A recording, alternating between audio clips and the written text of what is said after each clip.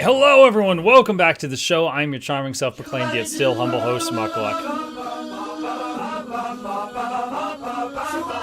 That was an interruption, and this is the only Santa hat I could find in my house, chat, and it's too small for my head, so it's just gonna sit on the back like one of those propeller beanies. Welcome to the show. It is Christmas Eve, and we are going to go through every game we have played this year, which I believe is 131 of them. And we are going to make a tier list. Also, Fangel, thank you for the raid. Iron Maiden, thank you for the subscription. Appreciate you. Welcome, welcome. Voice is mostly back. It's mostly back. Funny enough, hold on. Short story for you guys, unrelated to the tier list. So, Anna makes me chicken noodle soup for dinner, and she goes, I added ginger to it because a lot of people keep saying ginger is good for when you don't feel good. And I was like, okay, I don't even taste it, but that's fine. And I'm eating up the soup. And I was like, I just remembered someone sent me crystallized ginger, which was some kind of candy, and we've had it in the pantry for ages. And she's like, oh, you want to try it? I was like, yeah. So I get this stuff out, chat. Hang on. Let me see if I can find like a picture of it. Okay. I get this out, and yeah, this is what it looks like. It almost looks like a lemon wedge covered in sugar or something, right? I get one of these out and I eat it. And at first I don't even know how to describe the taste, but like as I lift it to my mouth, I smell it. The smell smells like when my wife scrubs down and cleans the house. It's like cleaner. And I was like, that's not appetizing. So I eat one of these things and I'm like, I don't think this is for... Whoa! Oh my God, dude, there was an aftertaste. Hits me like a truck. And I'm like, ugh. Oh my God. That is unpleasant. No! Thank you for the 20. Stop interrupting me. Oh my gosh.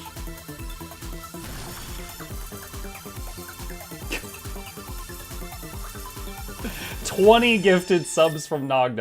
Thank you. That is incredibly generous of you. However, I am pausing alerts till I finish telling the story. Appreciate that. Thank you. We will get boy at least 2 Skittles with that. Appreciate it. So I eat it, and like I finish eating this one. The aftertaste is hitting me like a truck. I'm like, oh my God. I go to the freezer and I get like 3 scoops of ice cream, and I eat it, and my mouth is still burning. Chat, I feel like I've eaten a plate of spicy food, but I have not. I'm like, what the heck? So my wife comes downstairs for some reason. I tell her, I'm like, I tried the ginger, it kicked my butt. And she's like, what do you mean? I tell her what happened. She's like, eating something that's not spicy and then feeling like your tongue's on fire is a sign of allergy. And I was just like, oh no. And she goes, I don't think it was the ginger though, because the ginger was in the soup too, and you didn't complain. I'm like, no, I didn't complain. And so I was like, do you want to try one? And she starts laughing. She's like, you tell me it tastes like death, and then you're all for me one. I'm like, well, that's how guys are. Like, oh, this smells terrible. Come smell it. Yeah, like that's how guys are. And I'm like, so do you want to try a bite? She goes, yeah, I'll try a bite. So she tries one, and she takes a bite, and she's like, it's okay. I might finish this. And I was like, give it a minute. And she's like, what do you mean give it? Oh! The timing was perfect. And she's like, oh my God. And I was like, yep. And she's like, that is strong. Oh! And I was like, phase 3. And I had a glass of water. She steals my water and just starts chugging it. And then she's like, oh my God. And she goes, no, I'm not finishing that. And we just threw the bag away. So whichever one of you mailed me a bag of crystallized ginger and said, you should try this, you almost killed my whole household. So thanks for that. But yeah, my mouth still burns. I have had a bowl of ice cream, a cough drop, and 2 glasses of water. My mouth still burns. Chugging water makes that worse. It provided temporary relief. Hey, Muck Nice Hat, thank you. Thank you. Okay, so the year is 2025. It is Christmas Eve. We played around 131 games this year, and we need to make a tier list. So let's rip the Band-Aid off right now. I am most known as a Guild Wars 2 content creator. So Guild Wars 2. This year, they released Visions of Eternity, which is their newest expansion.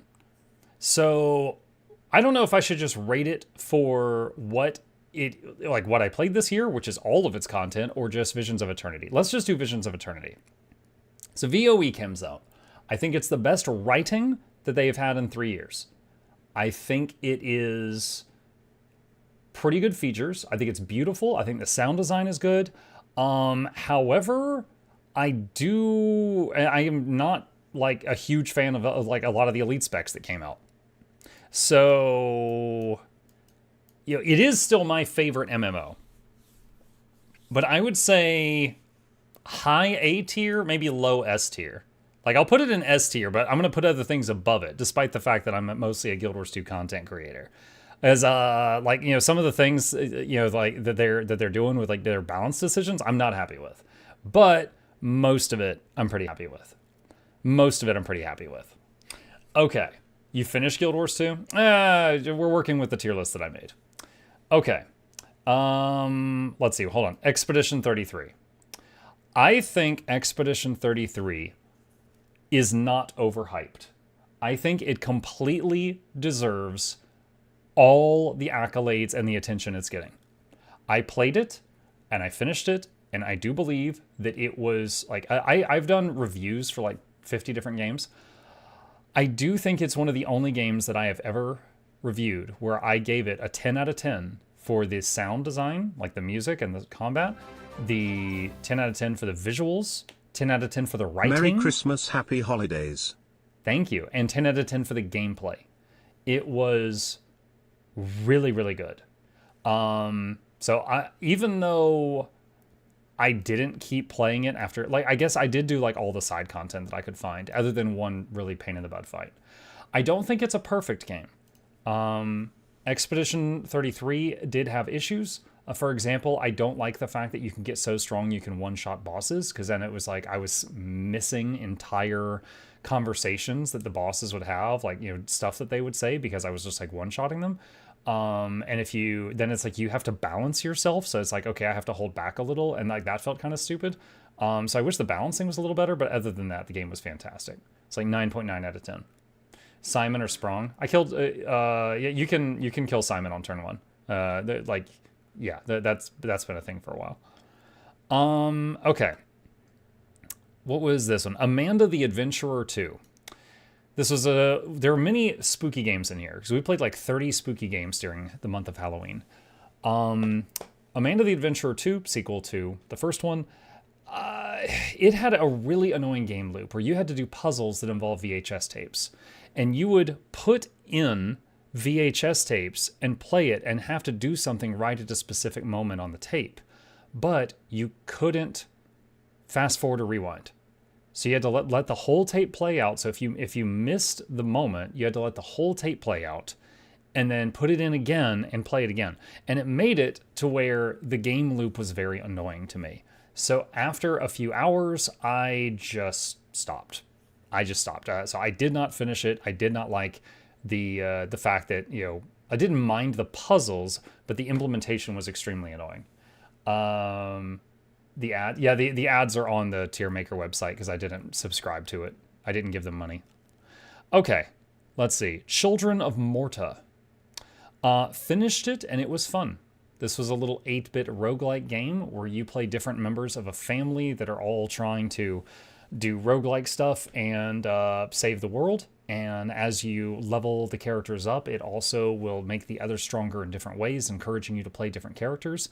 It was a very cute little game. I made a positive review video for it. It was good. It was good. Ball X Pit.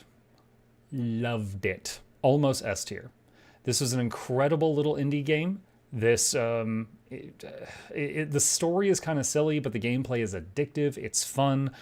Rounds are very short, so you can play a bunch of rounds of it. Like anytime you got a few minutes, you could play a round of it. It was very easy to get into and enjoy, and I had a lot of fun playing Ball Pit. Your voice is back to normal. Almost. We'll see how we do after this tier list. If you're watching this in the future, my voice has been pretty messed up the last 2 weeks. Davy X Jones. This was a demo that we played during Steam Next Fest. You play kind of the equivalent of Davy Jones, but your head is missing, so you're playing just like the body. and the head is like swimming around next to you and giving you advice and stuff like that. And it was like an action shooter game. It was very cool. I liked it. I would be interested in playing more of it once it's out. But we played the demo version, so it's going in that list. Okay, Age of Wonders 4. Oh man. Maybe low S tier. Age of Wonders 4, I really, really enjoy, and we have done many campaign playthroughs on stream. At this point in time, we have played 331 hours of it, some of it like on my own and some of it with you guys. It is a really good game. If you liked Heroes of Might and Magic many years ago, this is quite similar, but it has its own unique way of doing things. But Age of Wonders 4, super good. Age of Darkness, A tier. Loved it. Very similar to They Are Billions. However, it's like, huge waves of like demons and stuff, not necessarily zombies. And you also have a hero unit. And you can pick from various hero units to play. Extremely easy to pick up, extremely hard to master. Because it's like, you're playing, you're building, and then on night 1, 100 zombies come. Then on night 2, 1,000 come. Then on night 3, 10,000 come. Like, it ramps up really fast. Excuse me, hiccups. It ramps up really fast, but it is a very fun game. I did a positive review video for that one. All Will Fall. I played a demo of this during Steam Next Fest. All Will Fall is probably one of the funnest games I played during Steam Next Fest. It was very similar to playing like Stranded, Alien Dawn, or RimWorld. You had like a group of people you were controlling and giving different tasks to and priorities, but you're building like a city. You're on almost like an oil rig type thing. You're on like a floating mass of stuff, and the world is just flooded, water everywhere. And occasionally the tide raises or goes down, and you need to get food and supplies and things like that. But there is also physics. So if you like build something that's kind of wonky and the weight's all on one side, it'll fall over, it'll break. And it was really enjoyable. Like during the Steam Next Fest, I wanted to play like 2 hours or 1 to 2 hours of each game, and I didn't want to stop playing that one. I was having the most fun on that one for sure. Like it was not even close. Amenti. Finished it. Amenti was fine. It was supposed to be a spooky game. I think we got scared once or twice while playing it. And it was just like it was just an hour or two long, going through like a haunted pyramid type thing. And then, there's like aliens and stuff like that. There was like this big mummy thing that was chasing you. It was just a short little horror game. It did spook us a couple times, but it was fine. It was fine. It wasn't bad. It wasn't amazing. It was fine. Cyberpunk 2077.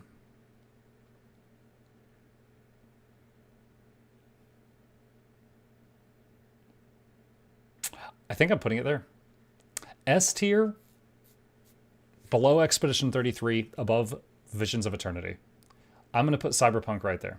Cyberpunk was a game, like among all the games that you guys have bullied me into playing, that was the game that I think I've loved the most of any game you guys have pushed me into playing.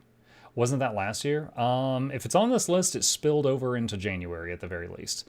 But Cyberpunk was an incredible game. Gameplay, story, visuals, music, everything. It was absolutely wonderful. I know when it came out, it was an absolute clustermuck, and it was just like a dumpster fire. So if you heard about that and you're like, oh yeah, I didn't want to play it because of that, they patched it a lot. They fixed it. I played it after all that mess, and it is very, very good now. It is very good now. Baldur's Gate 3. We did our third playthrough of Baldur's Gate 3. We did a playthrough where the goal was to get the golden dice, which is to beat the whole thing without a single party wipe. And we almost wiped at the ending because they did a thing at the end where I think I was playing Dark Urge. They did this new ending where there's like a little after party, and you're with everybody at the party, and if you're playing Dark Urge, you can lose control to Dark Urge, and then all your old team, your companions, will fight you, and it's, and so I was like, oh my god, what?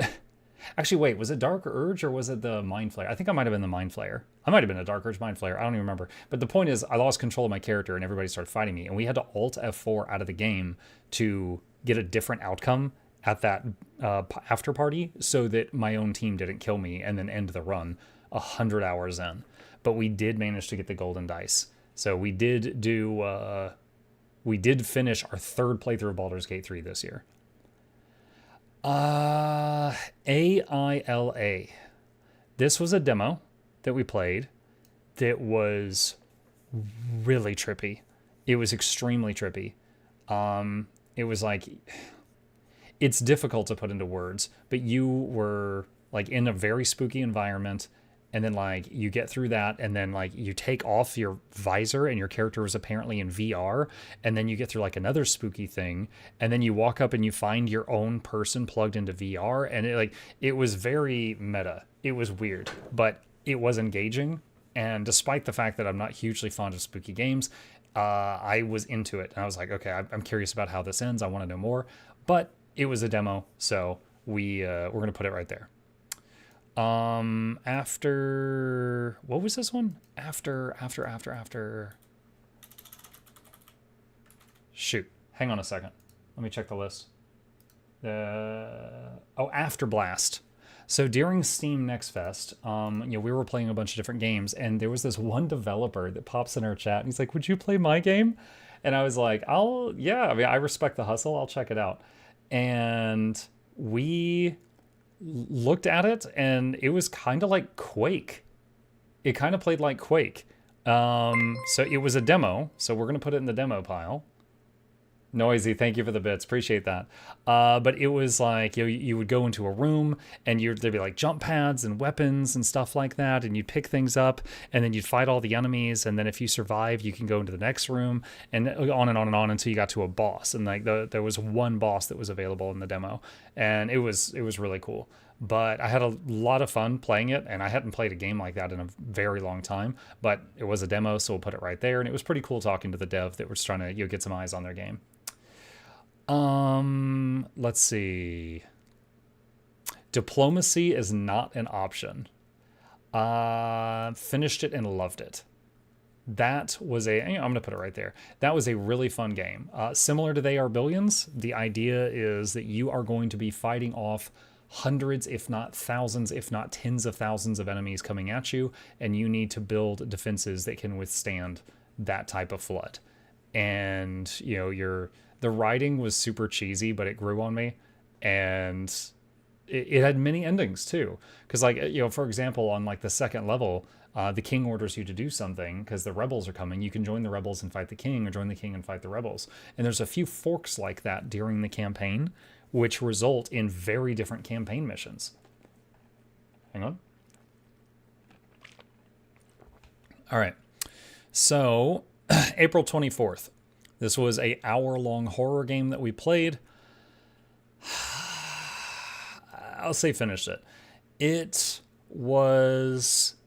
the whole point was just jump scares. Like, the writing in it was pretty shallow, but it did scare the hell out of me 2 or 3 times. Like, it very much captured the ambiance of what is necessary to spook the hell out of someone. So I'm going to put it right there. So it did the job for Halloween. Avowed, I think, was... what's the word here? I think it was overhated. A lot of people had very bad things to say about Avowed. I saw like Asmongold bashing it, and lots of other big streamers and content creators bashing it. I played it. I had fun. I honestly had fun. I remember I was running around and I was weapon swapping between like a flintlock rifle and a spellbook and a wand.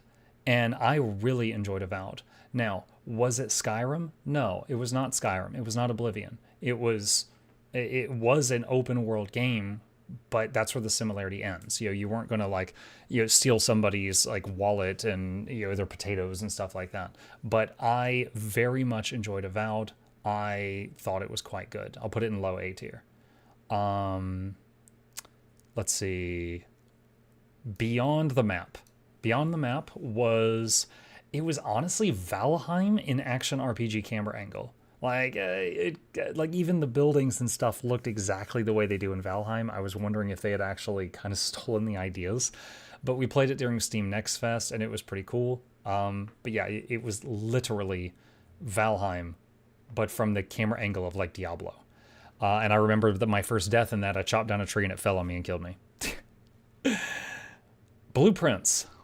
Blueprints was a get. Holy crap! What? Hey Muck. Silentish fan. Love your stuff. Merry Christmas. Noisy, thank you for the bits. 5,000 bits. Yo, Merry Christmas to you too. Really appreciate that. Thank you very much. Welcome. Dude, I still feel that ginger burning my tongue. God dang it. Avowed's biggest problem was being compared to older games like Skyrim, where NPCs react to everything that happens, versus new game that's lifeless and scripted. Yeah, I mean, it was a game where the NPCs, you know, some NPCs were just minding their business and some had quests and stuff like that. Like, you could not go into town and attack the NPCs in Avowed. Okay, Blueprints. Blueprints is a detective game where there's mysteries and puzzles, and we spent like 10 hours on it, and I'm very proud of some of the puzzles that I solved in that game. They were very challenging. But it was also a roguelike, which means you might be like, oh, okay, I need to find a lever, take it to the greenhouse, pull the lever, and then get to the antechamber. But then you don't get the greenhouse on your next run through the house. The rooms would randomize. So you have to do multiple runs trying to get then to building the rooms that you need. And it was just annoying. So it's like as a mystery and game, it was very cool. It was quite fun. As a roguelike, it was annoying as hell. Because I think out of the 10 hours I played of it, I felt like I wasted 6 hours of my time. Because there were so many times that I did a run and it just dead-ended and I had to start over and I lost all progress. So I stopped after about 10 hours because of that feeling that just kept coming up. Borderlands 4. I finished it. I have played all the Borderlands games except the Tales of series. Borderlands 4 was a buggy mess. It was crashing constantly. It was giving us a lot of trouble. And after we finished the final boss of the story, it finally popped up and was like, now you can do this new leveling thing. And it was this really cool looking leveling system that looked awesome, but it only opened after you finished the whole story. And I was just like, no. And I just closed the game. And primarily because of the crashing and stuff, like the writing was fine, the gameplay was fine. None of it was none of that was terrible, but none of it was like amazing either. But the constant crashing was like just it was just really, really annoying.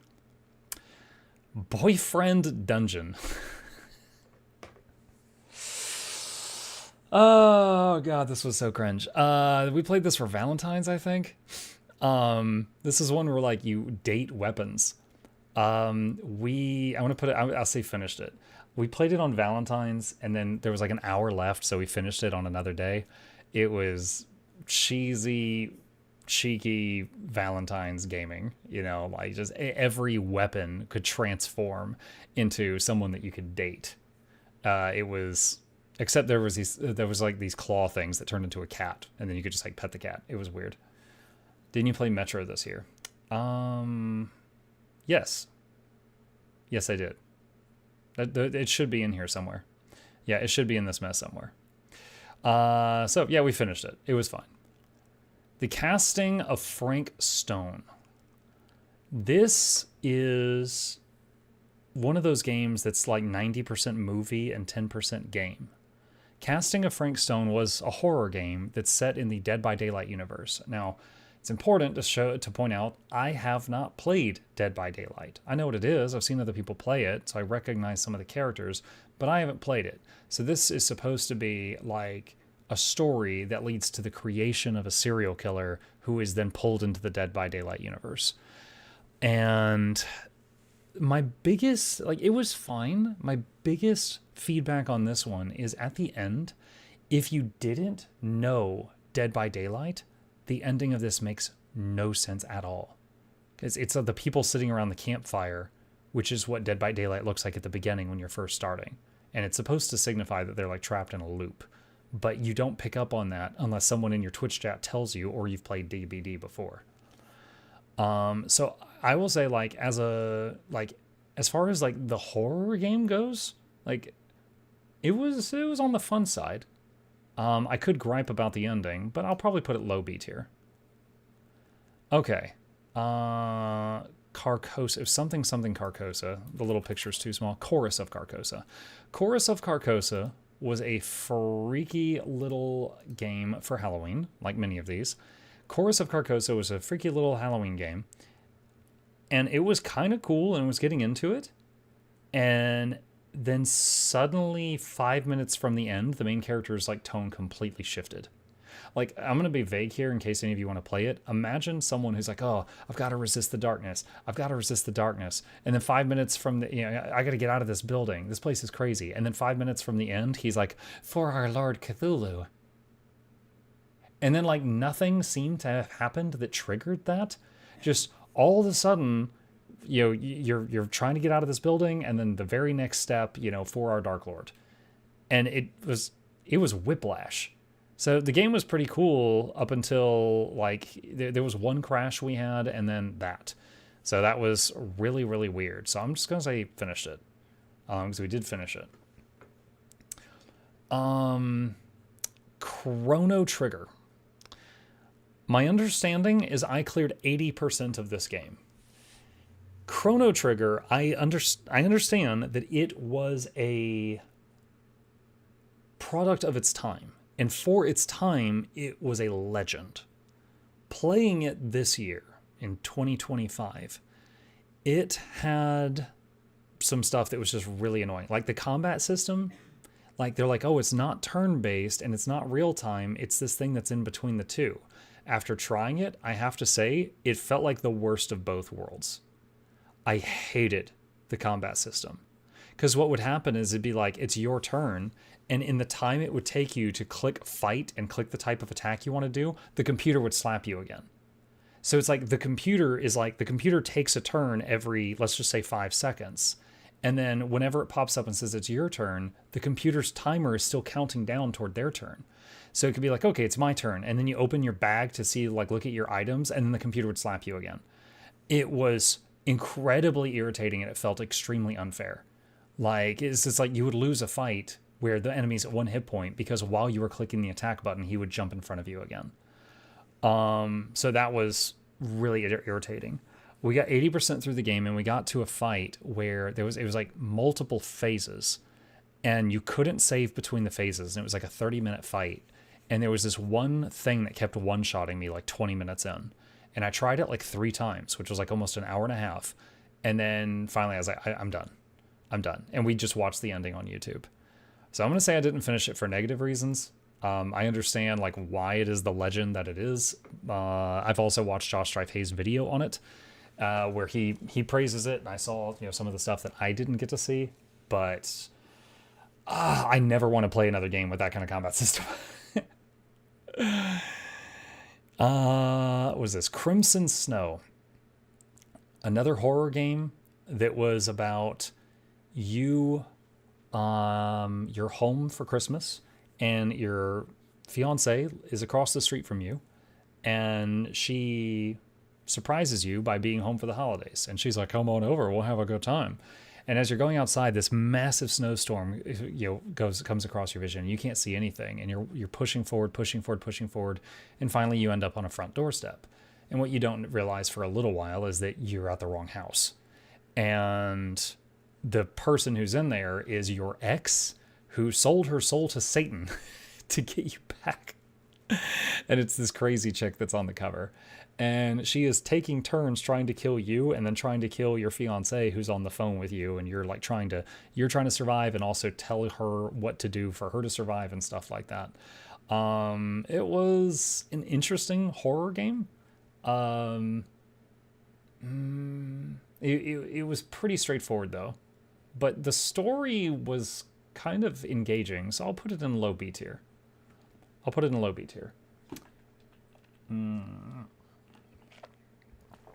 Okay. Chronos: The New Dawn. This game was very interesting. It was kind of like playing a game, like a survival game, you know, like every last resource you pick up matters. And you would use those resources to craft things you need. However, your character felt like that you're steering someone who was 500 pounds in a spacesuit. You did not have a dash or a dodge or anything, and you were really slow and cumbersome. So, like, avoiding enemy attacks was quite challenging. However, the story was really good. Also, it is a story, and I have never played another game that had multiple endings where they are all canon. And that blew me away. There are many endings for the game and a New Game Plus ending, and they're all canon at the same time. And it's genius the way that they implemented it. So I am going to put that in. It was fun. I'm gonna put it there. That was a good one. Little Hope. Okay, so this is one of the Dark Pictures anthology. This one, so most of the Dark Pictures it's kind of like a movie with QuickTime events.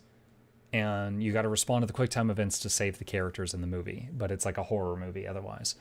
Little Hope, they tried something new with that one. And that one, the characters each had like a negative trait. Like, let's say it was pride. And if that character got to a point in the story where you could do something that goes against their negative trait, you would remove it. Oh, my voice is going out again. Excuse me. I'm sorry. If you didn't remove their negative trait, they would die. It was a really, really stupid system, and it took us a while to figure out what was going on, and then we even had to Google and look it up. So I'm just going to say we finished it. I think that is the worst of the Dark Pictures anthology games.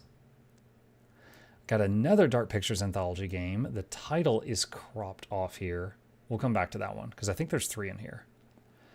What was this? This is Days Gone.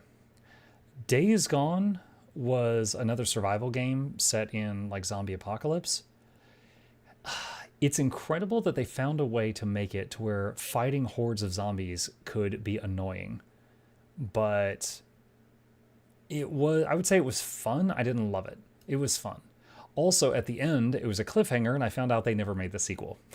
So it's kind of like really enjoying Half-Life 2 and then finding out. So, yeah, it was a fun game, but it could have been better, and cliffhanger and no sequel. Dead Take.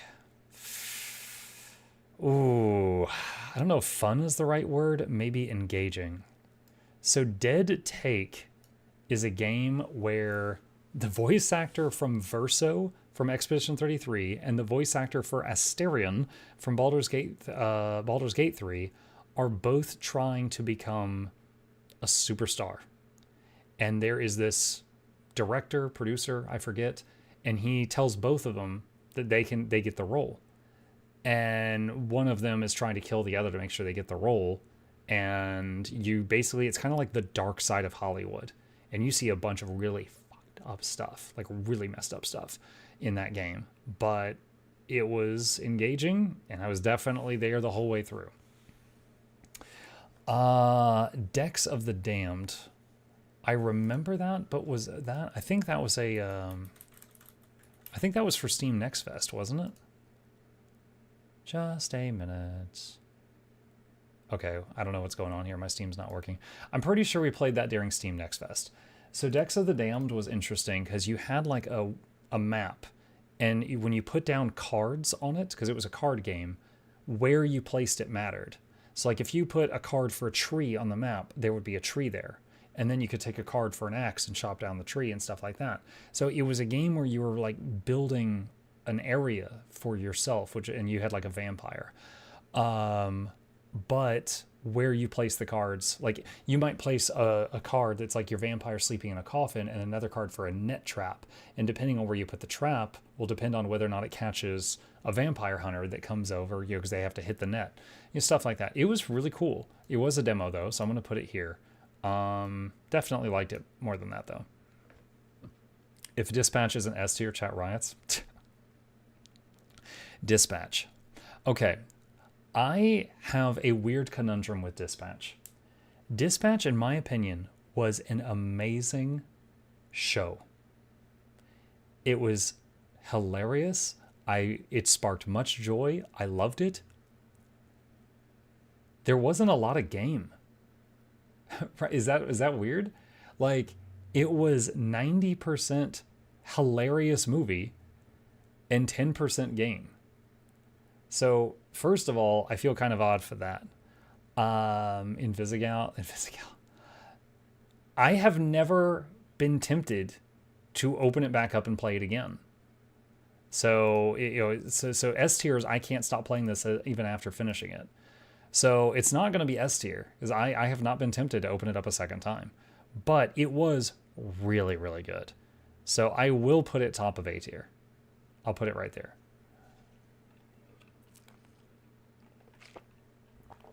All right.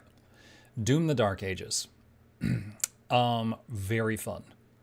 I will say it was extremely fun. You're running around as the Doom guy, having a big chainsaw shield on your arm, bashing through things. It was Doom. It was Doom. It was a lot of fun. I enjoyed it. Not much else to say about it. Dollmare. This is a horror game about someone in a factory, and dolls are coming down the assembly line, and you need to check them for anything wrong with them. Are they burned? Are they saying, spooky things? Do they have knives in their hands? Weird things like that. And it gets weirder and weirder as the story goes on. Pretty cheesy end, but the gameplay up until the ending was pretty fun. So I'll put it right there. Dread Flats. Oh man, that one was legit spooky. Another short horror game. Dread Flats was about one of those insufferable YouTubers that goes to sleep in like a haunted area to do like a video on it, and like while he's sleeping he has the camera running, and the next day he looks at the feed and this like grandma like sneaks into the room and like climbs underneath the bed. Zepla created my stream with 602 viewers. Zepla HQ, thank you for the raid. Fancy meeting you here outside the Guild Wars 2 section. Welcome. Welcome to you and yours. Well, hold on, chat. Let me deal with this. Mugla Douglas, Bartholomew, Reginald Esquire IV, this is John Van Sniffles III. Welcome all of you to the lab. Hope you enjoy your stay. Entertainment's on the way. Crank up the speakers. Don't touch your beakers. Giveaways every week. Please take a seat, but you'll only need the edge. Welcome. My voice is a bit shot right now. We are doing a tier list of the 131 games that I played this year. So Merry Christmas to all of you, if applicable. Happy holidays, if not. We are going through and just sharing my opinions on the 131 games that we played this year. So that's what you guys just joined into if you wish to stay. Hang on, drink of water. So many good games. Yeah, for sure. All right, so Dread Flats. I don't like horror games. I play it for you guys, but as far as horror games go, this was pretty engaging. So I will put it there to give credit where credit is due. Dragon Quest 11. That I believe, hold on. Yeah, Dragon Quest 11. We played it in April. That is the only Dragon Quest game I've ever played. It was pretty good. I enjoyed it. It's not the type of thing that we usually play on this channel, but it was pretty nice. It was over 50 hours. Chat seemed to enjoy it for the most part. By the end, though, I was definitely kind of burnt out, and I just wanted to wrap it up. But it was pretty good. So I'll put it right there, middle of B tier. All right, Eclipse 2. What was this one called? Eclipse 2 Invasion of Darkness. Steam Next Fest game. We played it for like an hour or two. It was an interesting little game. The camera angle was like an ARPG, like if you're playing Doom or Path of Exile or something. But the game itself was very, very challenging. It was one of those where like movement and parries and stuff was like extremely important. Do you own any gaming handhelds, like a Steam Deck or something? I don't. My son has a... No, not a Steam Deck. No, he's got a Nintendo. Why is that one Dark Anthology game not tiered? Because I can't remember which one it is. There's like 10 Dark Anthology games. I can't remember which one that is, and it's cropped off. That might be Man of Medan. Which one was Man of Medan?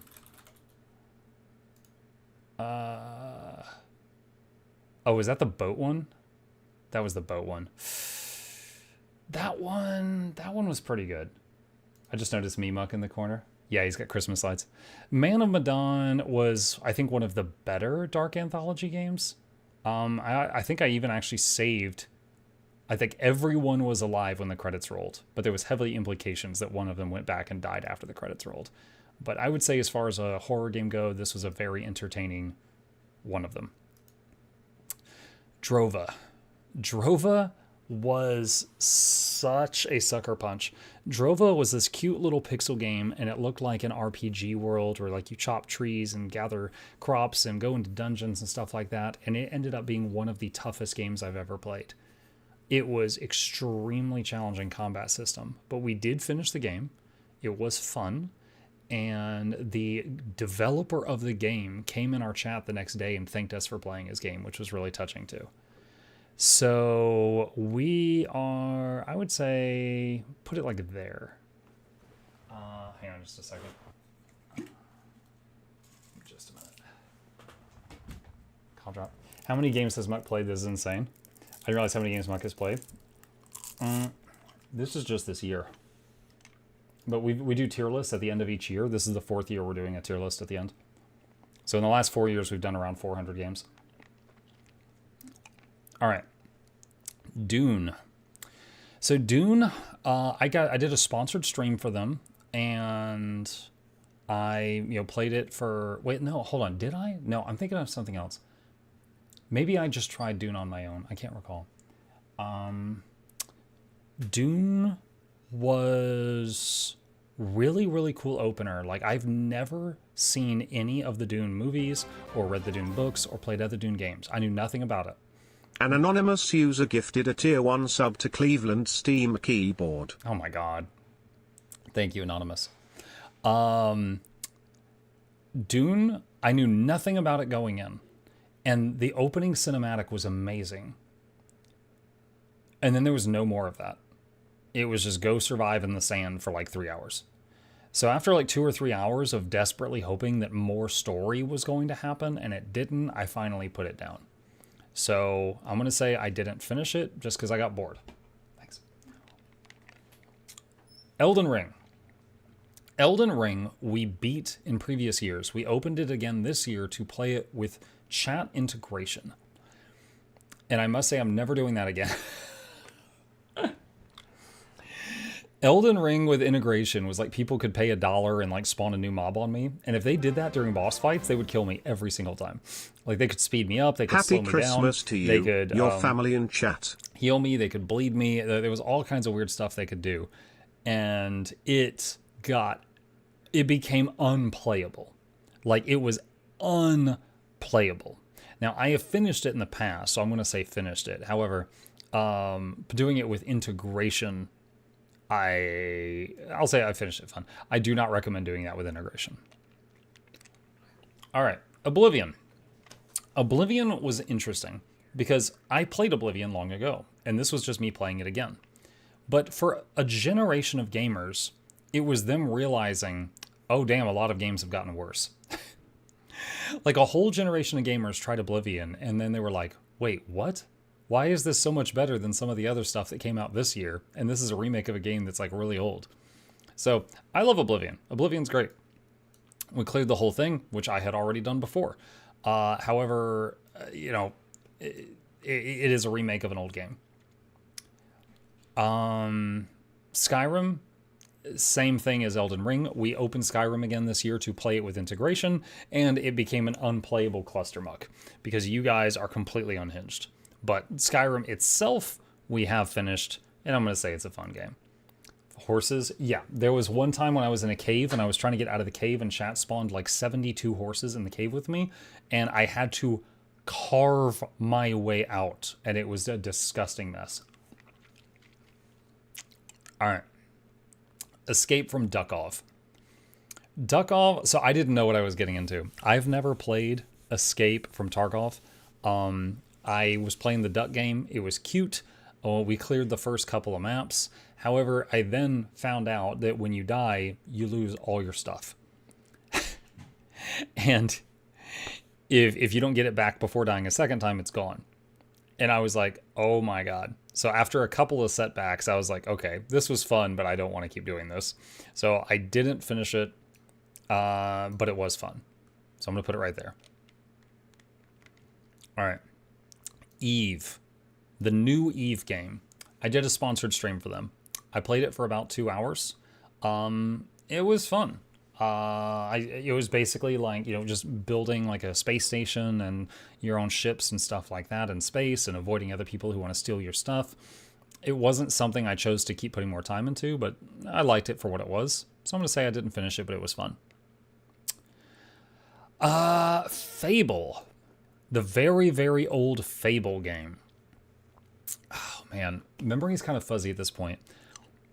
I mainly remember that near the end, I just wanted to be done with it. I just wanted to be done. It's like, it was, I would say it didn't really feel like it dated well. It didn't feel like it aged well to me. So I'm just going to say finished it. So yeah, we played, that's the classic version of Fable. What is this? Oh, Father's Day. Okay. This was another spooky game that we played during Halloween. It was just a couple of hours long, if that. And this one, as far as horror goes, the story was pretty good. Like the writing was good. Actual like scariness, it wasn't that scary, but the story was pretty good. So I'll put it at the bottom of fun tier. But yeah, it really didn't spook us that much. Factorio. Factorio, we were trying out playing the Space Age update where you can like travel to other planets. I didn't finish it. We got all the way to like, the last world on the research tree, but it was very enjoyable. I just felt like anytime I opened up Factorio, like a lot of chat would leave and I was like, okay, they're not really into this anymore. So I just kind of stopped working on it. But we did get very, very far. We built the factory on like 4 different worlds. We just didn't finish the last one. Fellowship. Did a sponsored stream for them and really enjoyed the game. The only reason I haven't played it more is it's kind of like Vermintide or Darktide. I need more competent people. I have to find more competent people to keep playing. I really enjoyed Fellowship. I would be happy to play more of this. So for now, I'm going to say didn't finish it, but it was fun. If you haven't played Fellowship, I did a video on it. It is essentially, it's like playing World of Warcraft Dungeons with people, but it's just dungeons over and over and over. All right. At least you got lots of lasagna out of the horse incident. Oh, God. Fever meme. It was fun. Fever meme we just played just a couple of weeks ago. It was just a very silly puzzle game. And at the end, there was an optional boss fight that's like actually insane. And you have 1 hit point. So you have to get through the whole boss fight without taking a hit. And we managed to get through a lot of phases of the fight. And then we realized like how far it goes. And it was like, okay. But if you beat it, you actually get an achievement on Steam called God Gamer. Now you can beat it without doing the boss, but if you beat the boss, you get the achievement. Okay. Five Nights at Freddy's Secret of the Mimic.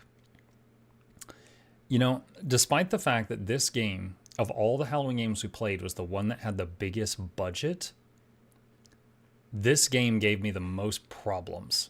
This game crashed on us and caused issues constantly. So I would say it did not have a smooth launch. And we had a bunch of issues with it. We did finish it, but I was more inclined to go on YouTube and watch other people find the secrets than I was to keep playing it and find them myself, because it was just so irritating playing it. So I'm just going to put it in the finished row. First Berserker Kazan.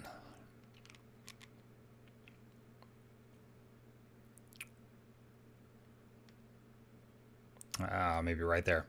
That might be my new favorite Souls-like of all time. That, like, I have played Dark Souls 1, Dark Souls 3, Elden Ring, what else? Black Myth Wukong, Lies of P, Lords of the Fallen. I've played a lot of Souls-likes, and this might be my new favorite one. Not S. Read what S is. I can't stop playing even after finishing. I have not opened Kazan again after I finished it. Steel Rising, yeah. So this might be my new favorite Souls-like, but I did just play it through one time. Guild Wars 1. It was fun. Guild Wars 1 is not my addiction. Guild Wars 2 is my addiction. They are very different games. Guild Wars 1 we played this year because it was the 20-year anniversary of Guild Wars 1. And we joined a group of people led by Loranity who went through the whole game and did the whole base game prophecy story from the beginning to the end all together. And it was fun. But it's no more than that for me. Grounded 2. Grounded 2, we were playing on the alpha early access version of it, and it was a mess. My son and I did it for a couple of hours, and we were going to do it for the whole stream. We had to just stop after a couple of hours because we were having so many problems. Now, that was the first build of Grounded 2. I believe they have done many more builds since then, but that build was an absolute mess, so we only played it that one day. Need to try it again. What is this? This is Clock something. What was that one called? Hell Clock. Hell Clock we played the demo on during Steam Next Fest. I enjoyed it. I believe the full game's out now, but I haven't played it yet. I would be happy to play it. It was very enjoyable. It was kind of like playing Hades, but on a timer. Speaking of Hades 2...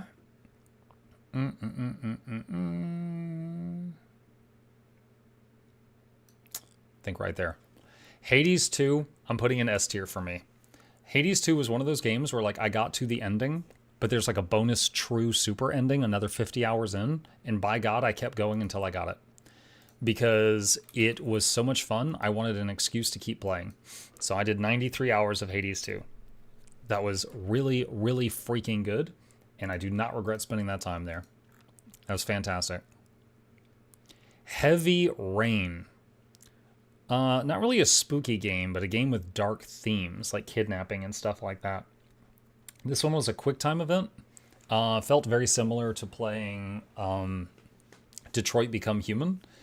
And it was about... Well, you played a bunch of different characters. You played a bunch of different characters that were going through this situation where kids are being kidnapped and going missing, and you're trying to figure out what's going on.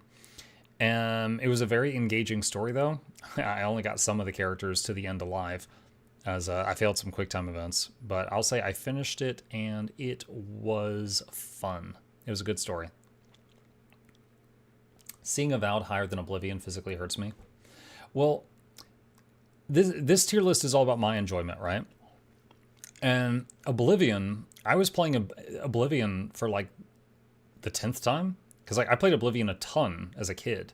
This is a remake. It was the same game coming out again. So yeah, I played it because hype was big this year, but I had already played it many times before. I thought Avowed was quite enjoyable. Oblivion was just... I think the funniest thing about Oblivion was all of the people that were playing it for the first time, and they were like, "Oh wow, you guys actually had some really good games back then." It's like, yeah, wait till you see Morrowind. Happy Game. This is just what I imagine an acid trip is like. This was just a weird game about a kid who was trying to sleep and he keeps having nightmares and you're trying to survive in his nightmares and just everything is going absolutely bonkers. Really, really weird game. But I didn't hate it. I didn't love it either. Putting it right there.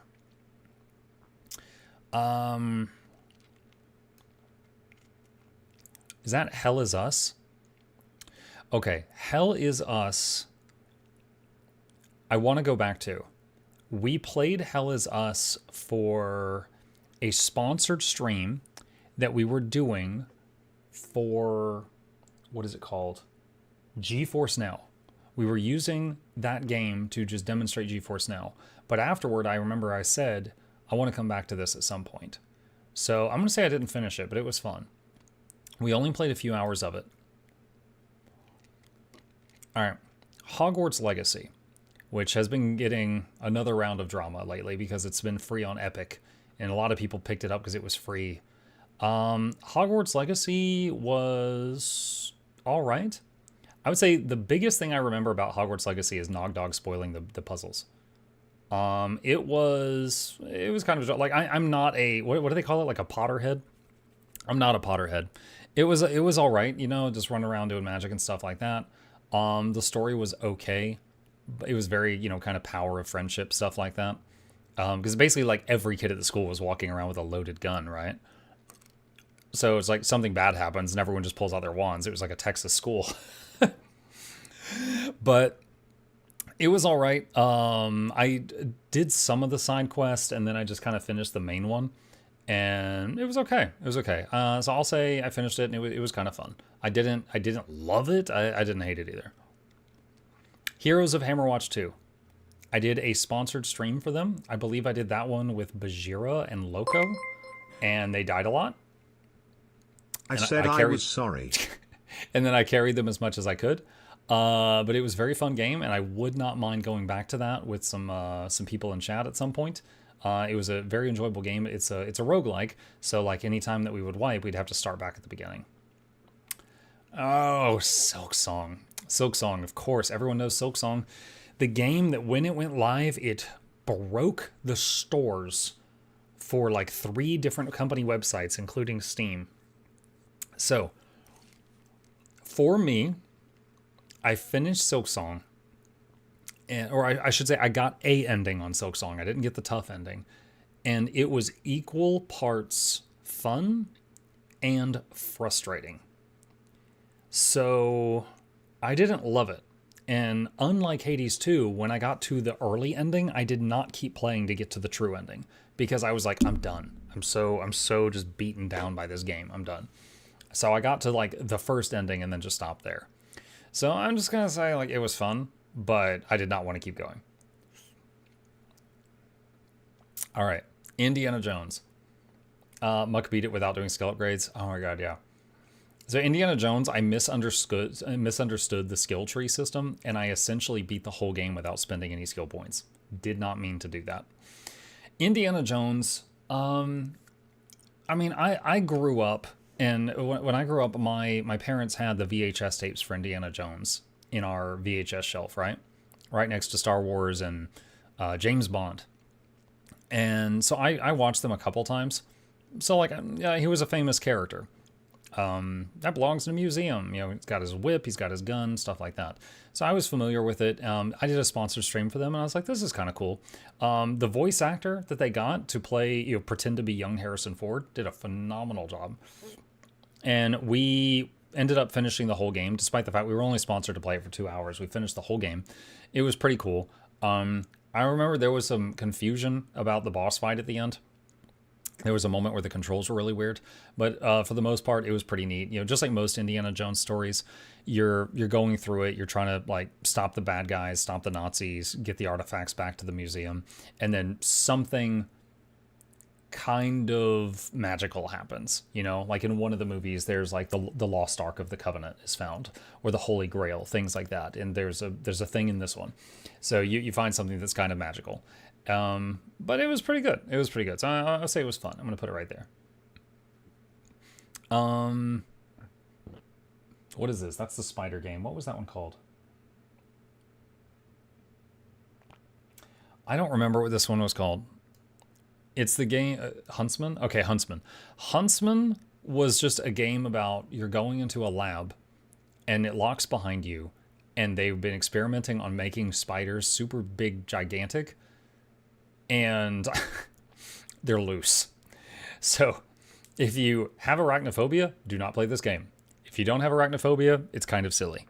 But, you know, basically there's giant spiders, the monsters, and you're trying to get around the lab and get out and not let them out. But it was a demo, and we did clear the demo. So I'll put it right there. It was a demo. This game is called Homeless. And this is basically about a homeless person that is going around and killing people in the subway. And you are a security guard that is down there. And you keep seeing them show up on cameras and you're trying to find them and stop them. But you keep finding bodies. And yeah, it was a creepy game. It was one of those that was just like a couple of hours long. But they did a good job at what they were trying to do. So although it wasn't really like fun because I don't like horror, I'm gonna put it right there because they nailed what they were trying to do. Karma: The Dark World. I have told people before that in my head I break down games in 3 different sections. There is good games, there is bad games, and there is Soma. I am putting Karma in the category with Soma. It is just a game that makes you just sit there and ponder your life choices after you finish it, and you're trying to decide if your definition of right and wrong is correct. It is. I mean, I don't have a tier for it.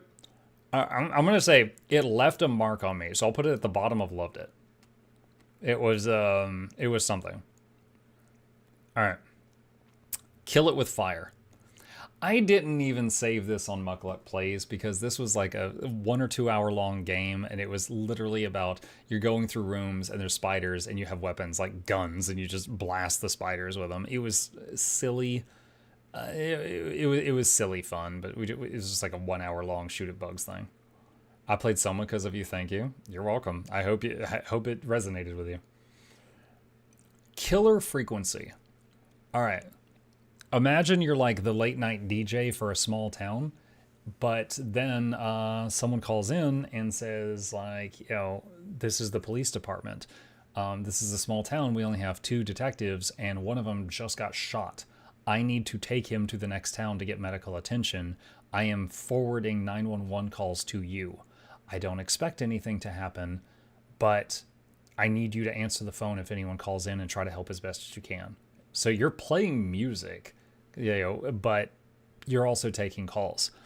And whoever it was that shot the cop is now doing like going around and like, it's a serial killer and they're hunting people down all over town. And you're basically the DJ and you're in your booth, so you're pretty safe. But you're trying to talk people through emergencies and get them out alive and stuff like that. It was interesting. I would say it was kind of fun. I'm put at the bottom B tier. It was between C and B, but it was pretty good. Kingdom Come Deliverance 1 and 2.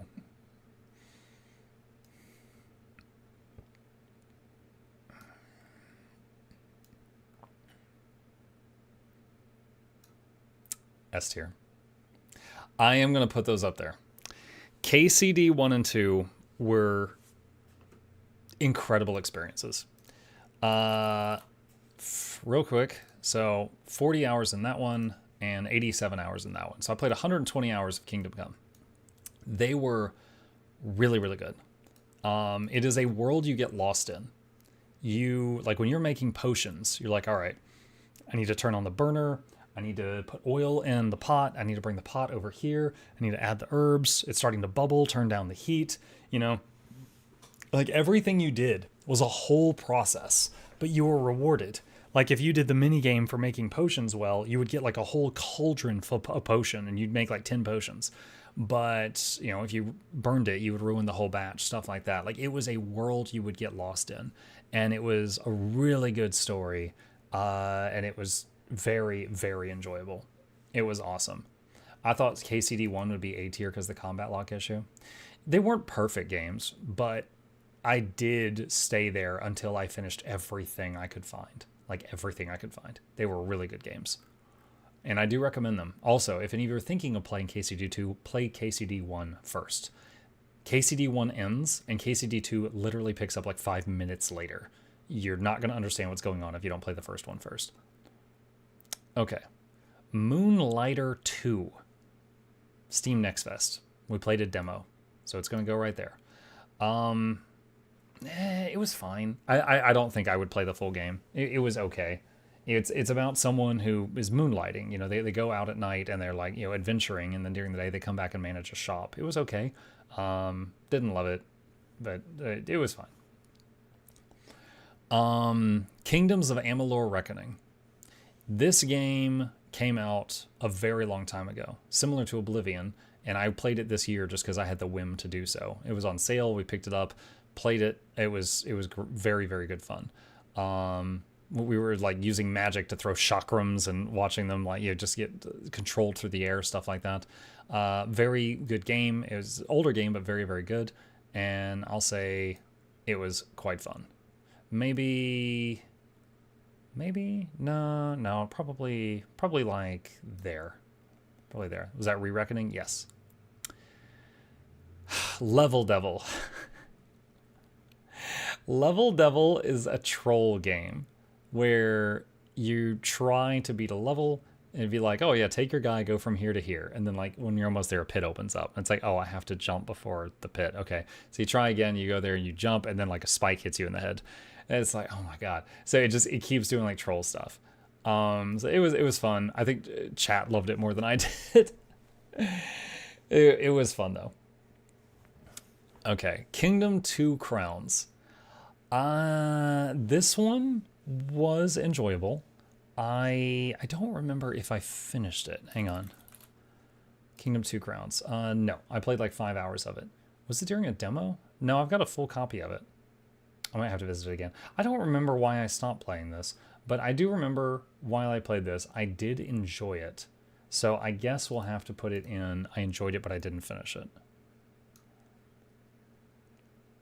What was this? Oh, Lost Eidolon's Veil of the Witch. Veil of the Witch.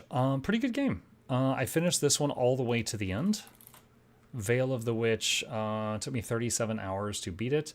My biggest complaint is it does not have a satisfactory ending. There's kind of two plot devices going on in Veil of the Witch. One is you have amnesia and you're trying to remember how you got there. They do have a resolution to that. You remember everything. It's a good story. It's very tear-jerking. The other problem is the lady trying to end the world. There's not a satisfactory resolution to that. The gameplay itself was quite fun, though. So I'll say it was fun. But maybe around like there. But it was, yeah, the writing for the main story kind of fell short at the end. Okay. Spider-Man Miles Morales. Oh man, I gotta separate this in my head. So we played all the Spider-Man games pretty close together. The Spider-Man 2 was the one with Venom. Miles Morales. Who was the villain in Miles Morales?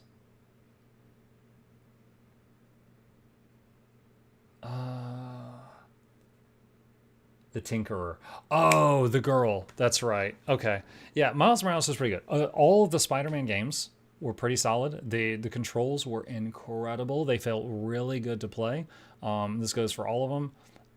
But, you know, he has different abilities than Peter. You know, he has the wall climbing, he has the swinging, but he's got this whole, like, electric thing, too. I will say it was very fun. So I'm going to put these pretty high up here. You know what? No, they were more fun than Guild Wars. I'm going to put them above Guild Wars. Maybe Children of Morta, too. Not Doom. So they were very fun games. So I'm going to put them right there. But yeah, all of the Spider-Man... I don't even usually play superhero games. But someone gifted them to me, so I was like, all right, well, if I don't have to pay for it, I'll try it. And then I ended up loving it. They were really, really good. Also, I was very impressed with how optimized they were. The load times, considering the detail of those games, were incredibly short. It was really good. Lies of P DLC. Really enjoy it. I'm going to say loved it. I loved it. Lies of P is the DLC fixed some of my complaints with the original game. I believe they separated dodge and dash so that they aren't on the same key anymore, and a few other minor things. And the DLC had some very fun boss fights that we handled as well. It was good. It was very good. I enjoyed it. Mega Bonk. I don't know that I can say I finished it, but I played the hell out of Megabonk. So to be fair, I have to say I didn't finish it, but we did a lot of hours of Megabonk, and it was very fun. If I had finished it, I would probably put it in high B tier or low A tier. Like Megabonk and Ball X Pit were like indie diamonds in the rough this year. Those were both really, really good. Muck doesn't usually speak this low. Did something happen? My voice was completely gone not too long ago, and it's recovering, and talking this much is making it go out again. Okay. Metro. All right, so I was gifted the Metro games, and we've played 2 of the 3 of them. I don't even remember which one was the first one and which one was the second one, but we have played 2 of them. My main complaint, so we had an issue. The first game, I opened it up and it started playing like, cutscene or, made by, developed by, and I just hit like escape, get to the main menu, adjust the resolution, adjust the volume, stuff like that. Then I'm like, okay, it's ready for stream. We played on stream later. I had skipped a cutscene at the main menu. It plays the cutscene once per installation, not after you press new game, which means we never saw the cutscene. So through the entire game, I was like, oh man, like what happened? Like did demons invade the world? Did Oblivion gates open? Was this nuclear fallout? And I was trying to find all this lore to piece it together. And all of this was explained in the opening cutscene. And we found out after the end of the game that we never saw the opening cutscene. And then we watched it and we were like, wow, that's so stupid. Okay, that explains everything. The second Metro game, we knew about this issue and we looked for it and it happened again. So in the first and second Metro game, they do not play the opening cinematic, which explains most of the story, except once per installation. So it was really stupid. Now, the gameplay itself was fine. It was a shooter with a story. I would say it was fun. So yeah, there was that one thing that was really annoying, but the gameplay itself was fun, and I will put them in the. I finished it and it was fun. I wasn't like, oh my god, this was incredible, but I didn't dislike it either. Me side, if any of you are familiar with Doki Doki Literature Club, which is a game that is like, it looks like a dating sim, but then you find out it's a psychological horror. Me side is basically that.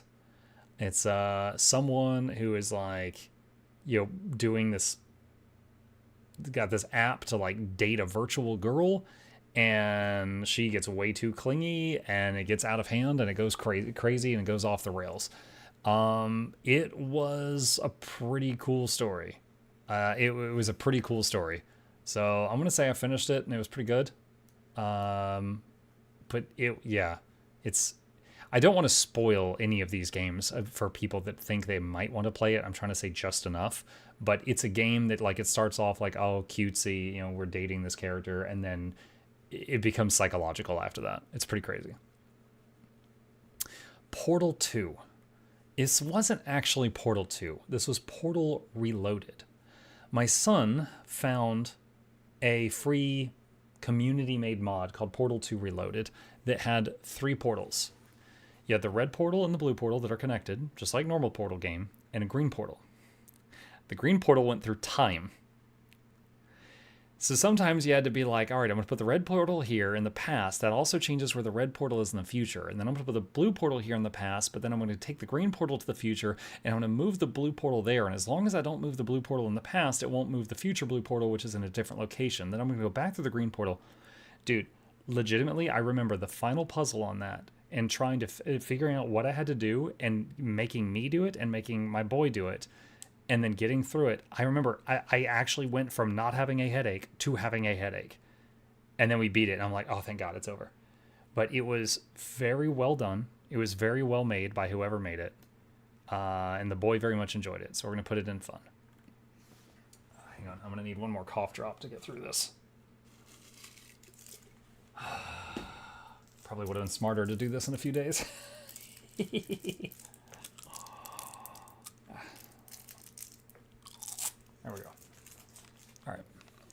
Monsters Are Coming, Rock and Road. I'm actually going to put this in low S tier.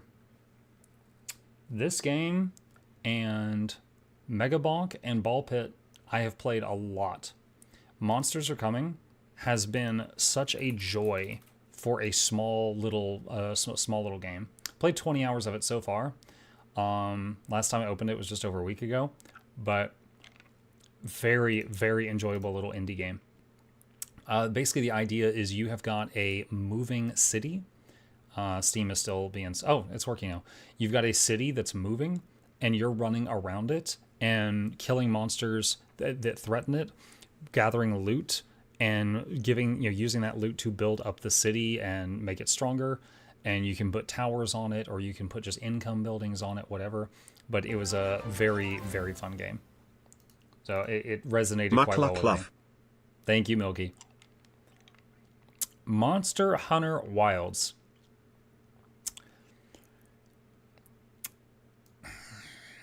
Monster Hunter Wilds.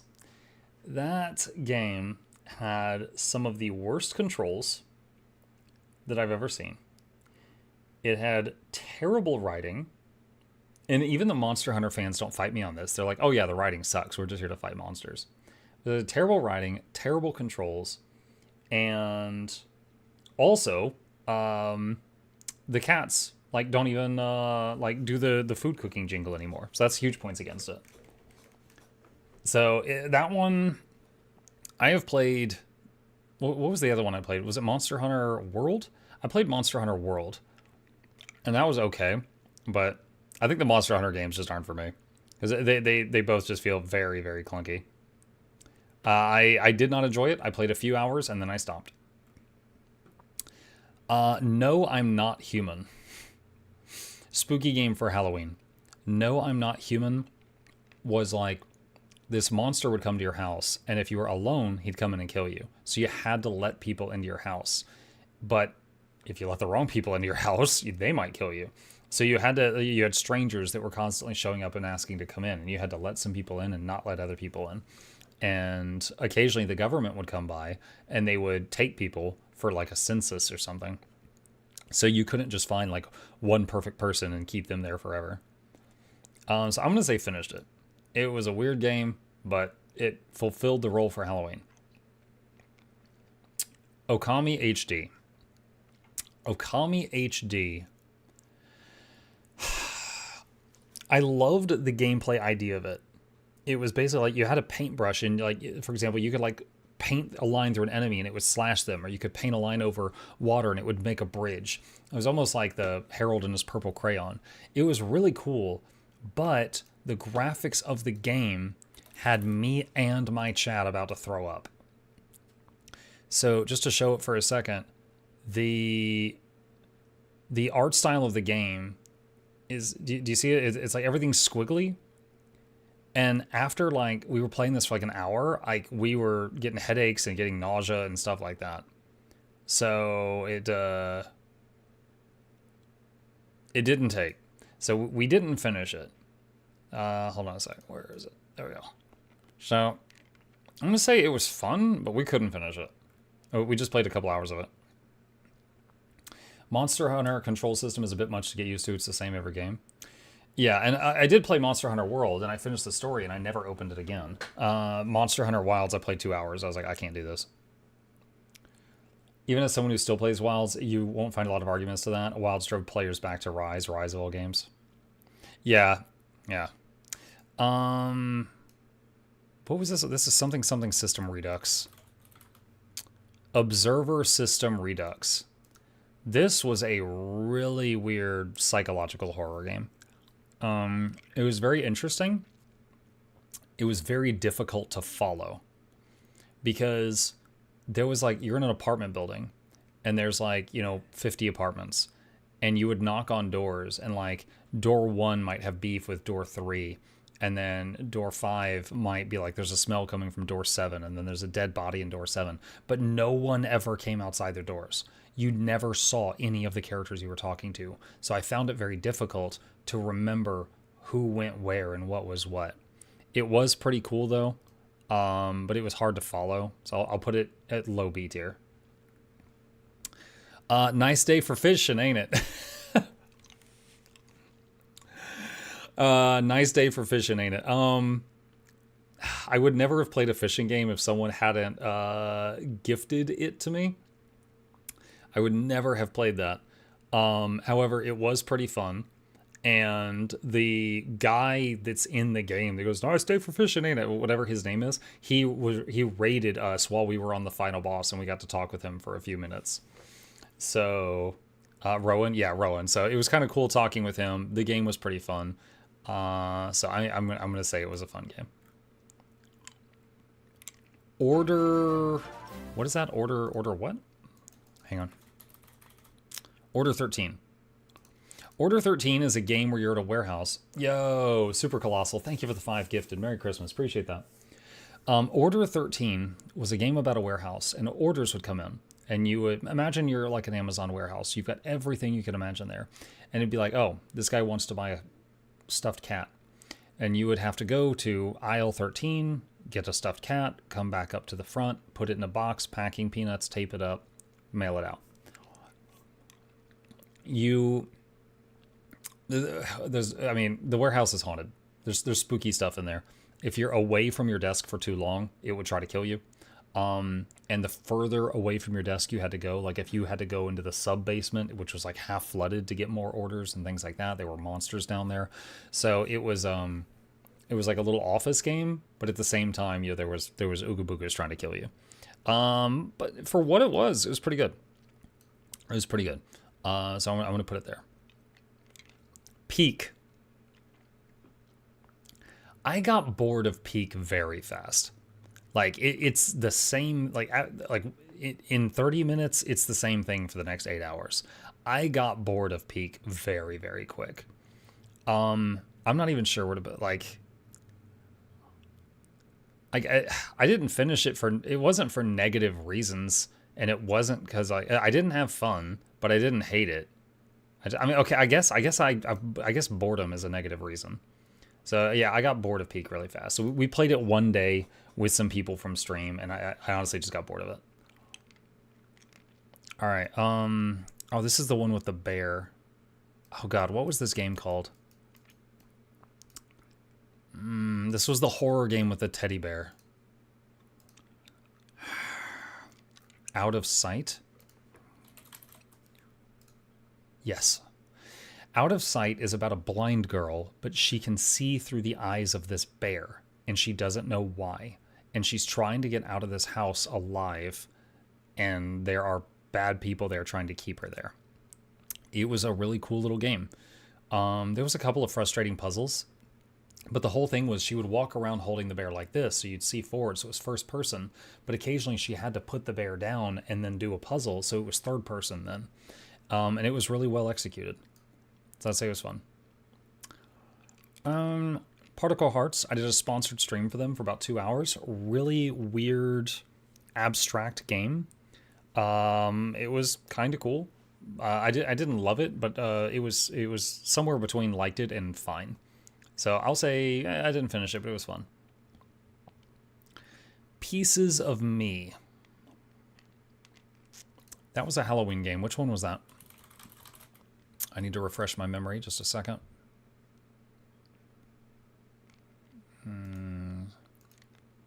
Oh, this one. Okay. So this was another spooky game. It did a pretty good job of being spooky, but near the end, for some reason, they went into just like a comic book animation. And then the comic book told the story of what you didn't know.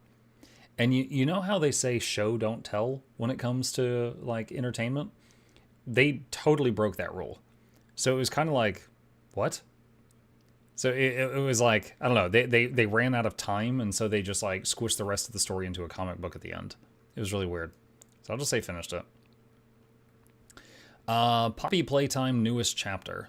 I don't even know what number Poppy Playtime is on now, but we played the newest chapter, and I would say it was fun. Yeah, it's more Poppy Playtime. You're still in the factory with the murder toys, and you're still trying to get out alive, and there's still stuff trying to kill you. Not much different there. Reanimal. Early access. We played it during Next Fest, and it looked very similar to playing Little Nightmares. And we cleared the demo, and I was like, if they, when they finish the whole game, I would be happy to play more of this. It's pretty cool. I remember this. What was the name of this game, chat? The one where you could play like Little Red Riding Hood or many other fantasy things. Anyone remember? Raven's Watch. Raven's Watch was quite fun. And it was funny because I remember there was one hero that I played that was like a mer person. And chat's like, I don't think you're going to like this one. And I'm like, I'm going to try it. And I played it and I ended up loving it. And then I ended up like clearing the boss, including her like crazy final phases. We finished like a full run multiplayer while I was playing the merfolk person, the siren. It was really fun. I only played it the one or two sessions, but I definitely quite enjoyed this. I quite enjoyed it. Riftbreaker. I mean, you guys know, for me, Riftbreaker is... I haven't played it in a little bit, September 29th, but I've got 530 hours in it. For me, this game is S tier. Like, this game has just so very much. I have played it so many times. Again, we've done so many challenge runs on it and made up our own rules just to make it more difficult, just as an excuse to play it more. It is a really good game. Great integration. It's been a big hit on this channel for Mutiny Monday as well. Really good. RB was my game of the year. I played multiple 24-hour sessions without realizing how much time has passed. 24-hour. Wow, that's crazy. If you ever go back to play Raven's Watch, they're adding Merlin next month. Oh, dang. Let's see. Repo. Similar to Peak. Very cute game. I love watching clips from the game with the funny faces the characters make. I got bored of it very quickly. So it was fun for a few minutes, but I just got bored of it fast. Especially if you're the first person to die on a mission, then all you can do is just sit there and watch other people play, which is which is like, that gets old quick. Weren't you the top streamer for Riftbreaker? Big fish, small pond. There wasn't a lot of competition, but yeah, I had the most watch hour streamed of Riftbreaker for a couple years. I don't know if I still do. MuklukBobble, happy holidays. Thank you, Groundwalker. Appreciate the sub. You about to get another reason to play with the shiny new random generated run, basically story mode, but you land in a specific biome and just keep going from there. Oh, really? I didn't know about that. September 7th. This is one of those 1 hour long horror games where you are just like, the story was terrible, but the vibe was definitely there. Like, they definitely were nailing the scare the hell out of you vibe. So they got me a few times. I'll put it under finished it. Simulacra. This was a game, it was for horror month, for Mucktober. Simulacra was all about a woman is missing and you found her phone. And you're looking through her phone and you're finding out more and more information on like what happened to her. And so, one, you're being a total creep. And two, you're trying to like help this lady, but all you can do is stuff from the phone. So there's puzzles like you're trying to find her password, and like it's her cat's birthday. So you have to go through her photo album on her phone to find like the cat with the cake and then look at what the date on that photo was. Like, there were some cool puzzles and stuff in it. But I remember there was like some people that would call and talk to you, and the writing of the interactions between you and these other people was just like awful. So I'll say finished it. Sins of a Solar Empire 2. Did a sponsored stream for them. I didn't finish it. I didn't keep playing after that, but it was fun. If I wasn't like wrapped up in other things I liked more, I wouldn't mind playing more of this. So I'll put it there. Slay the Princess. I did not know what to expect going into this game, but I sure as hell did not get what I didn't expect. That was something. That was an experience. It was very unique. It was bonkers. It has like 50 endings. I saw a few of them. I do recommend it. And it's a pretty cheap game. So I'll say it was an enjoyable game that we finished. Split Fiction.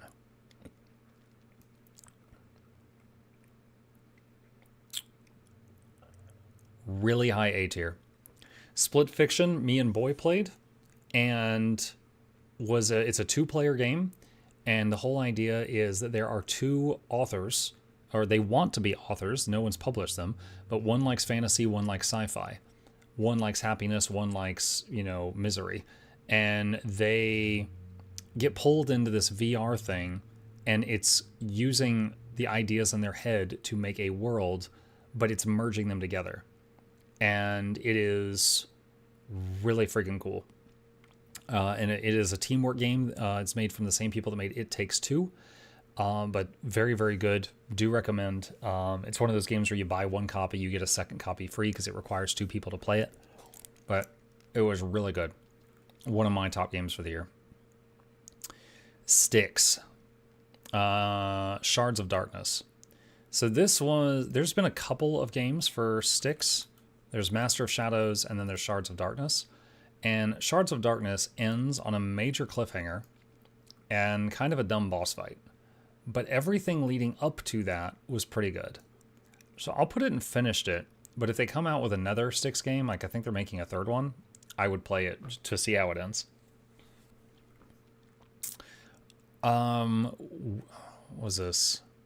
Tactical Breach Wizards. Tactical Breach Wizards was very good writing, simple gameplay, but the writing was quite good. And I would say, probably low A tier. It was good, and I made a positive review video on it as well. Probably sold some more copies of it.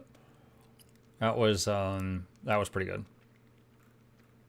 Okay, Tainted Grail: Fall of Avalon.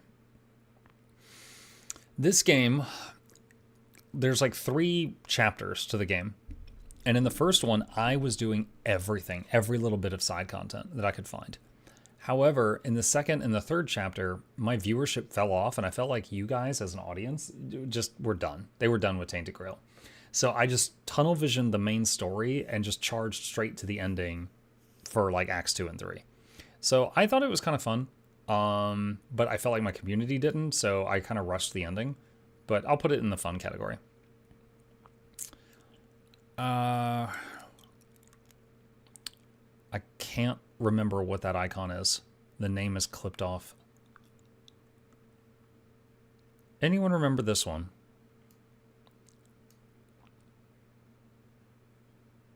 And while I'm waiting a minute to see, we'll go to the next one for a second. 10 Bells. 10 Bells was a game where it was like a spot the anomaly. Like you go into a room and then you leave it and then you're in the same room. And if you see anything wrong, you go through door A. If you don't see anything wrong, you go through door B. If you're correct 10 times, you get out. And we were playing that. It was pretty cool. It was kind of a one evening thing. The developer of the game came in and chatted with us while we were playing it. It was a very short game, but it was fun. We'll put it there. Like Observation Duty. Tempest Rising. Let me refresh myself here. Hang on. Pretty sure I did a review video for this one. Yes, the game that was like Command and Conquer. Yeah, I think the people who did the music for this game are actually the same people who did the music for Command and Conquer. Oh, did you see that? New multiplayer faction. Cool. So they've done more stuff since I last played. But that was a enjoyable RTS game in the style of Command and Conquer. So I'm going to say it was definitely fun. Put it up here. Has anyone completed more games than you, Twitch? Also, how do you have so much energy to complete game after game? I don't complete them all. Like, if you look, like, this whole row is I didn't finish, and this whole row I didn't finish, and these were just demos, so these are really short. And quite a few of these Halloween games were just, like, one evening. But then some of these, you know, like this was 100 hours. This was 100 hours, for example. So, I mean, I play a lot of games. I believe that's Terraria. We tried Terraria Calamity mod with integration. And it got to the point where Calamity was getting so difficult, we had to turn the integration off because while I was doing Calamity stuff, if I was fighting a boss and anyone did anything with the integration, it was like I was dead. I couldn't do anything. But had a lot of fun until I felt like I hit a wall. So I'm going to put it in. Didn't finish it, but it was fun. What was the tea cozy game with the girl in the woods? Wanderstop. We can do that one next. Wanderstop, I did a sponsored stream for, and then we chose to finish it on stream. And it's about a lady that was basically suffering from like mental issues. Like she was a fighter. She was like, I gotta be the best. I gotta be number one. I gotta be number one. And then someone else got number one from her. They beat her. And she's like, I slipped up. I gotta train harder. I gotta train harder. And she just keeps pushing herself and pushing, and then she breaks. Like my voice did 2 weeks ago. She pushed herself too much and she breaks down and she can't even lift her sword. But she's got so much of her mental weight on the sword. She's like, I'm nothing if I can't do that. Like if I can't lift my sword, I'm nothing without it. So she's tearing herself up, and this guy's like, let me just teach you how to chill. And he brings her to Wanderstop, which is this magical little tea shop. So it's very much a mental thing. But it was pretty cool. I'll say I finished it and it was fun. It's not the kind of game that I'm like a diehard fan of, but it was an enjoyable little experience for a time. Legion? What is that? TerraTech Legion. This was the game where you would like design a vehicle, and it was almost like it was made out of Legos. You could keep moving the pieces around. Like, oh, I want 5 more wheels on the right-hand side. And you would run around, and it was kind of like Vampire Survivors, where monsters were coming at you while you were, driving around and dealing with that. But it was a demo. It was very fun. This one and All Will Fall, I'd wanted to play more and more of, but I had to tear myself away to play the others. Thank goodness you're here.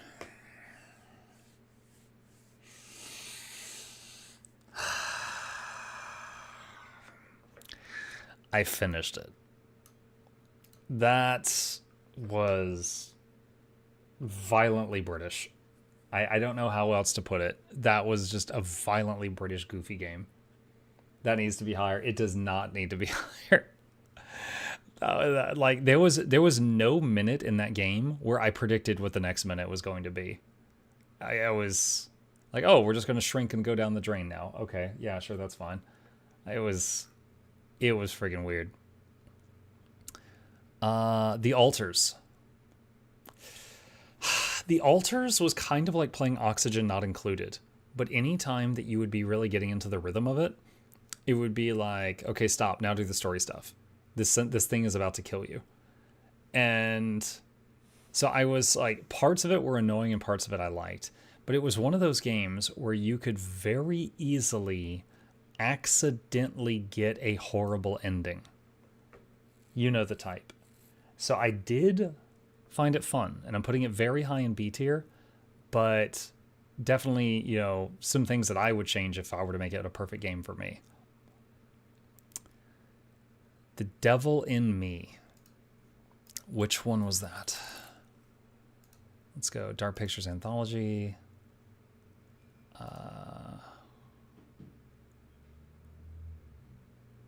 Oh, okay. So someone invites these people to come to a mystery mansion thing that was made to match a serial killer's house in the past. And lo and behold, serial killings start happening. It was pretty good. I'll put it in the fun category for like I don't love horror, but the story was quite good. Exit 8. I accidentally beat this game in 10 minutes, and we had to play it again for me to. I was like, okay, let's beat it twice, and then the second time took me an hour or two. No, that wasn't this. Exit 8 though is it's a game where it's Spot the Anomaly. You go through a hallway in like a subway station, And then you go through again. Is anything different? If yes, go that way. If no, go that way. Get it right 10 times, you're out. And that's it. But it is it had some it's fun stuff, but it was a very short game. Now on the topic of ooh ee ah ee, Twisted Gallery. It's another Spot the Anomaly game. Most of it was pretty tame. It was the it's a Spot the Anomaly in an art gallery. However, there was one moment that was extremely memorable that I think bumps the entire game up a tier. Play the cat clip. I don't have a link for it. Do you have a link for it? If you have a link for it, I'll play it. But there was one moment that bumps the whole thing up a tier. Insanity. Another horror game. This is about an inn. It's invisible dudes! Riftbreaker down. Hi, Flute. We already talked about Riftbreaker. Insanity is about a haunted inn that you're in, and basically the end of the world happens while you're in there. And you are trying to survive in the building and, you know, steal food from the other mini fridges, and also there's like just weird alien stuff going on outside. It was something. It was something. I don't know if I would say it was fun. I did finish it. I didn't hate it. I didn't love it either. Muck, here's the clip. Okay, I promised. Hang on. Wait, what just happened? Cats!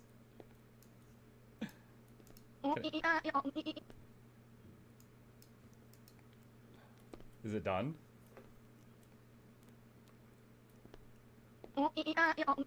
Wait, oh, is it like distance based?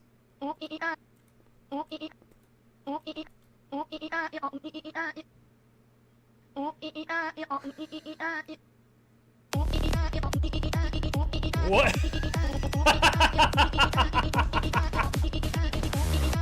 Oh my god!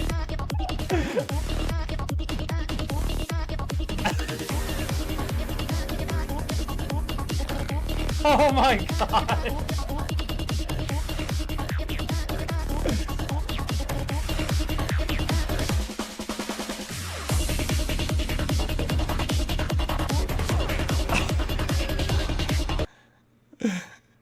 Oh, this clip is cut short. Well, that's what I was provided. Anyway, yeah, that moment elevated the entire game, because like the whole game was fine, and then there was that. It's like the developer of the game was just like, oh hey, no one can stop me. I can do what I want. Let's see. Okay, The Pedestrian.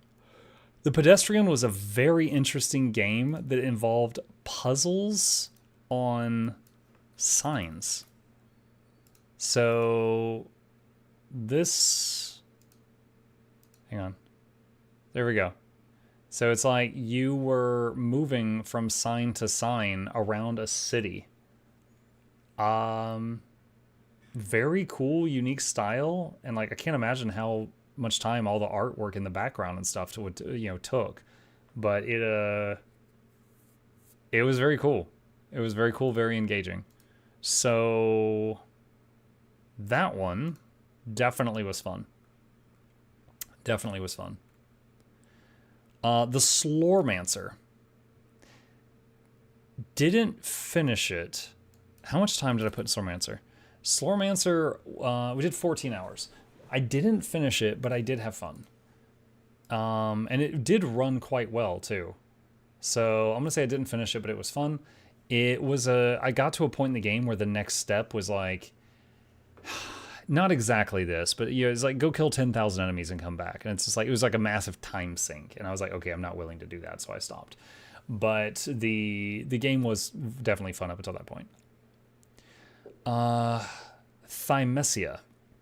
Thymesia was a Souls-like game. And did not have a lot of customization on it, on your character. You didn't get to change much on it, but it was a Souls-like game, and it was pretty good. It was funny because I remember I got all the way to the final boss just without parrying at all, just dodging, and then I had to learn to parry on the final boss. And it took me a while, but I got him. So I'm gonna say I finished it, and it was fun. Was that Total Control? Hang on a sec. No, Total Chaos. That's this one. We just played Total Chaos a little while back. This was a spooky-ish game that we were given, but it was also kind of a survival shooter. One thing that was really crazy about it is like everything had durability. Like you could, I remember one enemy, I killed it by throwing. Go ninja, go. I threw like a 2x4, 2 wrenches, a screwdriver, and a pair of scissors. Like it was very much random bullshit go. Like just yeeting everything I had at it. Like here's a brick, and then enemy dies, and I pick up all my random knickknacks and try again. So it was fun for a horror game. It was fun, just throwing things all over the place. What's up? Merry Christmas, Eve. Wow, 24 months. You know what we need? 24 Oblivion horses and a snail Mukluk snail. Oh my god. Total War Warhammer 3. I'm going to let you guys guess. For me, this game has been S tier. I don't know if I've played. I might have played more of it than Guild Wars this year. I don't know. It's up here somewhere.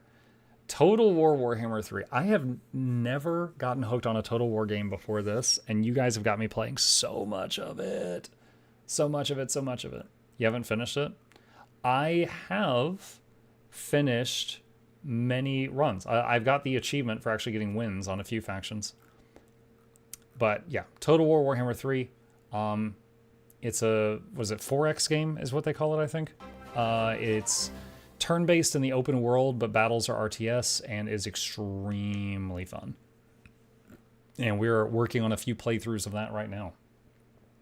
Tower Dominion. Very fun little game. That one is, well, you know what? A picture's 1,000 words. Hang on. Tower Dominion. Here we go. So this one, you basically pick a type of town hall, and monsters are coming at you down these pathways, but you design the pathways. So you will, the little cars are like cartoon characters. So you'll get, like, you'll draw a path, and then you can put it down kind of like you're playing, cards, playing down cards or something. But it was really good. And that was one of those where the dev came in and talked to us while we were playing it, and they were really sweet. So I'm gonna say finished it, and it was fun. The game didn't really have an end, so I'm just gonna put it there. Unheim. What was Unheim? What? Oh, okay. We played this on Halloween. This is kind of like Five Nights at Freddy's. You're at a desk, and you got to deal with a bunch of things on the desk, and if you miss something, then something comes and eats your face. So I guess I just got bored of it. So I guess like that's the worst I can say is I got bored of it. We played it for a few hours, we beat a few levels, and then it's like, okay, let's move on to the next Halloween game. So I'll just put it there. I didn't hate it, but I certainly didn't love it either. Vermintide 2. I would play more of this if chat was interested in more of it. For me, this is an S tier game. I want to keep playing more. Unfortunately, it requires more people. Vermintide 2 is very, very fun. Same with Darktide. I enjoy both of these games. The only reason you guys don't see me play more is when I play them on stream. Typically, we get lower viewership. And I've told you guys there's 2 requirements for anything I stream. I got to be having fun, and the viewers have to be interested in watching it. And those 2 games, so far, you guys are not usually that into it. I'm interested. I'm glad to hear it. Dawn of War 1. It was a very old game. So I'll say it was fun. We finished it. We beat the campaign. I need to play Dawn of War 2 at some point. But yeah, we played Dawn of War 1 this year. And it was good. It was good. Warhammer 40k Rogue Trader. Rogue Trader did a sponsored stream for us to show off their new DLCs. And after doing it, I was like, God dang it, I want to play it again, and I want to play these DLCs. And we did a whole additional playthrough of Rogue Trader, and it was so freaking good. Since Low S or very high A tier. Because I've put like 200 hour. I've done 200-hour playthroughs of Rogue Trader. So it's up there somewhere. It's really, really good. All right. What was this one? Wins something. Where Winds Meet, I think? Yeah. Where Winds Meet. Okay. I played Where Winds Meet for about 2 hours. Beautiful game. It's gorgeous. Combat was pretty fun. The writing in those 2 hours, I'm pretty sure my son could have made a better story. It was like there's actually a child character in there, and I wanted to send her to the mines. Like, she was so irritating. And dude, I'm a parent, and this kid was so irritating. I wanted to quit the game. Like the writing and the talking was the number one thing that made me put it down after like 2 hours. It was so bad. It was so bad. So it was like, you know, when I'm playing a game, I do pay attention to the story, and that one was just terrible. So no, that was not for me.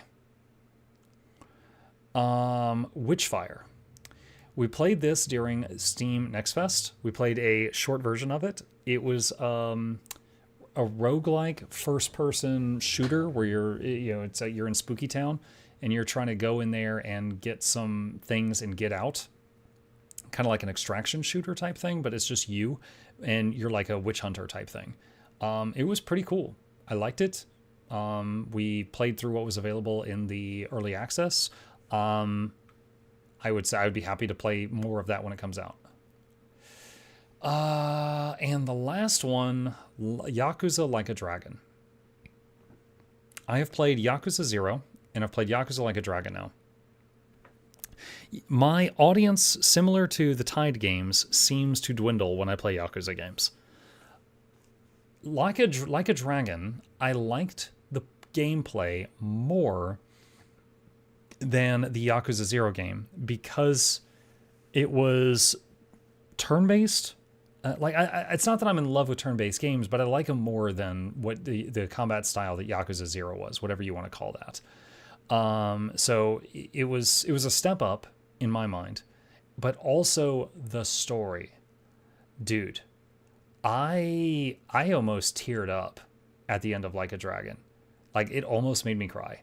Like, it hit hard. It was really, really good story. So I'm going to say I finished it, and it was definitely fun. However, because my audience seemed to tire of it, I skipped so much side content. I skipped so much side content to just get the ending because my audience was basically done with the game. And I was like, okay, well, we got to pay the bills. So we got to wrap this up and move on. Have you played Sleeping Dogs? No, I have not. I have not. The hot take tier list. These are all based on my own personal enjoyment. These are my personal enjoyment. So once again, S tier is I kept playing it even after I finished it because I couldn't stop. I just really enjoyed it. A tier, finished it, didn't play it again, but I loved it. B tier, I finished it. It was fun. C tier, I finished it. D tier, I didn't finish it, but it was fun. I just didn't want to go through it, or I'll come back to it at some point. E, I didn't finish it for a negative reason, and this, I didn't find it fair to review these because these were like early access games, so they weren't done yet. Only hot take is thank goodness you're here in C. And that's it. That is it. Oh man, I'm glad my voice held on for that. That was our tier list for the, I think, 131 games that we played in 2025. Technically, there's already something missing because like we played, what was it? The Dark Heresy Alpha just the other night. And that was pretty cool, but I'm definitely going to play more of that when it comes out. But yeah, 2025, great year. I'm a little under the weather, so I sound less hyped for this tier list than the other, but that's just because I'm under the weather right now. But yeah, we got a lot done. It was very cool. And here's to many more. All right. That is it. That is it. All right, hang on. Drink of water.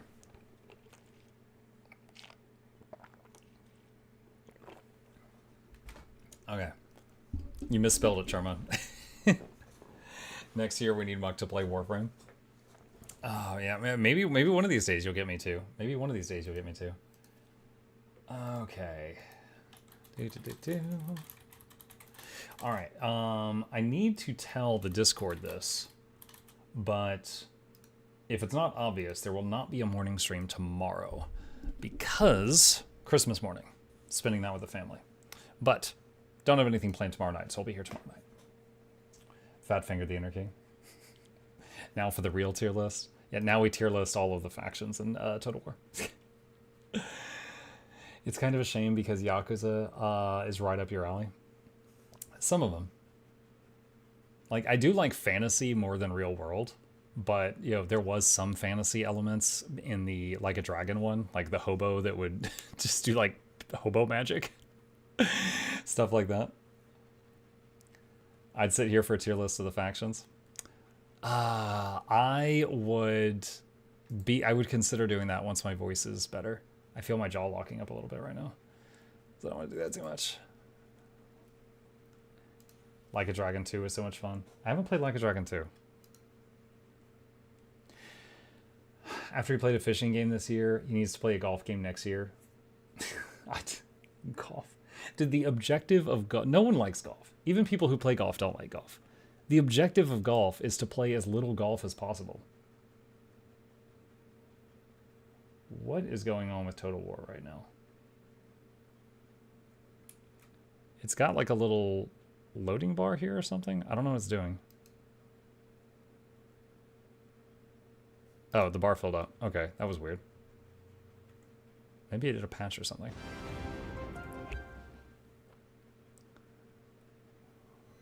Iron Mouse got into Warframe and now she's hooked. There's hope for Muck joining the ranks of Tenno yet.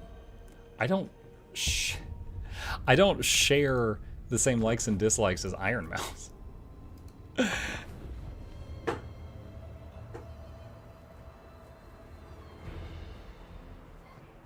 Muck, what was the game where you had to kill the bad guy? And it was like a puzzle, but you also had certain distance you could move.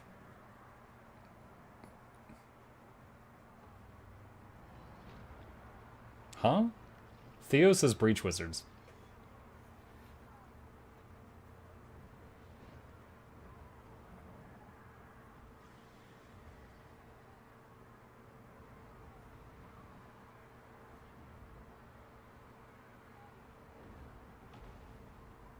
Mario Golf? I haven't played Mario Golf.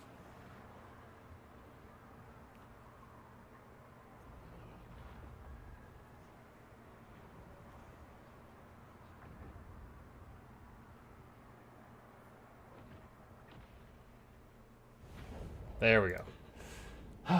Okay, so we are back in Total War Warhammer 3. Last time we finished playing through the Sail campaign, and we started a campaign as the Mask of Slanesh, which is right here. And on our previous turn, we beat down Marcus Wolfhart and forced him to become a vassal. So he is our servant now. And where do we want to go next? Next, we either go up here and fight the guy that turns into a dragon, or we go south and fight the Bretonnians. I'm not sure which. One of those two needs to be punched in the face. Oh, we can set a province thing here. We could do that. Let's see. It's like he's got 4 provinces. This guy's got like 2 or 3. Main thing is making sure I don't get hit on 2 fronts. The Mask of Slanesh. The sweet pain of sand. Alright, let's start inching south and see if we can get away with that. Of movement. I yearned. Are you interested in playing Total War Warhammer 40k when it comes out? Mm-hmm. Yeah. Looks interesting. Alright. No end. What's the best way to get into raids? Every guild I've found, no one seems to run them. What's up, William? You could use the map chat in the Aerodrome, which is the raid prep area. Like, everyone who's in there is probably doing something for raids. So you could ask if anyone is, like, recruiting, ask their schedules, stuff like that.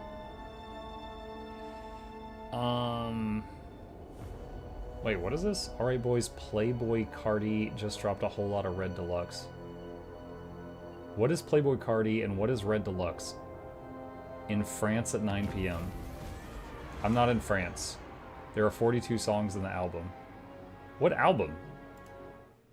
Okay. I feel like they're trying to sell me something and I don't know their language. Okay. Let's see. Better to give than to receive. Avatar of Agony, -6 leadership. Or +6 leadership. I'll do minus. Disciple of Pain.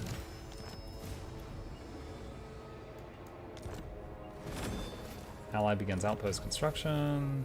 Avatar of Agony. Grow your forces. Okay. Alright. Sure. I must. A whimsical tableau. How do we want to do this? My desires are boundless.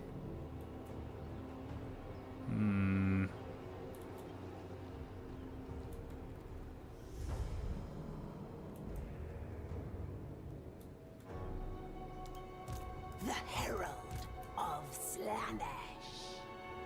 I seek stimulation. All the realms. A stage. Alright, so we're going to go here with the aim of hitting that city after. Oh god, he's got a lot of people there. In my pirouette. The Playboy Cardi is a past. music person, and A Whole Lot of Red was the album. Okay. Raise the pleasure dome. Pantomime of past and future. This prey is on going to the be weak. rough. Caged. Loth no more. A cursed trickster. Let's do that. Could do income.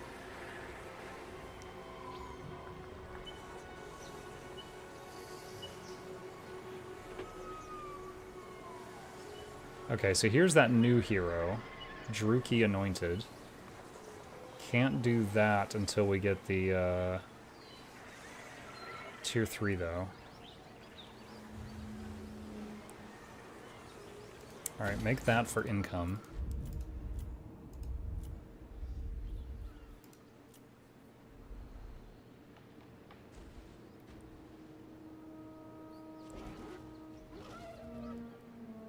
Let's get rid of that for now. Fallen, yet graceful. Honor I bound. feel like we're gonna have to do something tricky for this guy. Like, we might have to do like an ambush trap or something to get him out. Because, oh, hello, what's that? Because, like, my army is injured, his is full health, and he's got the garrison there. The cycle of pain is because you didn't give Invisigal S tier. The thing is, there wasn't a separate picture for Invisigal. We ranked Dispatch. Invisigal, like, if we were ranking Dispatch characters, she would have been way lower.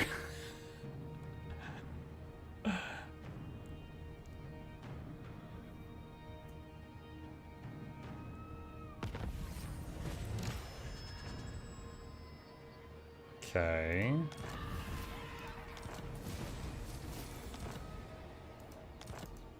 Untarnished. So I think someone else was here, and he just ran over and fought them, and now he's a bit injured. Depravity reigns. Music never ending. His Dude, why tale can he, must like, be hardly told. move? What the heck?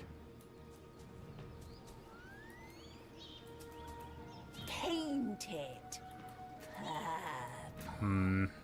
How well suited we are for this.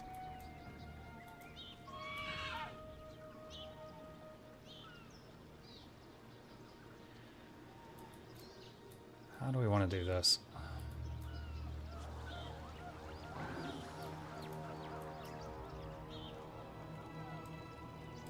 Chase the undulating. Okay, that's 80% chance to ambush. Tender hand of atrocity. She's gonna go here and go into ambush stance. Handmaiden of dark delight. Absolute She's gonna go here. Alright, this is risky. We're gonna try something here. In just a moment.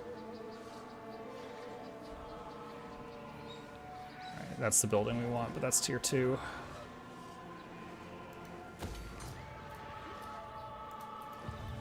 Alright, so Depravity I am only going sways the minds of to... salacious men. Let's see, Blooded You Warriors. You...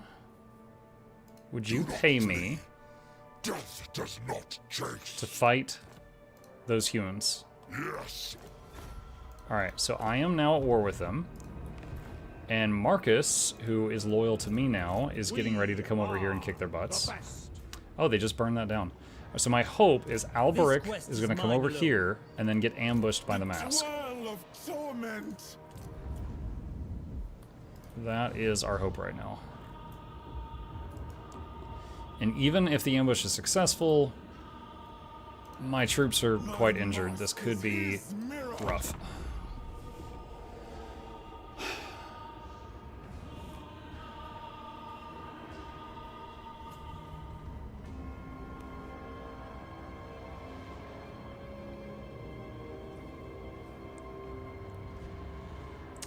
Where can I find the Raid Academy Discord? Is it exclamation Academy? Hang on a sec. Yes. Oh, he didn't fall for it. Damn. He did not fall for it. He went back home.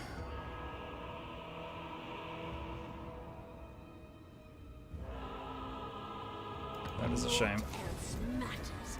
Ambush foiled.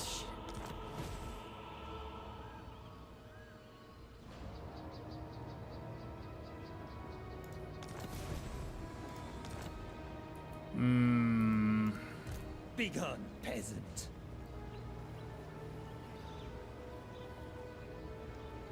All die in rapture.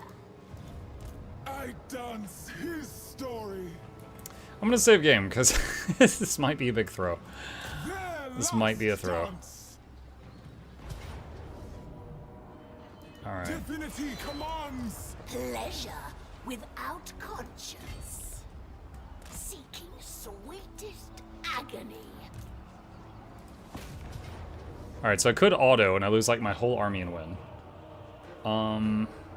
What is the map? It's an open field. I thought we'd be fighting in a city. It would actually be easier in a city right now. Okay. I could seduce a unit.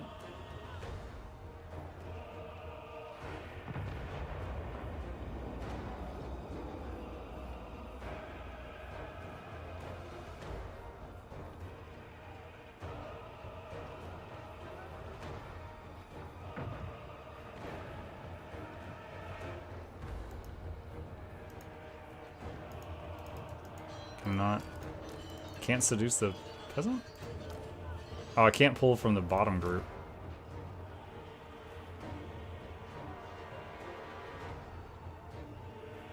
Yeah, most of their units, I can't afford to take them.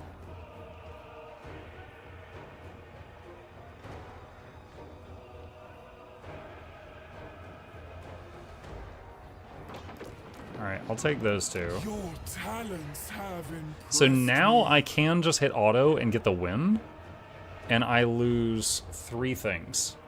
But goodness knows how beat up I'm gonna be. So the question becomes, is that acceptable? Or can we do better? Let's try to do better than that. I do have a save. I don't want to save scum, but if it means like, oh, the whole run's over because that, you know, I did so poorly.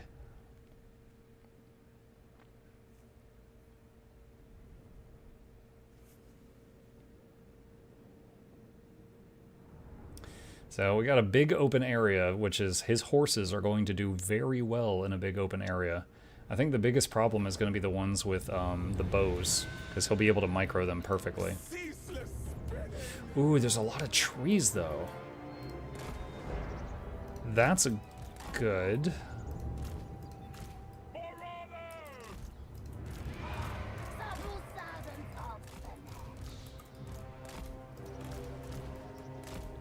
Okay, hold on. Where's my second? Oh gosh, she's way over there. That's no good. That's going to increase... Oh, not that much. Oh, that makes it way worse. Dude, a minute 50? 4 minutes. Okay, so right there. We're going to have her come in there. We are going to try to pull the fight into the woods, where most of their arrows will hit trees.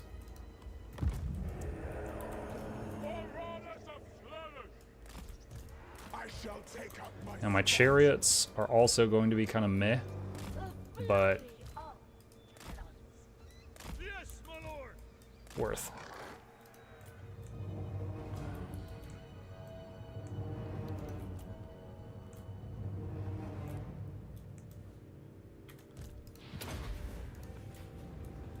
The aesthetics are lethal. Bend to our will. Seeking sin.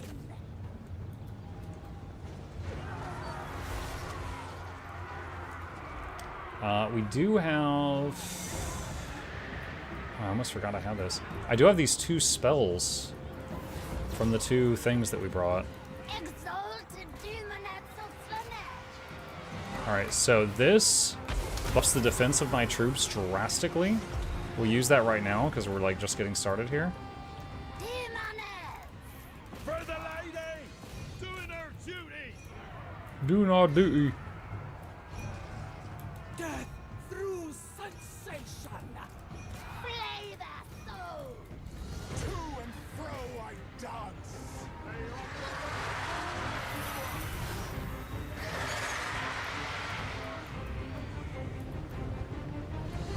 And we do have this massive DPS cooldown, or massive damage cooldown, but it's not ready yet. Demonettes. A true thrill. Sin and depravity. Surging on. Alright, we're gonna use this here. This just does a lot of damage in an area. I can use it once. It also shreds their armor, so the Daemonettes can get some damage in. Hopefully. Mask of Slanesh. Their lord just lifted off again. He's on like a Pegasus thing. Seekers. I can't stop. I seek. Hear the discordant choir. A journey to pleasure. I accept temptation. Seeking fresh pleasures. Demoness. Unlie the sled. A flurry of talons. There we flit. There we boot. Decadent. Now by pulling them into the trees, I, as a human being, can't see very well. However, it is making a lot of their archers miss. And that's good. The face of fury. Demonets. Unlie the sled. I go. All right. Up pleasure. Kill 'em all. Oh, that's right, and we do have that aura of healing coming from the mask now, so that's good. Sin and depravity. At his tempo. Happy holidays, Monk. Hope you're feeling better. I'm a little bit better, thank you. Supple servants of Slanesh. Okay, these Daemonettes are getting low. Now, anything that's a demon unit, if it gets low and its morale breaks, it starts crumbling. It gets banished back to the underworld or wherever it came from. So we don't want to let it get low, because it's not going to retreat, it's just going to muck and die. Turn avant-garde. Seekers of Slanesh. flurry of talons. Oh. Flow like wine. The murderous minuets! Surging on. Flow like wine. Exalted demonets of Slanesh. Bend to our Mask of Slanesh! Wait. Oh, this is one of the peasant guys that I took from them, so I don't really care what happens to that. I see the path. The performance demands. Wish my brain could comprehend Total War games. Of course. There are factions that are easier than others. Now, I mean, right now, obviously, it would be easier to see out here, but by taking the fight into the trees, I was shutting down their ability to use their archers. Like, that was a choice I made intentionally. Bodies. And there we go. It was hard to keep tabs on everything that was going on, but we managed to kill all their units and Graceful gallop. keep all of ours alive. A captivating path. A dance of pain. A dance of pain. So I could just hit end battle now, but this guy has a healing aura charged up, so I'm going to let him get some healing done on our lords and heroes. Henry Cavill wants to talk to you. Cavill is in this game. There's a unit named Cavill that's after him.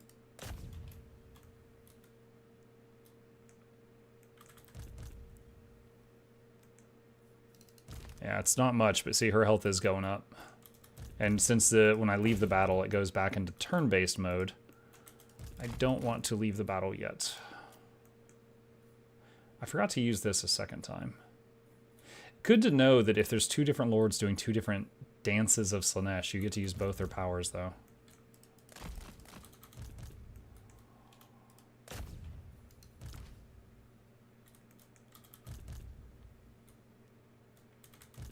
He's still healing. She's still healing. Yep.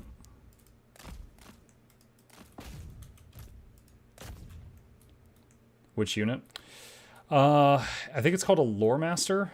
It's a unit for the High Elves, and it's the one that starts with I forget his name. One of the legendary lords starts with it as their starting hero, and his name is Cavill.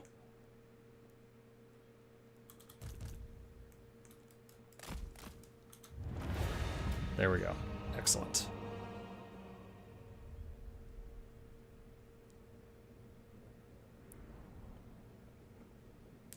Yeah, I never really saw what happened to Albrecht himself. Like, I know he came in on his Pegasus, we beat him up, he disengaged, and I was waiting for him to come back, and I just lost track of him, and then it was over. So I don't know if he just left. It's like, you know what, screw this place. I'm out.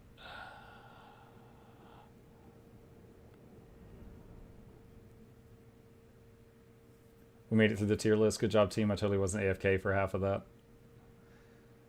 It might have been smarter to wait until like December 31st so my throat could heal more, but it's done. Let's see. Wow, the Heartseekers of Slanesh got 419 kills there. Alright. So that is done. Occupy. Streets will witness my procession. Prismatic Amplifier, Regiment of Renown, get to Slanesh, get to Slanesh. Okay, now, the guy that we just beat has these two. And for some reason, this was destroyed utterly. It looks like Wolfric might take that, I don't know. The Mask of Slanesh. Okay.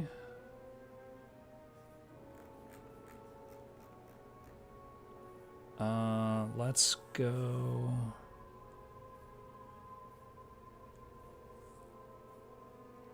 Let's get slaves to excess.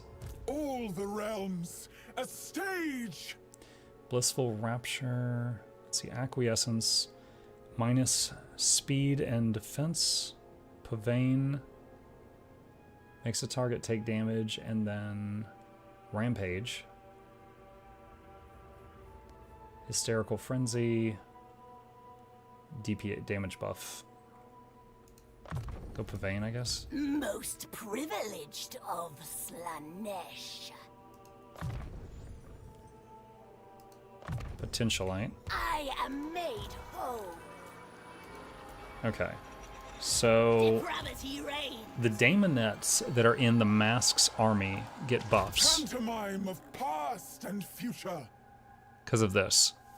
So we want that army to be more daemonettes. I desire. So I'm gonna recruit some more, but then I'm gonna swap them in and replace these marauders as I'm able to. All right. Both sides. So this But we dance prevailed. finished, and we've got a new ability. Enables the targeting of an enemy settlement to damage their garrison and generate devotees.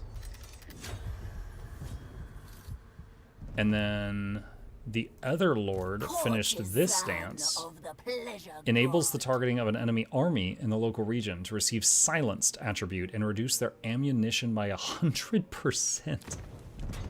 That's insane. Okay, so here's the part that I looked into before we Unholy started. pageant. Because we've completed those dances at least one time, we now have this lovely list of bonuses affecting us forever, which is insane. So we want to finish the other two dances at some point.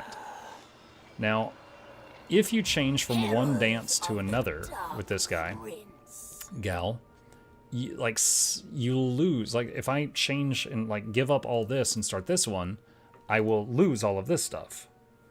So my main person is doing the dance that has the healing aura on the army. I don't want to change that. So I'm going to have the secondary army change to... Oh, hold on. Record this dance. Go to this one and start on this one. And it says 70% of your tempo will transfer. Okay. And then we'll try to finish this one in order to get these buffs unlocked. So what do we have here? Minus defense plus missile resist. Plus missile block chance minus charge bonus. Plus spell intensity minus melee attack. Minus cooldown of spells, cost of spells. Minus armor. I think I'll take that of those.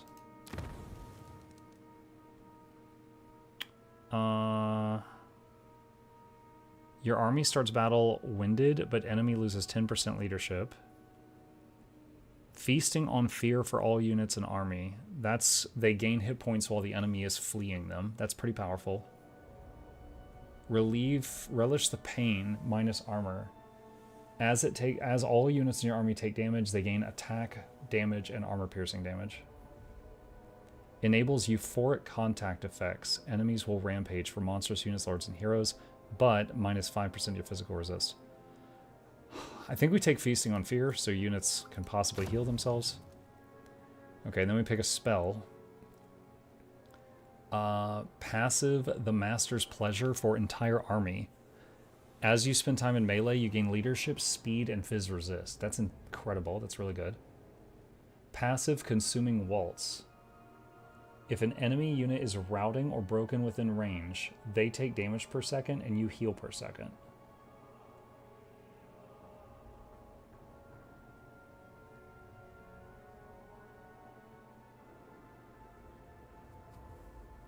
That's very powerful. So any of your units can burn down runners and heal from it. Army ability Unmasking, once per battle, silences a bunch of enemies and debuffs them. Inescapable Defeat, once per battle, damage to an area minus leadership. Okay. Probably one of these first two. Speed, Phys resist, and leadership increasing as you're in melee.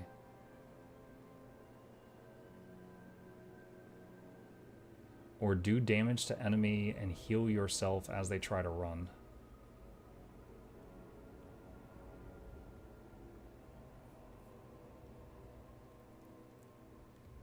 Let's try Consuming Waltz. Okay.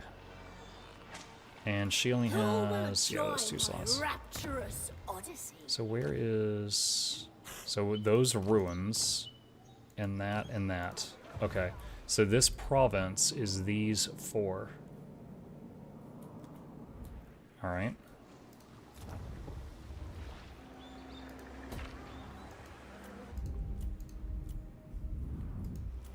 Okay. And yeah, we got this vassal here just chilling, and we got Wolfhart, Marcus Wolfhart here. It looks like he wants to take that. I'd like to take that if I can, though. A victory.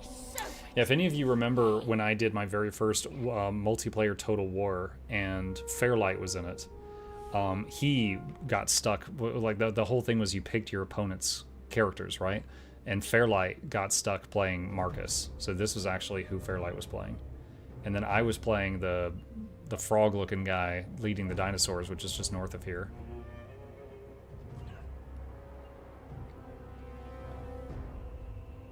Such a precious centipede. Trade agreement from my vassal, yes. Give me muck coffee. Should be able to... Oh, I hit the wrong button. Hang on a second. Paint it. Okay, yeah, that works on the Christmas thing. Y'all seen this? This was a gift from Eclipse, who drew me muck in some of our emotes. Eclipse made a hang on a sec, a Christmas-themed version of the little dude and sent it to me yesterday. Was not expecting that. It was very cool. So we spent a few minutes during yesterday's stream setting that up.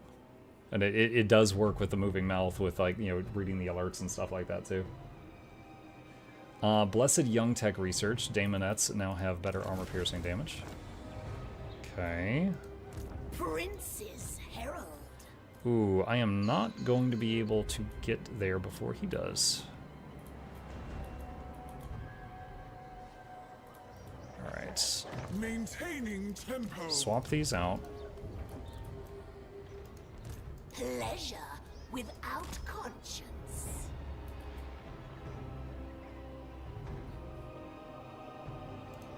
Artisan of pain. Moving with grace. A pleasureless pursuit. Okay.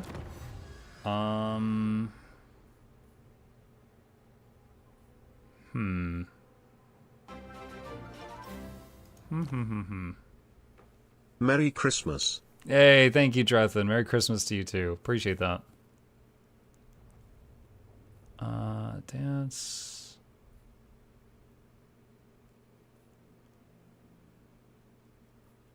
Seduce unit budget plus 25%.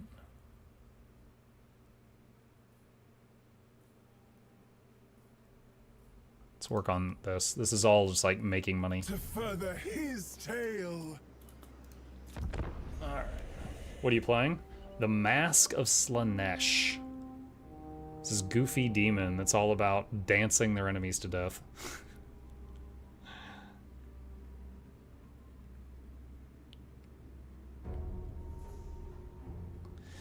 As I feared. Well, Marcus, hopefully you're helpful. Marcus took that city.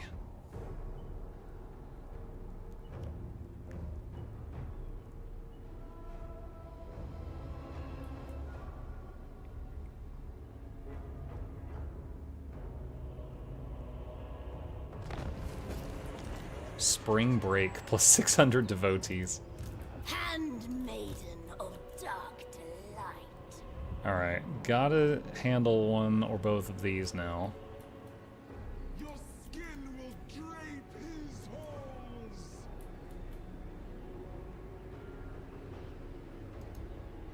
Drained of strength, sapped of will. So it's like 3 turns to go there, 3 turns there. Alright. Fallen, yet graceful.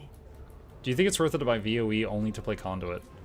I mean, if that's going to increase your enjoyment of the game in all of the game modes, yeah. On cloven foot. I Oh, am a hello. lord of Bretonia. Never. Music never ending.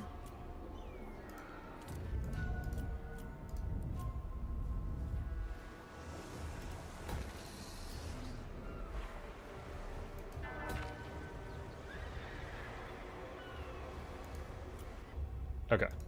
This is much as we can do there for now. And again, we do have the very unique option of using one of those cults on the other side of the world to teleport the Mask's army to the other side of the world. And then just go, like, mess up stuff somewhere else if we fancied it. Don't currently feel the need to do that. We've got plenty of stuff here to keep us busy, but it's an option.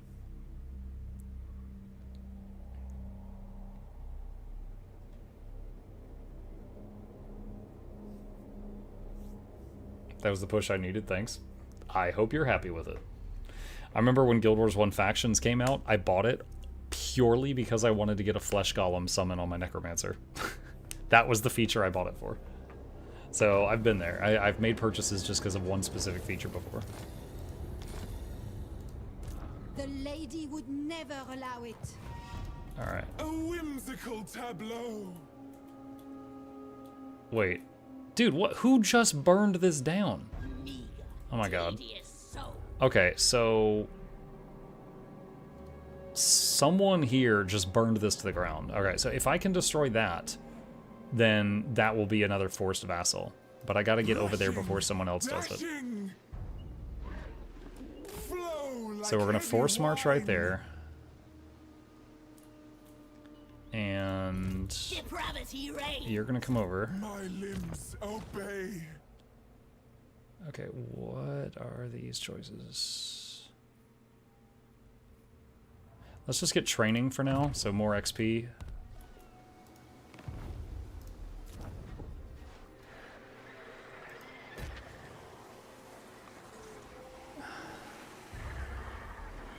Ah, there we go. Our first cultist. We desperately need that. Can I ask a Guild Wars 2 question? I would love to answer your Guild Wars 2 question. What's up?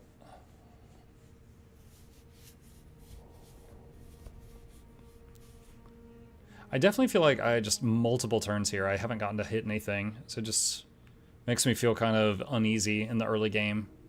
Because, like, if there was someone who was, like, hit, and he's coming around and he's done a fight every turn, he might be, like, 5 levels higher than me.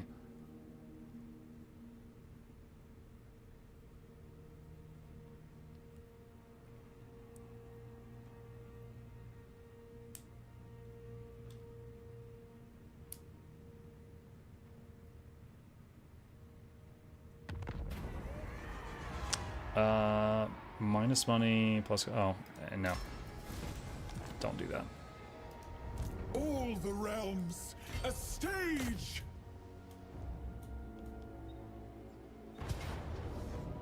An exalted turn. It will be a pleasure. Leaping forth. Okay, we can just auto this one. Pageant of pain. And...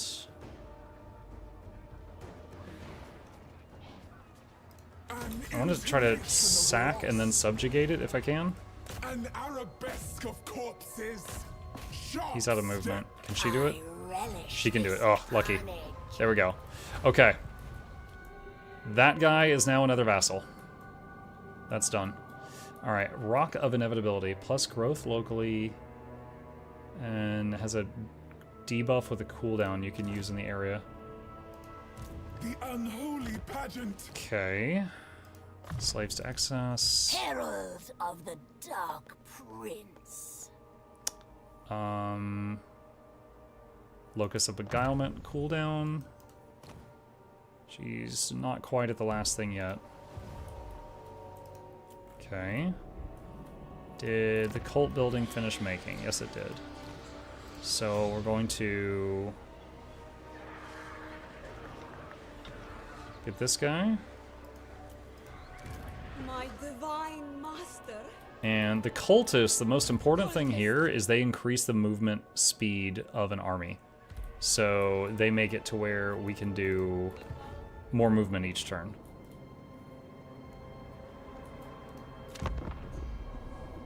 Oh, I just noticed there's a Beastman logo there. What are you doing there? A strained body breaks. Oh, no.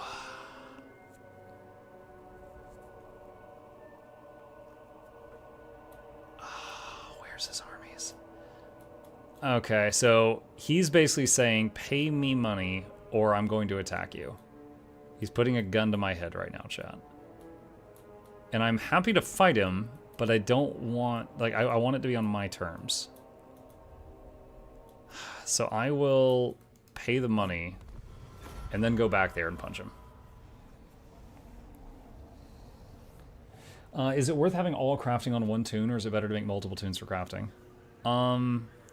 So you can have 2 crafting professions on each character, unless you buy a thing from the gem store that lets you have more than that on one character. There's absolutely, in my opinion, if you've got multiple characters, there's no reason to buy that thing, because you can just have 2 on each character, and you see on your character selection screen very easily. Sorry, thinking. You can see who has what profession and swap between them as needed, and then just like put items in the bank and transfer them between toons and stuff. Carry out a successful assassination attempt, wound, or kill on any character. Okay. Divine immortality.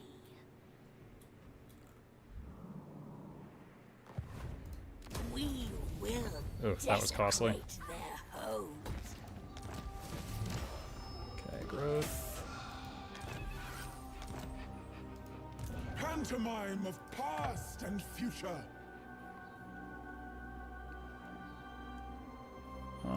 Could give her one of the chariots. Caged. Loth no Actually, more. change that for the Marauder. Accursed trickster. Okay, so we have that whole province now. The destined promenade. And 19 out of 20. Okay, so we want to bring our cultist over. I implore you.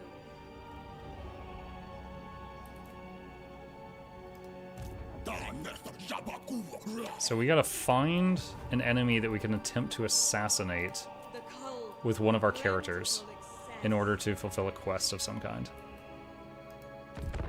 Did I miss the tier list? Yup, you have to rewind.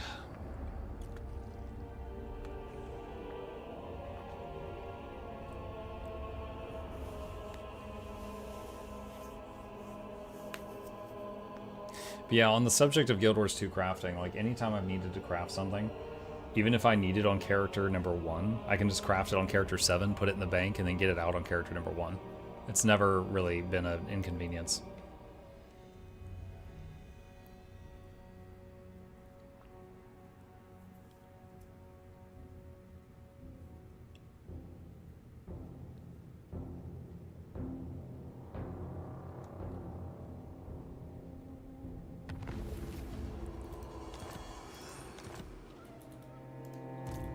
Okay, so is it time to fight Khorne? So this guy here is a Blood Reaper. Devotee of the lady. I serve the lady.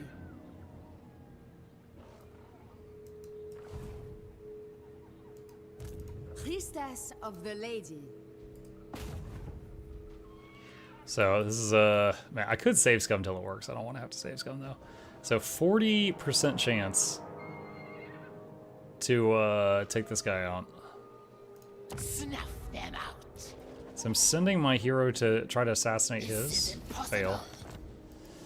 Dang. Taste thy pleasure. Okay. What are these choices? Charge and missile resist for daemonettes. Frenzy for chariots. Ward save and Vanguard. Probably ward save and Vanguard. Alright, so tried to assassinate there for the quest, but it failed, unfortunately. Come. Don't Who are you at war with? Wardens of the Living Pool. Will you pay me to fight these guys? 1k gold.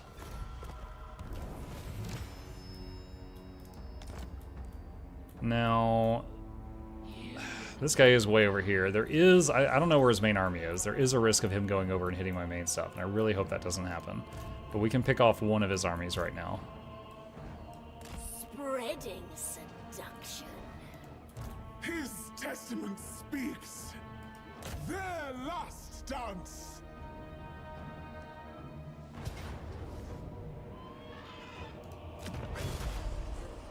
The pageant of pain. Take the 1k gold. Pass between his lips. Fallen yet graceful. Okay. Music never ending. Alright, so we're able to put points into the line specific to this character. Slows down campaign movement of enemies in the local province. You heal faster, and you have another dance. But you can only do one. I don't know why I would ever use this. So we've already got a dance that does damage every second around us and also reduces enemy leadership. I don't know why I would use this over that. But it's a prerequisite for the other stuff.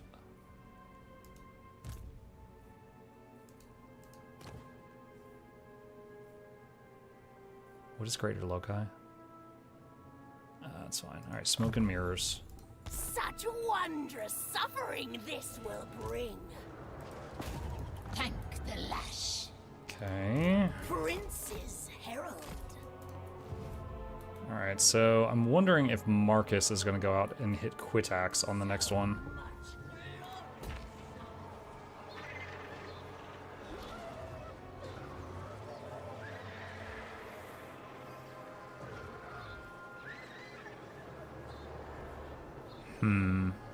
What do we want to build here? Let's do Dark Prince's icon.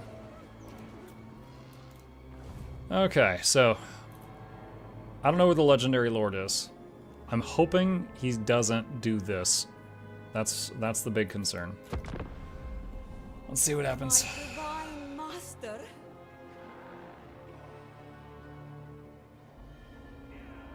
Excess is the only goal.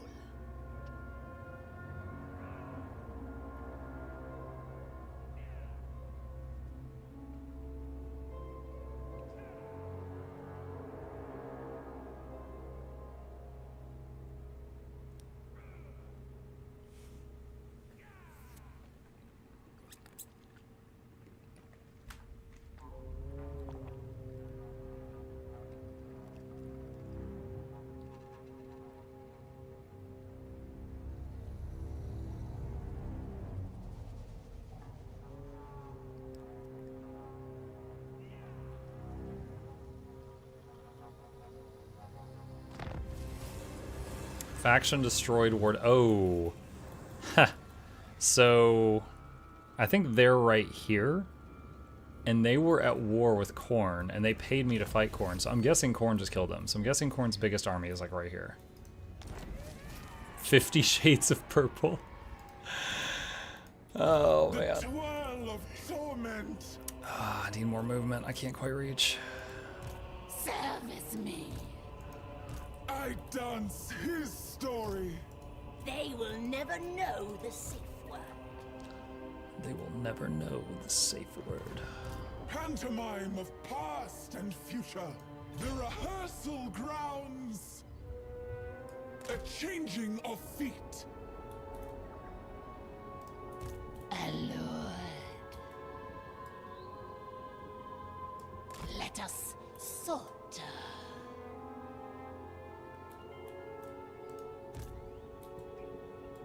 The frisson of movement.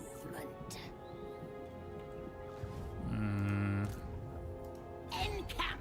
Behold my sensuous movement. Building upgrade available. Boat thing.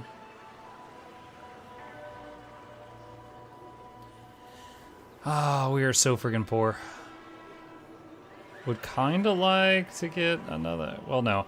That doesn't give us another cultist. That gives us another cultist, so we can't do that. Alright, get money right now.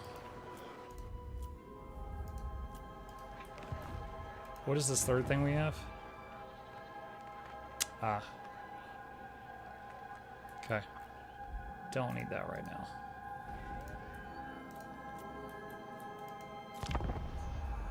Merry Winter's Day. To you as well. Pleasure's sake.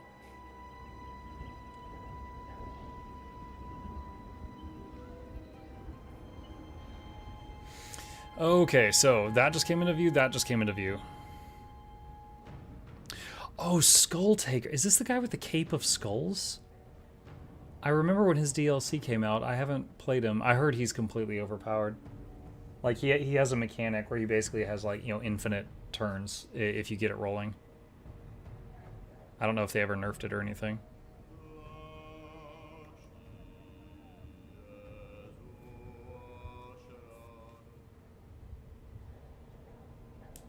Blood for the blood god, skulls for the skull throne, milk for the cornflakes.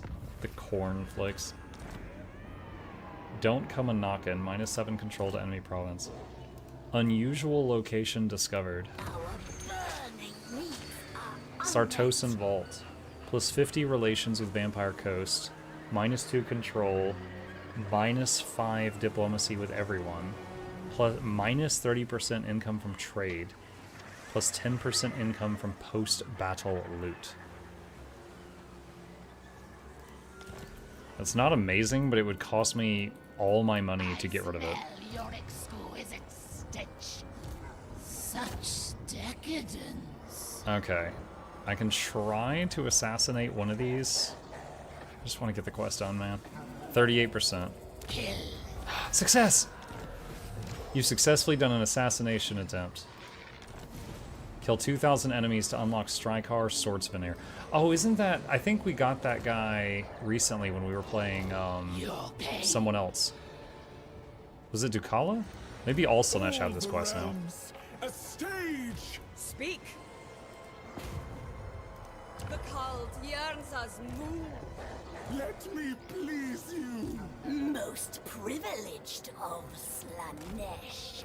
A whimsical tableau. Oh, Jesus. So if I... that's not good. I dance his story. Why can I not use these abilities? Keep your filthy blood. So I've got a button right there, but I can't click it. Choice of dance. An endless choice. Only God commands me. So he's got 1 army, 2 army, and plus a few dudes in the garrison.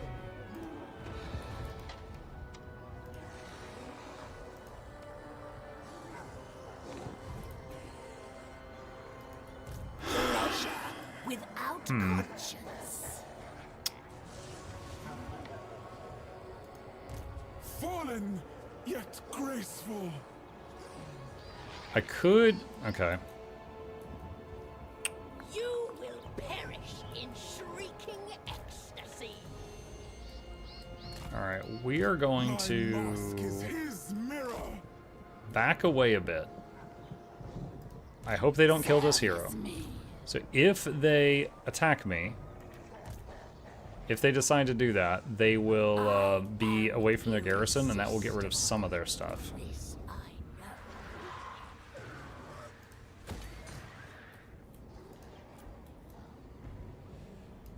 Let's see what happens.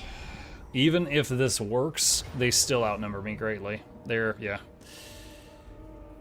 They still outnumber me by quite a bit. Alright. So we have... Wait, are you serious? What? It's saying I can hit auto? It says Pyrrhic victory, so I'll be heavily injured, but I would win and lose 4 Marauders. Chad, I think we just take that. Pure, unalloyed sensation. I think we just take that. Rip all hope from them.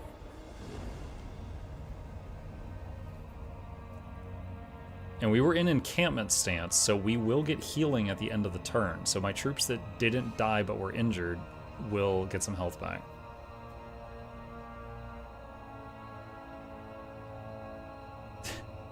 The second Lord just got the boob snake mount.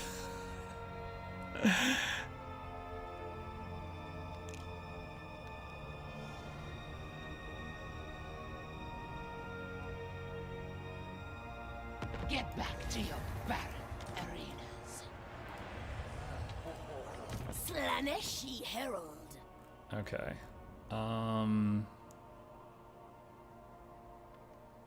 Yeah, that's the damage thing around her. Get that. Focus on that The stuff. unholy pageant. All the realms. Okay, what a are these? Stage. Charmed attacks for Daemonettes. What is charmed? -8 melee attack. Plus ambush defense chance, slippery. Buff to demonic cavalry on all armies. Oh, wow.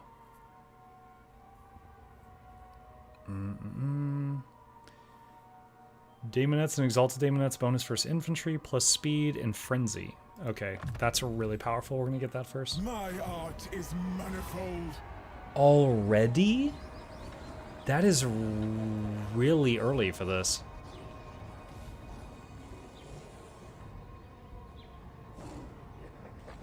Yeah, I'll take the Exalted Keeper of Secrets. The agonies to come.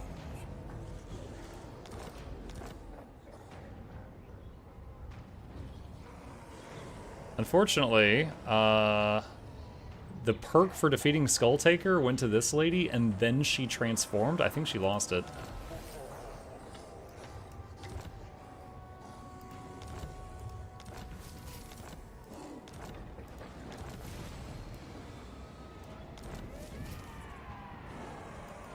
Hold on. Such Do they have the insight perk? to tempt you. Oh, they do. They did keep the perk. Okay. Okay, so we got this big person. His testament speaks. So, perfect vigor for the whole army.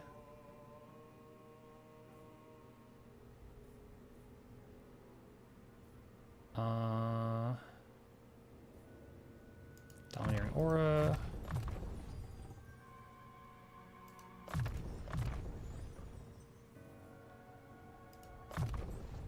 Okay. I get Considering how much you stronger. praised it, saying you love Kazan and how it's your favorite souls, I thought you put it in S rank. Did you see what I called S rank? I said S rank was I couldn't stop playing it even after I finished it. Never-ending. And honest truth, I didn't go back and play Kazan anymore. A whimsical tableau. Mistress of the young. Chase the undulating earth. Now you are ready. Leaping. More rehearsal is necessary. You want me. There Oh, wait. is affirmation. Oh no. I think we lost all the dance tempo we had on. Oh, no, wait, there we go. It did, okay, it did transfer. Okay, okay, that's not as bad as I thought. I thought we lost all our progress here.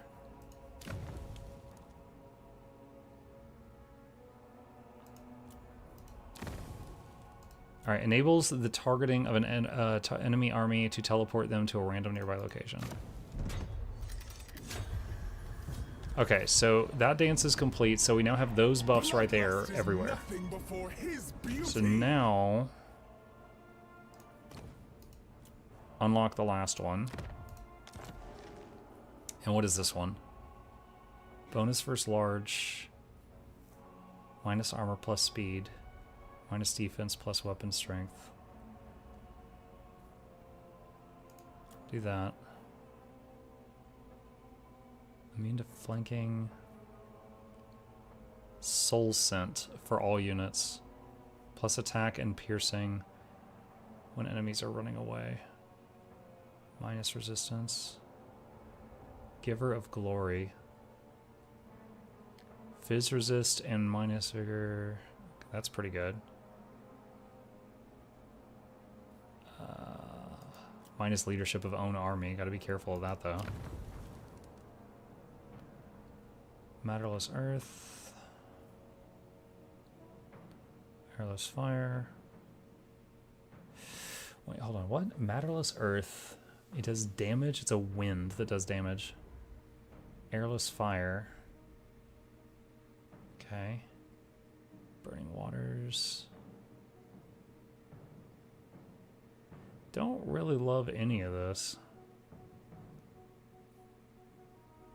Like, it's all fine.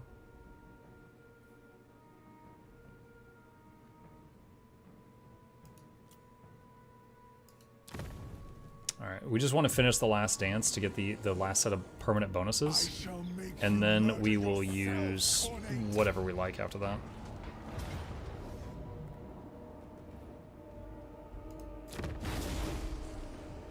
Such agonies await. Okay. Ensure they are burnt alive. Victory over Korn. His tale must be told. Their last dance. For him. Okay, that was a little bit of a juggle, but we killed all their armies that were here. And because that was technically our 10th battle, we got a bunch of other bonuses too. What was this? Vanguard deployment for you and all daemonettes. Ooh, we could start out right in their face if it's a good time to do it. The unholy pageant.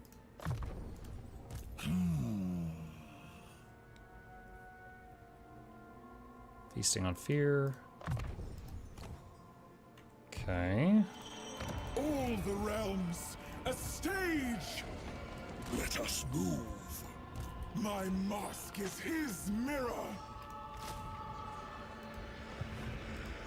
Music never ending. Okay. How divine. Let's go to Such power. that to get more mana. Alright, building stuff. More money. Chat, my boy is here. Give me just a moment.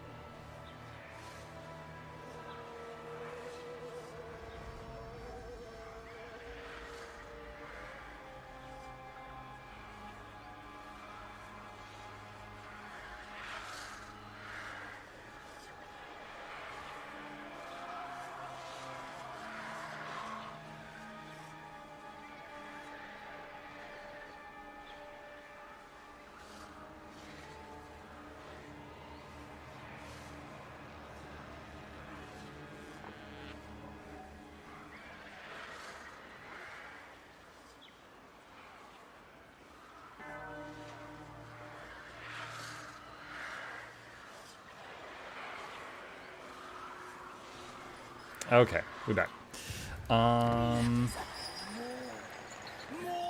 Let's do that. Okay. Yeah, that... I actually do not know what the requirement is for getting, you know, Slanesh or Nurgle or whoever to offer you, hey, do you want me to replace your demon with the Big Brother version? I don't know what the requirement is. But I will say, that is the earliest I've ever gotten that offer. And there are perks to both of them, but in general, I think the bigger one is often better.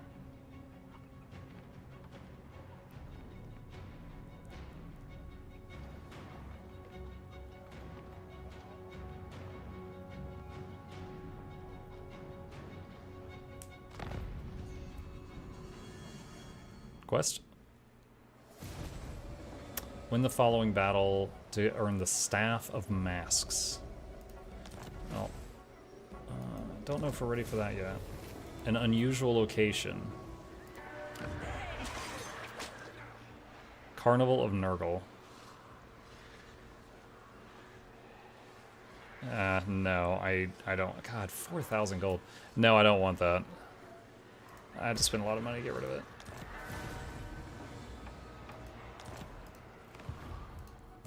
I cannot refuse the part. Okay, so... Flitting. gathered in his embrace. We're heading toward the next corn place. You desire fornication. Come, my children. Don't stop.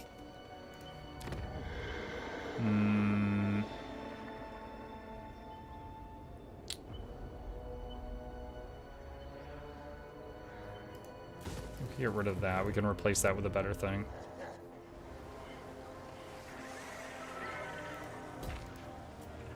Actually, you know what? We're gonna keep that.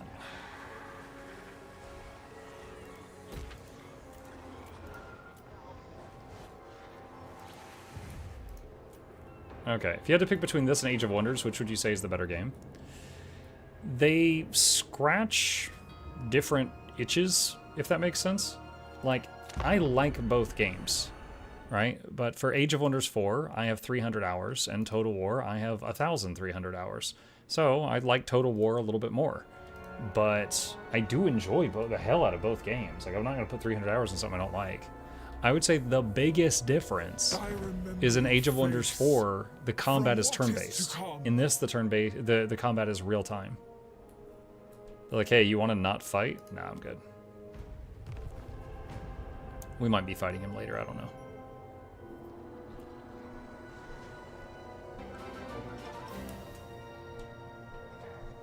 MuklukYoutube Crimbus all. Thank you, Dark Machinus. Welcome. I'm pretty sure Chaos Sorcerers get offered upgraded Daemon Princes. Is it just a level? Maybe. Stolen loot. Wait, what? I just get a bunch of money, but the dwarves are mad at me? Random? Tableau. The pageant of pain. Enacting desire. Okay, so getting both armies in range, so they both get experience. And then we can just flatten this one. These streets will witness my procession. You know, in hindsight, small part of me wishes I had captured that first and then gone this way, because now it's going to make that the vassal, and I won't get the capital city. However, I would still rather have the vassal than the capital if I have to pick.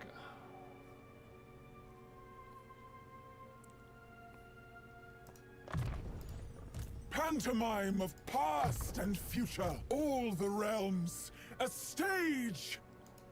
Okay, and she's got the demonic steed now. Time to indulge. We are doing really good here. We're almost done with the fourth dance, and then we can just have people stay on whichever dance we want.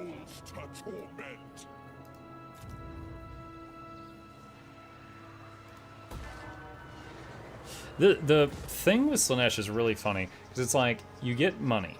If your control is below -40, double the money. So you, like, stable, like not moving, but low. Because of the way that they do this.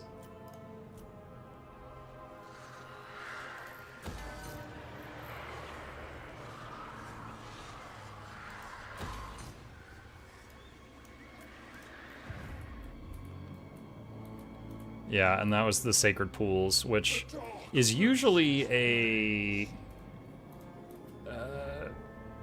I think it's controlled by either like a standalone dinosaur faction or the Tree Folk. If I go there to the ruins and I take it, it's just going to become like a town. But if I wait for someone else to take those ruins, then I take it from them, it will bring back to life the vassal that was destroyed.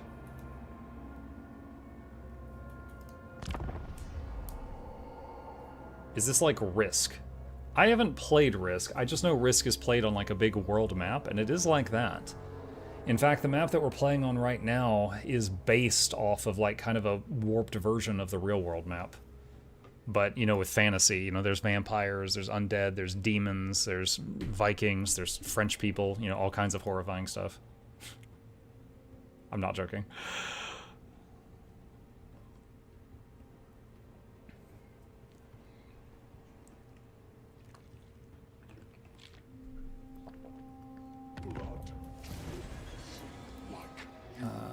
Yep.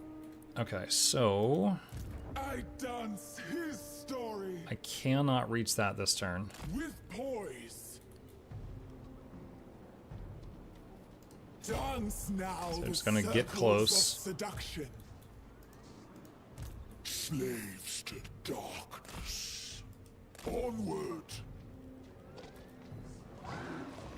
This will serve.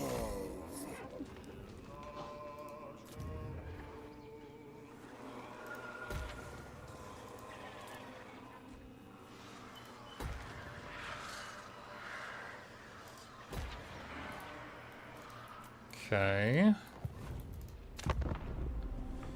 Dance the broken dreams. He started making another lord here. Did he put the French on the same level as Demons and Monsters? Well, I was half being silly, but I was half serious because there is a faction based on the French. It's Bretonia. Like, that is an option. You can play rats, you can play undead, you can play demons, you can play monsters, you can play French people. Welcome to Warhammer.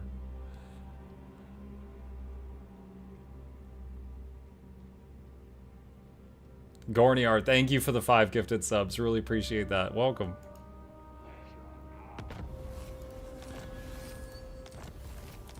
Thank you, thank you, thank you. And Merry Christmas if applicable. Happy holidays to you as well. An exalted turn. Oh, this is gonna be a fight. You You want get closer. me. Okay, so I have one army and one dude in a second army. He has one full army. Now, I've beaten him already, so he lost his best troops, but these are not bad. He has one full army, the garrison, and then another guy that just got here. So, I could spend money for seduction magic to steal something from him if I wanted.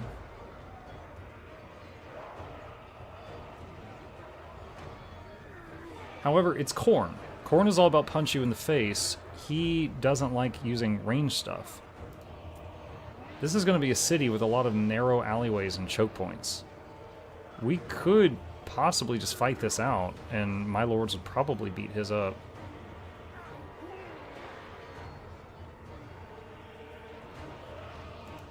You know what? I will steal one of his units of halberds, and then we'll go from there. And while it's loading, I'm gonna run to the bathroom, chat. I'll be right back.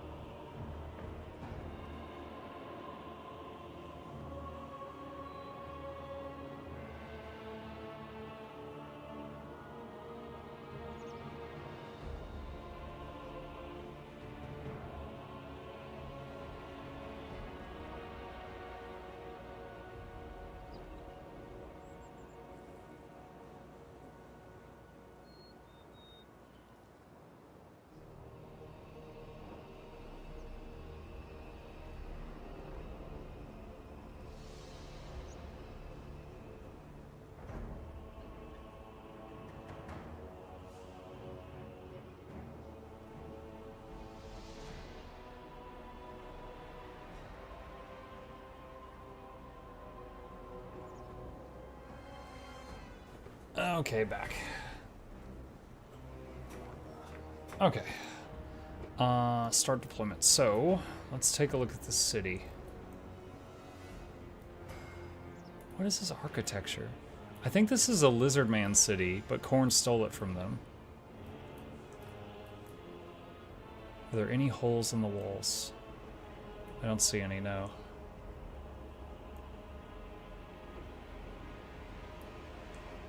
Did you wash your hands, young man? Yes, I washed my hands.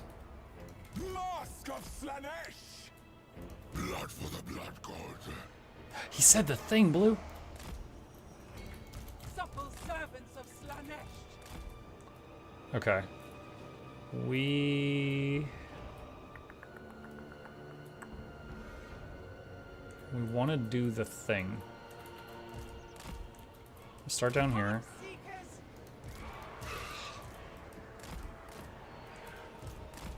Okay. So here's what we're gonna do.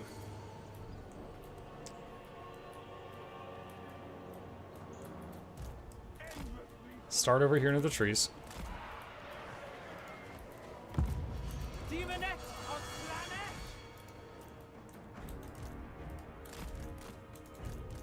Slanesh. Start his damage dance. And the goal is to bait a bunch of his troops really far away from where I care for them to be. Like, oh hey, look at these chariots. We're going this way.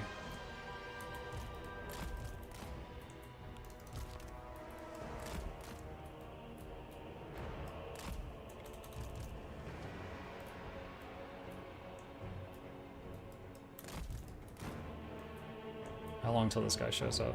5 seconds.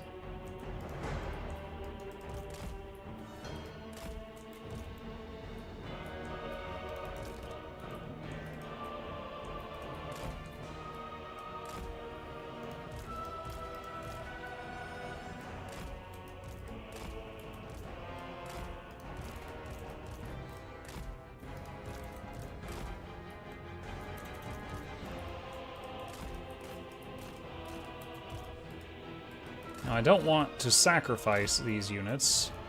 I just want to distract.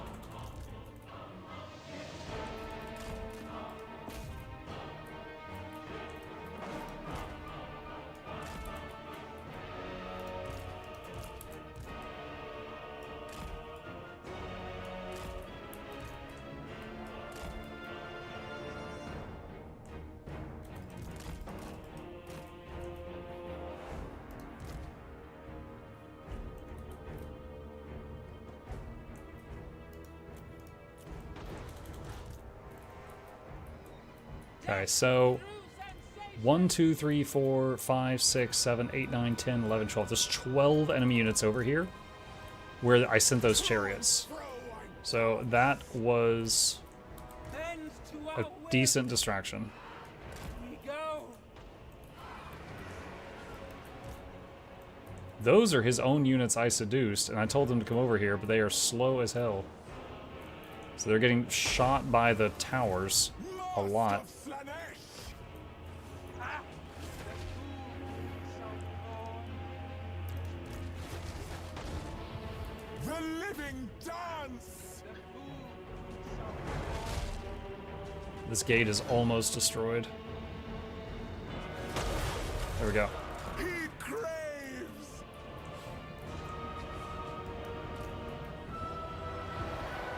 He bids me! I obey! Stride with perfection. Watch my prince! Divine! Magic! Alright, I'm going to use this spell that makes them much tankier for a time, because we're dealing with their lord right now. Alores. Faster, quicker. Sorceress Lash. Come to me. Ah, shoot. A fury Stupid of things. Move with grace. bringers of joyous degradation. Darkling majesty! Sensuous diversions.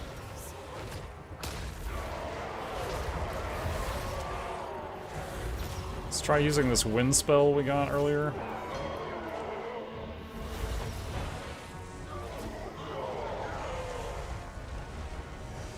It's pretty nasty. It's almost like Winds of Death. Ceaseless spinning! The face of fury! Demonettes. Bringing agony. I'm trying to take down their lord because he is hitting ours really hard. Now, as we get kills, the regeneration aura starts increasing in strength. To and fro I dance! Hear the discordant cry. Slanesh! Demonettes! There, we flit. Maintain your alignment! Torches! Sweet kiss! Avant-garde! Nice. Okay, we got their lord. Rending and rapture! Mask of And again, I have the dance on the main unit that is regenerating units around it. Oh god, she is getting beat up. Onward then. Back up, girl. endlessly contorting! Oh, that's a hero unit.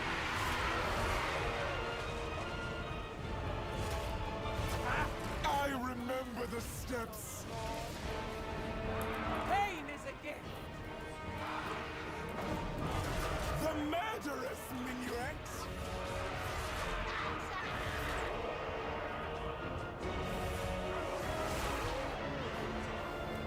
Luscious deviance. Exalted demonettes of Slanesh! Repulsive and alluring. Mask of Slanesh! Okay, she just debuffed that guy's leadership, so they're starting to give up now.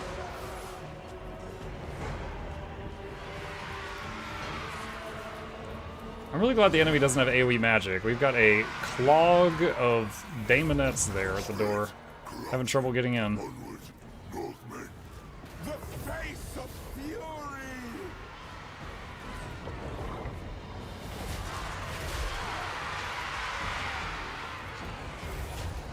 Faster, quicker. Ceaseless spinning! Sin and depravity! Avant-garde! Watch, my prince! Deliver unto Slanesh.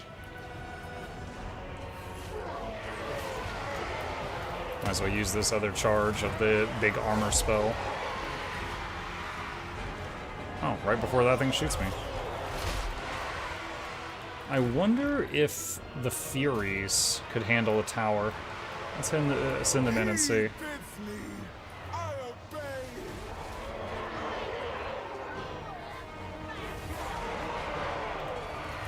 Mask of Slanesh! Weaving through Come to me. the living dance! I can't stop. Supple servants of Slanesh! I am irresistible! His greatest glamours! The aesthetics are lethal. Did you forget about the chariots? No. They are keeping quite a few units occupied over here. They're not going to be, Mask of just because of how I'm using them right now, they're basically just sitting there to occupy the enemy. the murderous minuet! To and fro I dance! They're killing the tower slowly.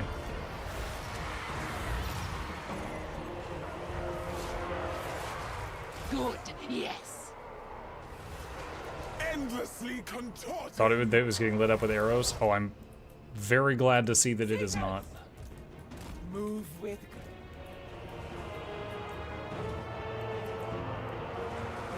exalted demonettes of Slanesh! Demonettes! A dance of pain. Move with grace. Rending and rapture! He bids me, I obey! Through me, see him!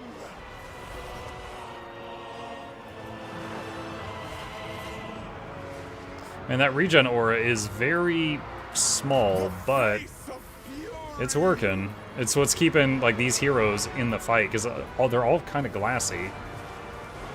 But that aura's been going this whole time. The darkest of desires. Exalted demonettes thine slaughter. Watch, my prince! Suffer! Ceaseless spinning!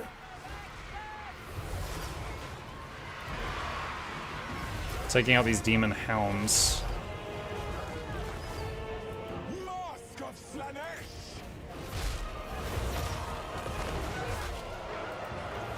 Dancers, disperse!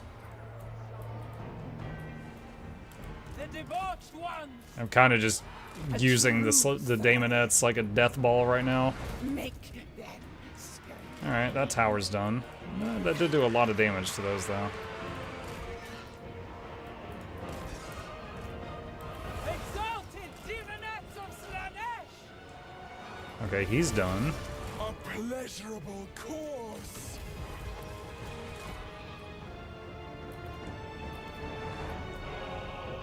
Mask of Slanesh!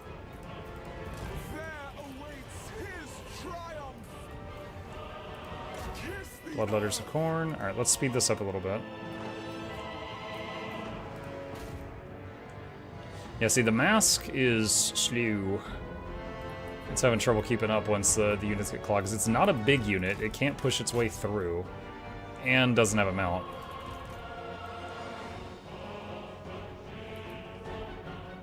And the healing aura only really gets going after it's absorbed a lot of souls. So now it's going, but at the beginning it wasn't healing at all. Alright, go there and capture that. You guys try to finish those. There we go. This is definitely a bit different from when we were playing Sail and we just had the mammoth soloing everything. Definitely a little different from that. But it's like we had to warm these up a little bit. Which is extra punny since we're playing Slanesh. Like, oh yeah, you had to warm them up, huh? Okay. Okay.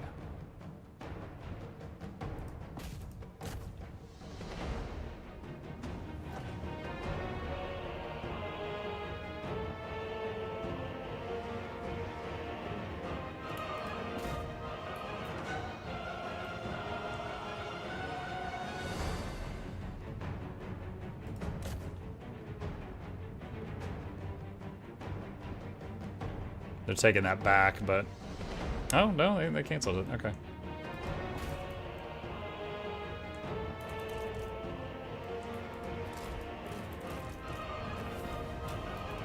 Okay.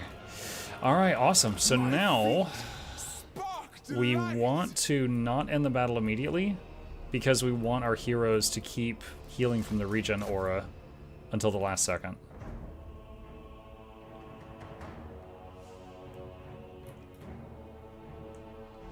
Enemy units in the city can't retreat. They can... Wait, what? Yeah, they can retreat, but like they'll die at the end of the battle if they lose. Like if they retreat out of the city and then they win the battle, they get to keep the unit. But if they retreat out of the city and lose the battle, the unit's dead. Okay. So we're just letting that regen aura just slowly patch them up.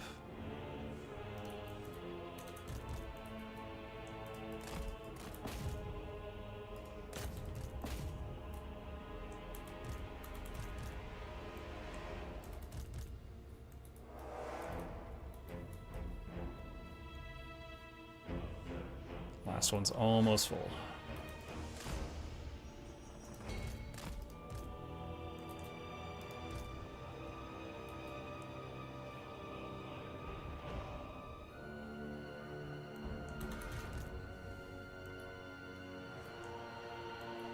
Okay, that should be good. Merry Muckmas. You too, Don Vaughn. Hello.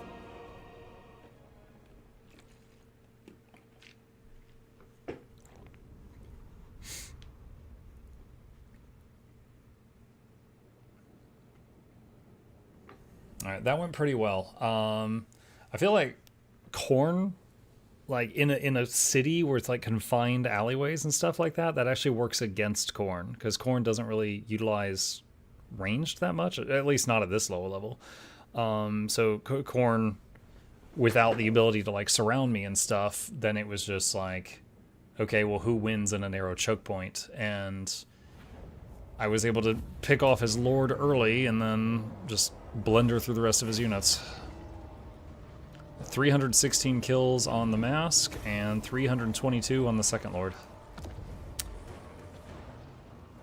Huh. I don't see an option to vassalize them. I am surprised. For him, I take it. Steercar of the Swords Veneer. Enemy killed. Fizz resist. Slash familiar. Province secured. The mask Okay. of Slaanesh. You've unlocked the new hero. Steer. Okay, yeah, so we saw this weird-looking dude when we were playing Ducala. And he comes with his own set of amazing equipment. Which is all pretty good.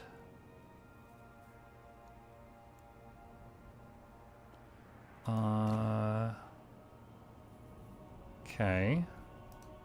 Fallen, yet graceful. His testament speaks. How do I want to do this? I have been chosen.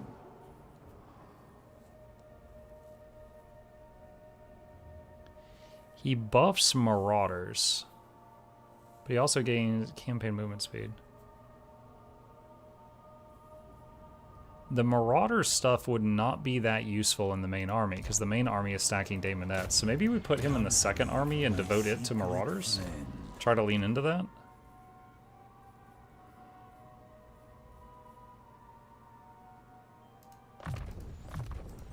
The twirl of torment.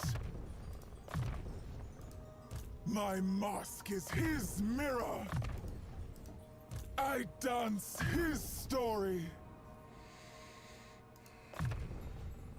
My art is manifold. Such Alright. insights. Enables the targeting of an enemy army to force them to go on a rampage, attacking everything in their path until succumbing. Okay. Wait. Was that not the last one? You want me? Oh, I never did anything in the first row. Whoops. There we go. Okay, we have now completed all 4 of the dances at least once. So all of these this is a lot. So all of these bonuses up here, we get to just have all the time. Like that one that says 50 growth, that's massive. Some of my cities didn't even have 50 growth. So we have all those bonuses now. So next up, the question is, what one do we want to keep running?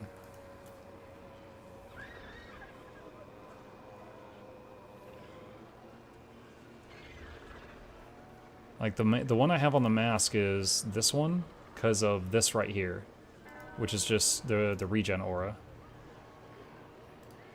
A whimsical tableau. Slaves to darkness.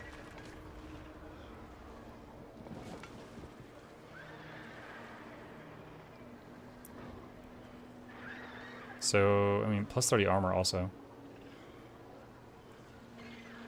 I think I'll do it.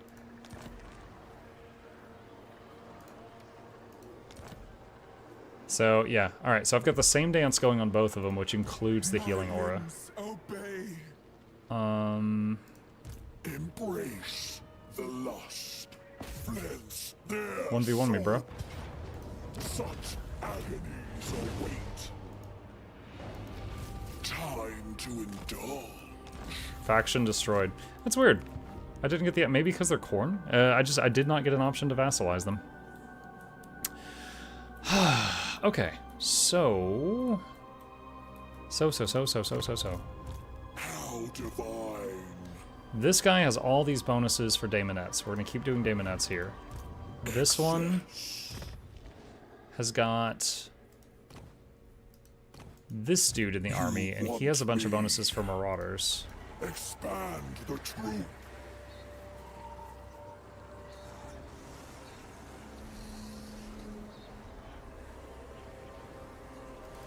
So I could start on that for now. Music never ending. And let me check something. So this, was it this one? This dance does mana, item find. Giver of Glory is nice. But there's nothing in here with healing. I really like healing. Okay.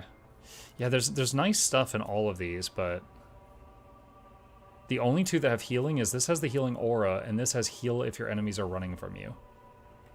But the other two dances don't have any healing at all. Okay.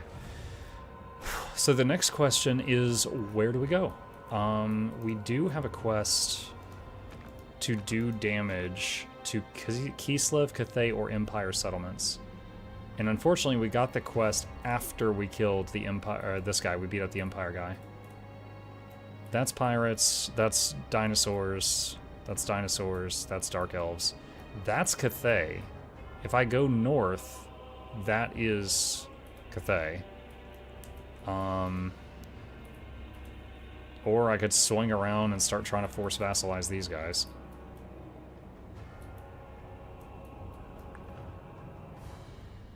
The Beastmen are raiding their settlement. Something to think about.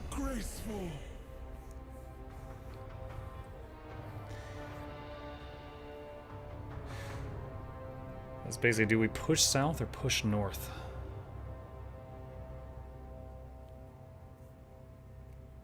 Either way, we have to keep an eye on our back. I think the Dark Elves could be, like, stay kind of peaceful with me, but I don't think the dinosaurs like me.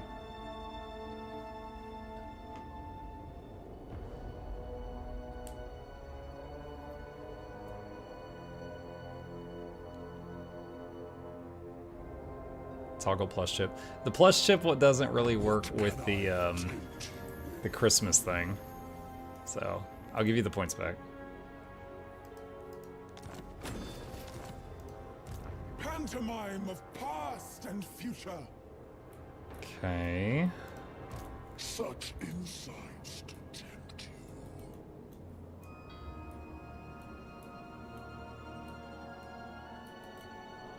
you.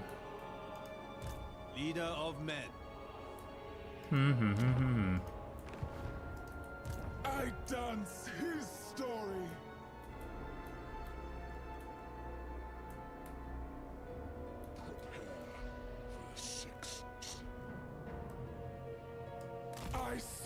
Guess I'll go for the Dark Elf because he's pretty close by.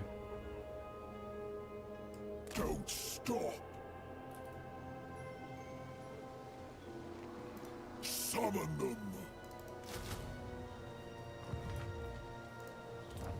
Building upgrade available. So after this goes to tier 3, we can upgrade this and get our first Druki anointed.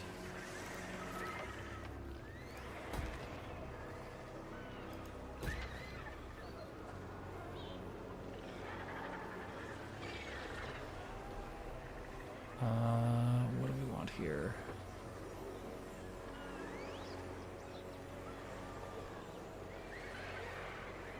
Okay, so we could...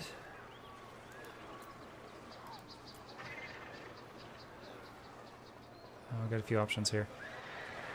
Could go for this, which would allow us to get a Chaos Sorcerer if I wanted one. Oh shoot, I messed that up. Wait, which settlement was that?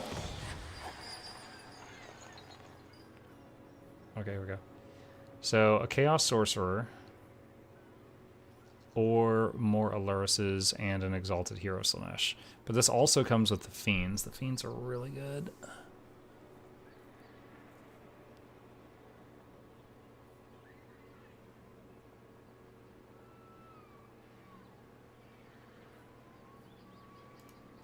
I'll do that.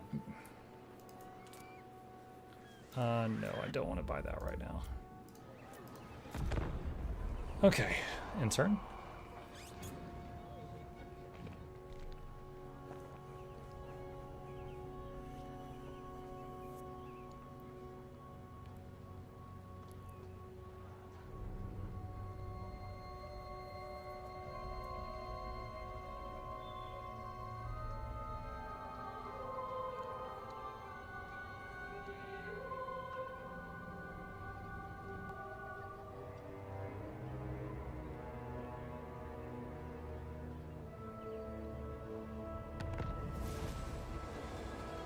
Okay.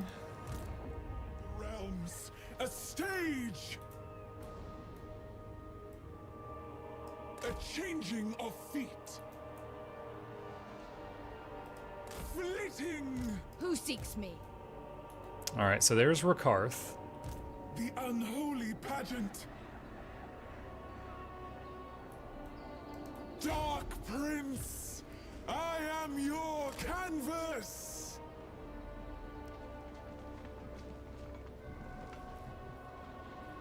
Oh, Dance the broken did that in the dreams. wrong order. Let's see. That's...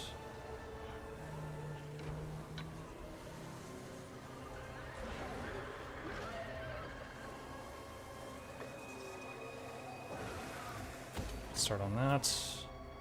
Can I do any more trade deals, perhaps with my own vassals right now?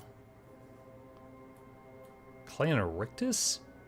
You are so very far away. See, I'm really any surprised stone vermin between me and you. to see this come up in the options for trade deals. I left Clore of Northwell. You right. Alright. I guess because one of my cults on the other side of the planet is near them. Alright, so just made trade deals with a few rats on the other side of the planet.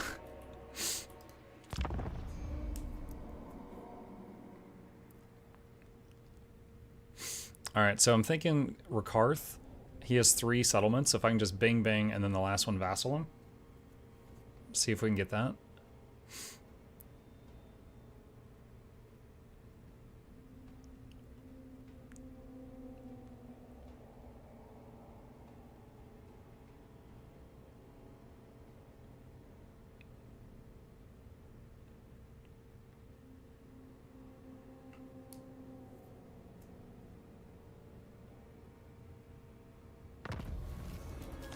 Scheme of Doom performed.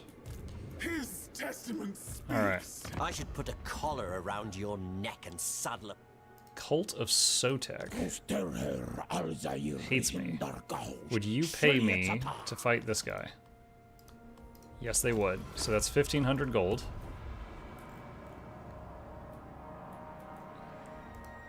My mask is his mirror, an exalted turn.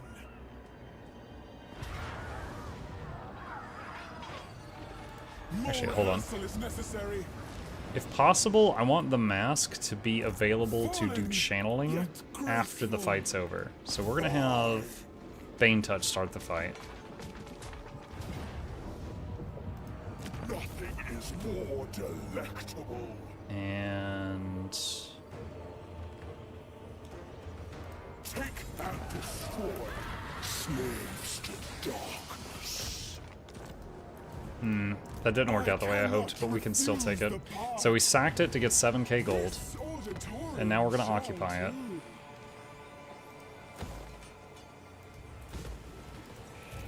Okay.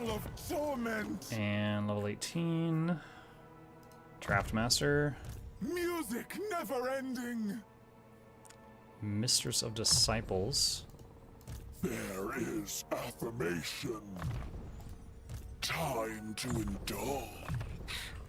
Okay.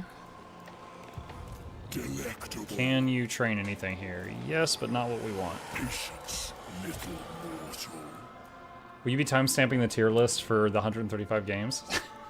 Probably not. The tier list the last 3 years didn't really get that many views compared to most of my videos, so I don't see the point in taking the time to do 135 timestamps.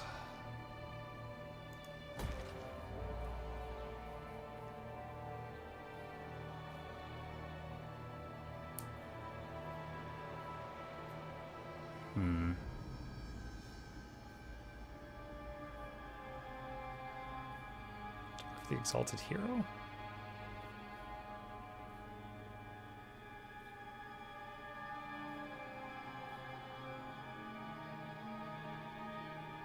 Sure. Okay.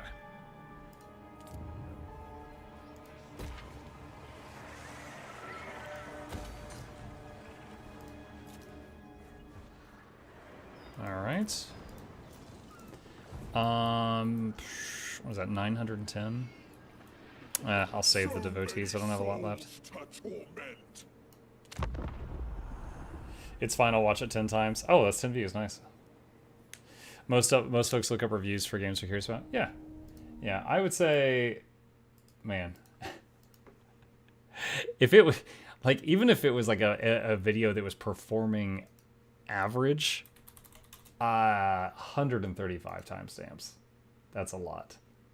But the last two did like 5 to 6, have like 5 or 6K views. And that's after a year or two. So, not really worth it right now. Non-aggression pact. Sure. I might hit you later, though. You can't ask AI to do it. You fool. AI is for making artwork, not doing work.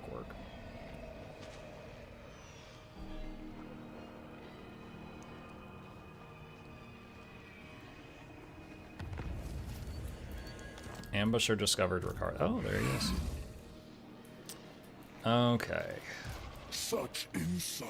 I want to go hit his town, but if I do that, he's gonna hit me in the booty, so... Go frolic. Pantomime of past and future. Arrange He's got his pet dragon. Says I'll win. Auto. An arabesque of corpses.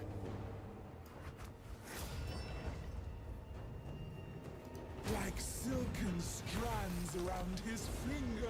Minus leadership for enemy monstrous units and bonus versus large.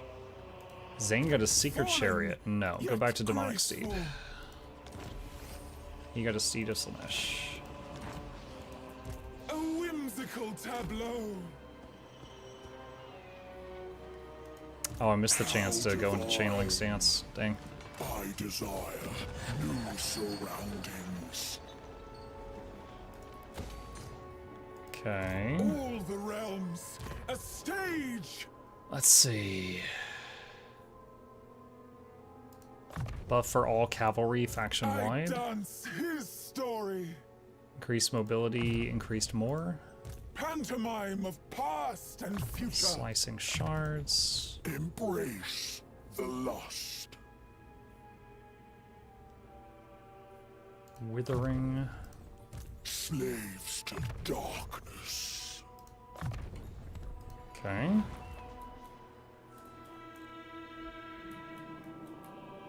So Karth is done.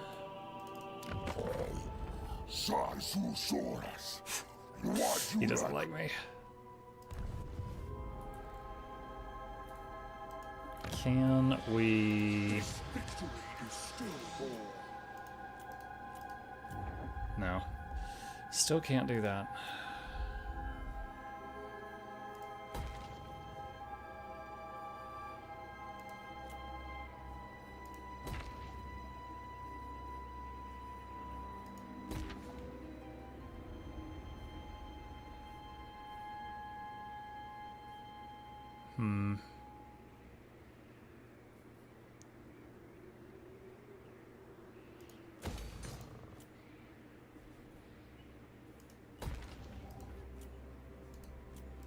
I think that's as much as we can do right now. I like watching the land change when you're playing one of the demonic factions and you're taking over an area and everything starts like shifting to as the corruption spreads. Not just the demonic factions, the undead do it too. Skaven have corruption, but I can't remember if Skaven corruption has a visual graphic or not over the land.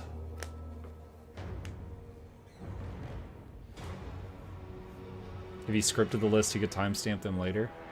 Yeah, the thing is like when I was doing it, you know, like I didn't have an order that I was going to do them in, and then there were random moments where you guys are like, "Oh, you better not have Invisigirl," and I'm like, "Okay, I guess we're doing the dispatch one next," you know, stuff like that. So we were skipping around a bit. How crack. Sharp step. Time to indulge. This will serve. I'm gonna have to force march to get over there. dance. Arrange their limbs just so. Arrange their limbs. Sweep through it. Shoot. Full of expectation. That didn't work. but no more. Well, I got their money, but now I'm ending the turn Twirl of here. Torment. I didn't get the settlement. Waltz of Lethargy. Vigor in battle for enemies winded in the local region. That's pretty good. So another dance I'm probably never going to use, but the aura thing is nice. Embrace the lust. Mike, which faction in Total War do you recommend for new players? I believe it starts, the tutorial has you play Kislev, and that's a good one for starting out. Okay, so I can make a Chaos Sorcerer now if I want.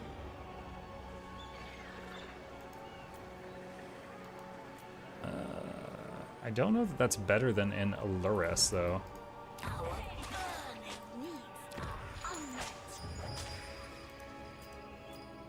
Oh, I can make another cultist. That is huge.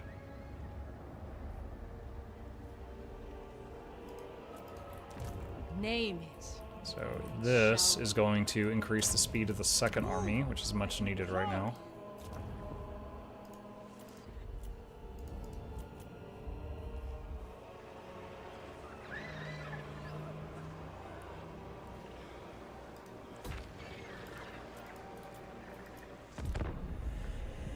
But yeah, Kislev, Bretonia, and Cathay, I think, are the ones recommended for new players. Although I will say, any of them, if you spend a few minutes reading, are not too bad to get into. My first one I played was the Vampire Counts after the tutorial, and it was fine. It was fun.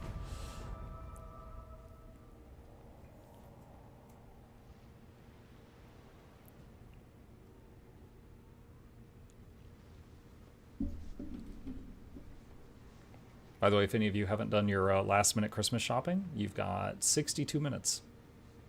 Run. Okay,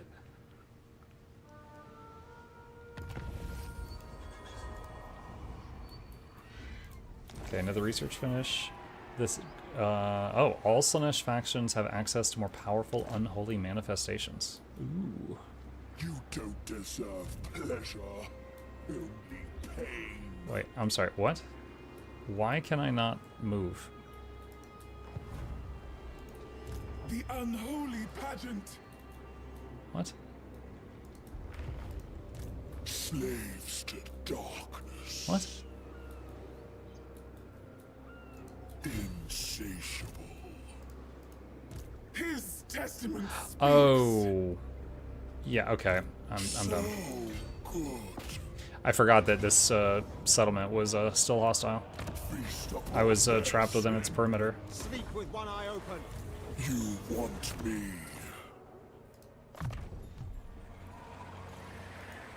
I know my role. Okay. Channel. And... The ground dances underneath. Alright. Now on the next will turn, fail. should be able to hit that one, I'm No. hoping. Fool. Okay.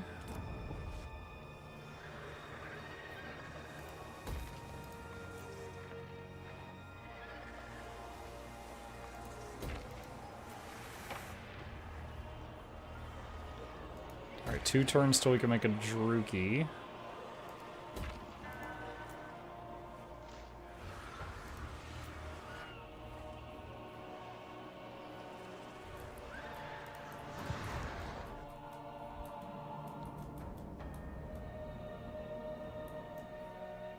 Yeah, and as far as the Chaos Sorcerers, hang on. Total War Warhammer 3 talent calculator.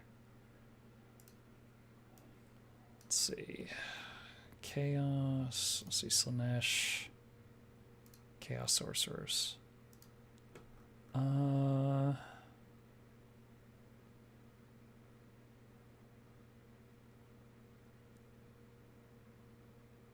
they can get Demonic Steed too. I didn't realize.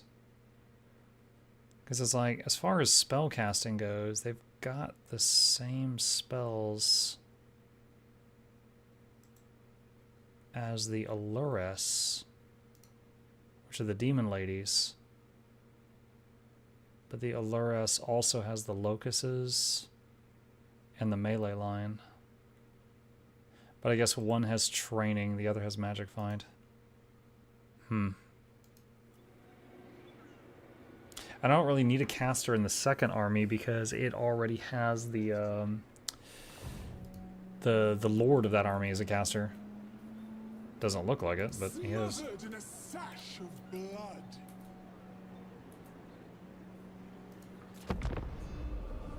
Cultist. Considering the amount of time you have, you should probably go for all achievements in this Muck. That'd be a fun watch. In this? Bro.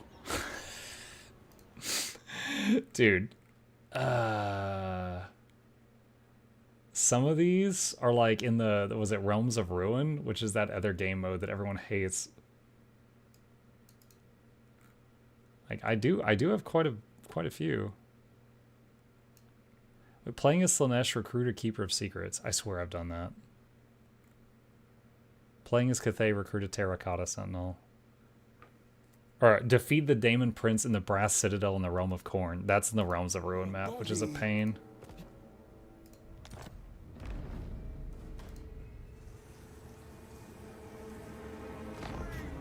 Third six game February 19th. Nice. Do nothing.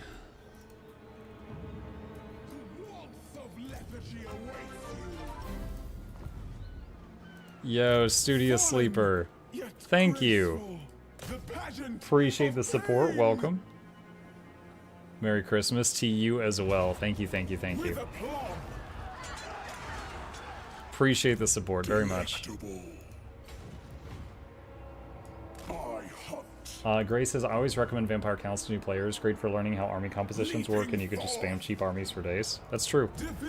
Of course, you're not going to learn anything about using ranged enemies with them. Look at this army. T-Rexes, a mammoth, a chimera, lions, a hydra. An arabesque of corpses. Subjugate. Wait, can I sack then subjugate? I'm gonna try. Consequences. My mask is his mirror. Fudge. Wait, do I not have enough movement? Oh, if I change stance, I can. There we go. We do not kneel. Chaos Worship. No, no, no, no, no, no. Back to Chaos Steed. Okay. We stole his money, beat up his city, and then subjugated him. So he is now serving me. What's this? Perfect Vigor. And Soul Scent. Perfect Vigor for Daemonettes if rank 7. That's pretty nice. Torment. A whimsical tableau. Excess. So good. Okay. How divine. Cavort and sin. Our feet shall be a Might as well force March to move a little bit. Doesn't matter. Is the spice of Okay, so bing, bing, bing. He's ours. What was here a minute? Wait. Oh, Skaven corruption. Oh, okay. Clan Pestilence starts right there, and then there's a toss-away rat faction that starts there. I guess one of them is here, and I just can't see them. So they're our friends. He's our servant. Servant, servant, servant. Concerning. Concerning. Oh. I was worried about Cathay. Cathay is just that now. The dinosaurs and or Marcus beat him up. Make this worth Marcus, my who are while, you? or you... How did you get that settlement? I don't know how Marcus got that settlement. this victory is still born.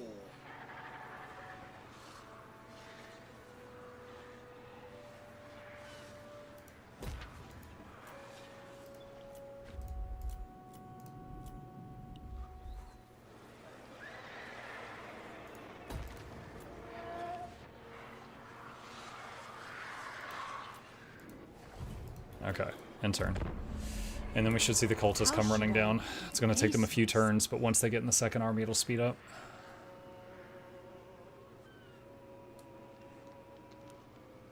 Smothered in a sash of blood. Monk, you have 111 hours in the last 2 weeks in Steam. That's almost 3 work weeks of time. I envy you, brother. Yeah. In the final dissolution. Oh, Clan Pestilence. He's like, hey, do you want to not fight? Yeah, sure. If we do that, then the only concern to the south is the white-colored dinosaurs. I forget the name of their faction.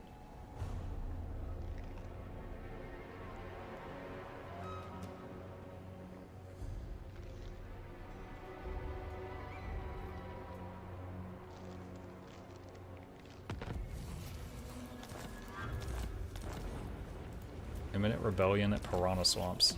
The nation calls. Oh, there's like no corruption here.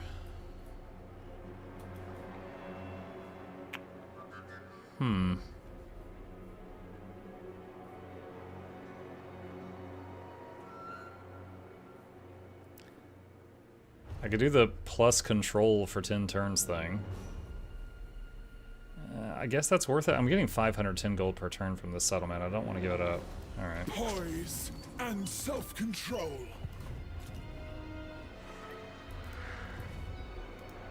All the realms. Okay. A stage. So...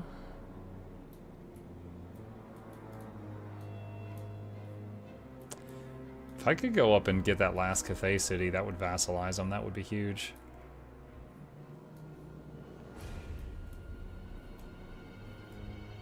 Let the fate Let's start heading back that way. Delectable. I shall continue when the Dark Prince permits. Hello everyone, happy Christmas. What's up, Arnelius? You too. Once begun, no end.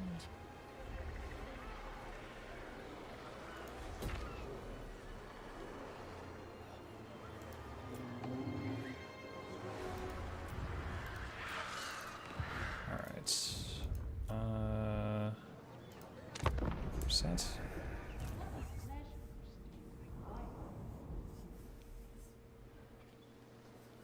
So if we come up here, I'm thinking we could get some Exalted Daemonettes for the main army, replacing some of the lower tier Daemonettes. Get some Marauders for the second army, and maybe some of those Fiends, which... those and the Bobworms are my favorite forms of cavalry of Slaanesh. The Chariots are great in open field, but they take a lot of micromanaging. And they are not as good if it's anything but an open field. That is a terrible trade agreement. No, I do not accept that. Give Santa Miwok coffee. Maybe it's hot cocoa.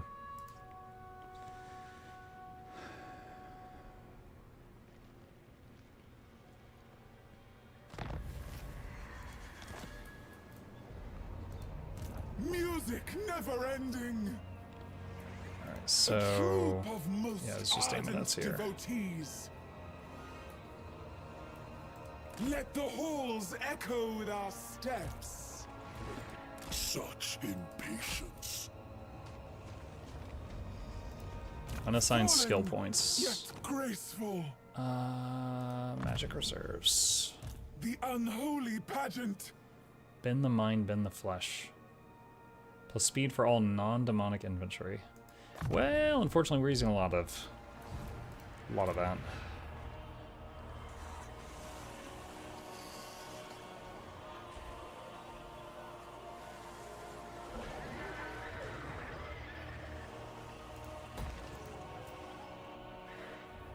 Oh, I don't need that. Didn't realize that had that at the beginning.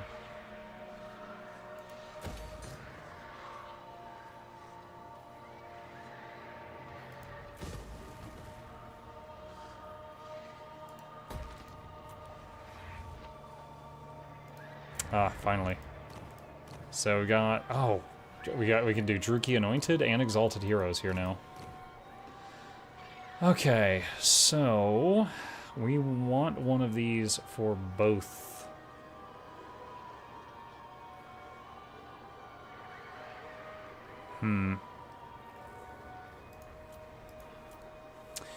Plus hit points, armor, and melee defense, or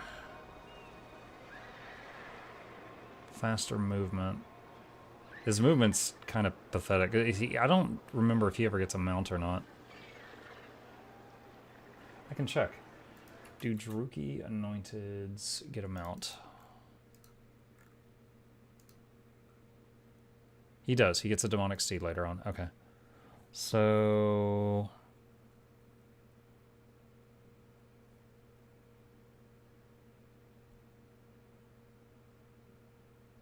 I'll take Sleek. Druki Anointed. Okay. I guess we're going to take both, because we're going to have one in each army. Anointed. Alright, Exalted Hero.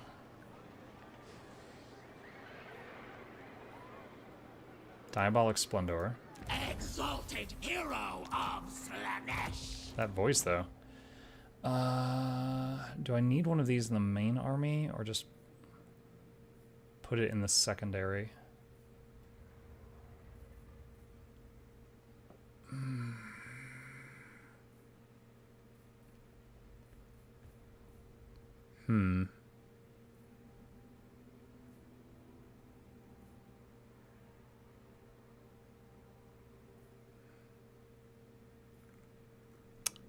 I could have one in both. The Lord of Excess. There we go. 4 more heroes. Alright. They call to you. The cult yearns us move. Okay. I dance his story. Exalted Hero of Slanesh. Exalted Hero of Slanesh. Merry Christmas, Smoke. You too, Toxic.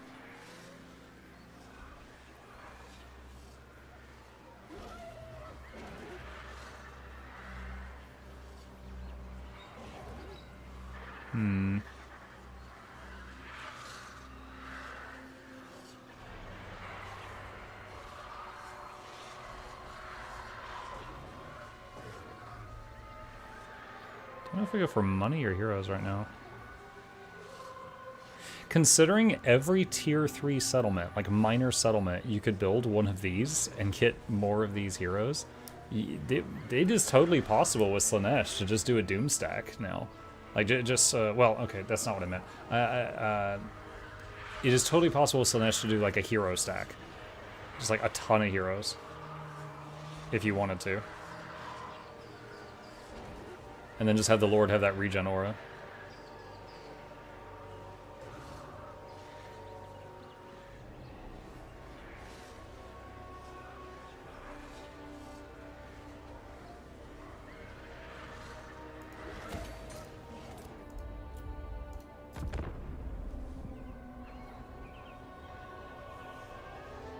Let's see. Talking about vampires again, you should always use the Bloodline Lords with Sylvari Crossbowmen anyway. It's a good thing, because not relying on ranged forces, you learn how to micro-lords and heroes. Yeah, dude, the early factions that I really loved was the Vampire Counts and Dryka, and I didn't use ranged units on either of them. Dryka, just like a ton of Treekin, a few Treemen, and a couple of wolves in the back to pick off anything that tries to run away. It was very effective. And Dryka could do that thing where she could summon a group of dryads, like on the other end of the map, like underneath the enemy. And it was very good at killing, like, His testament not speaks. like siege, like catapults and stuff in the back. Promenade. Basically what the rats do, but it was way more powerful because dryads are more powerful than the rats are.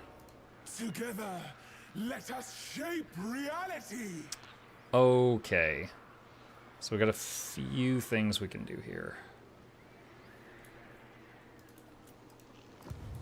Yes, plaything.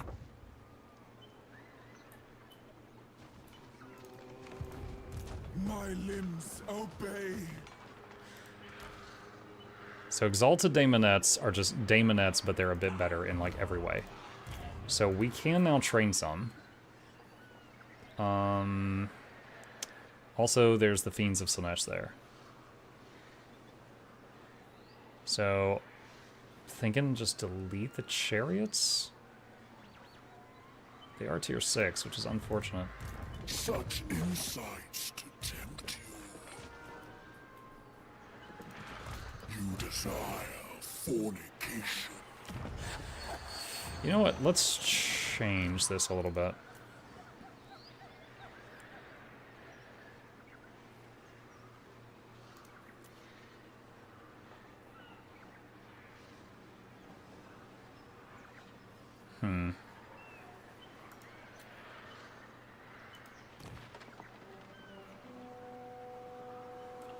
Hold on. So the other thing, what you guys have already seen me do is if you start out with one of these girls, they evolve into this guy. If you start with a human lord, they evolve into a daemon prince if you let them. I don't know if this is, if these are really that good. I mean, he does, I think he flies. I think he has wings.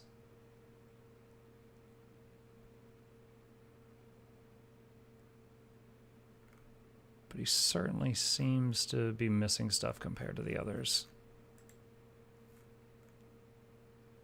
What if I leave him as a human? What does he get? Corrupt a mage. Malefic sorcerer, violent chanter. Perfect vigor for Forsaken. Might be fun to have one just stay human. Okay, so... Evil Eyeball, Iron Skin, Scaled Skin, Burning Body.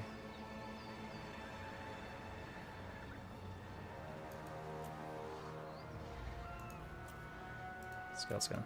Sorcerer Lord of Slaanesh. Okay, so he... Experience beyond measure.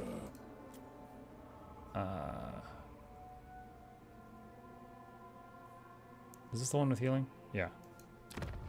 Okay. It's kind of funny. We hired this human guy and we're like, start dancing. He's like, what? Start dancing.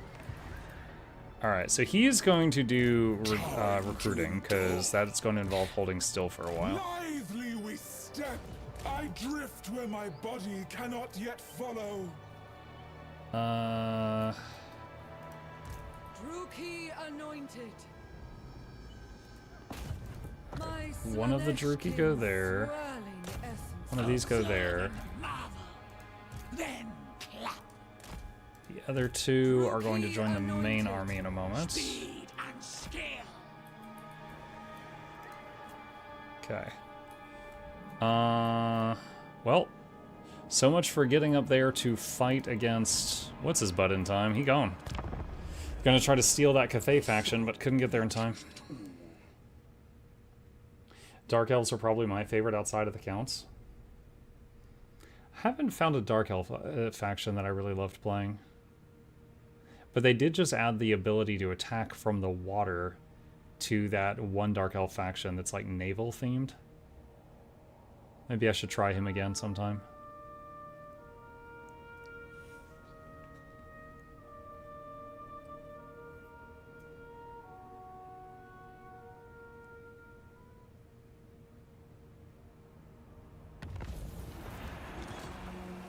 Portal wakes. Oh no. Someone has one of those portals that destroys random stuff in the world. Oh no. A willing slave to rapture.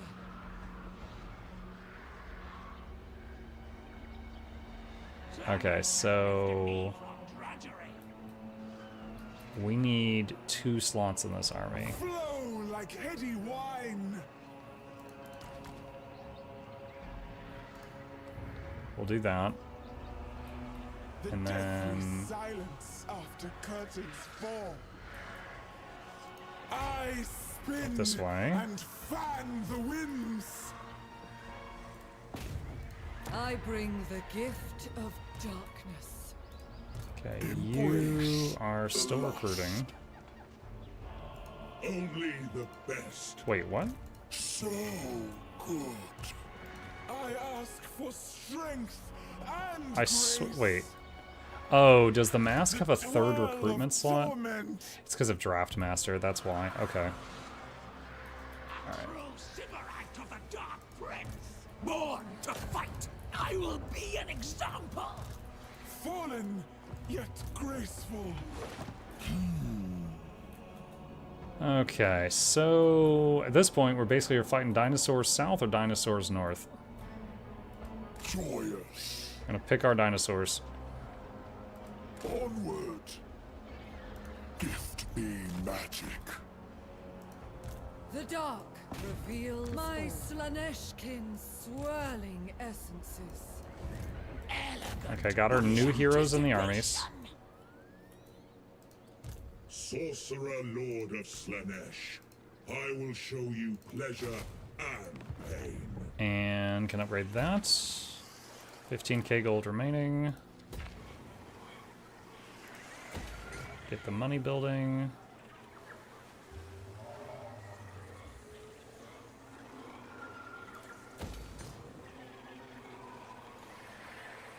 Just get a whole bunch of the money buildings. Could always tear them down later. They'll pay for themselves by the time I make that decision. What's this? Oh. Magic item drop chance plus 5% faction wide. Wow. Definitely want that later. Doesn't have to be now, though.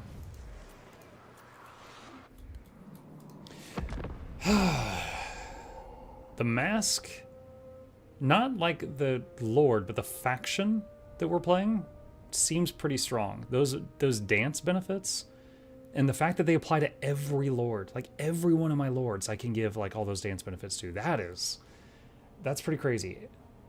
Location. I really don't like this area. Everything is so spread out. Like it's like multiple turns to get to anything. Whereas with you know, some of the other start spots, like Sylvania, like every turn you're hitting something.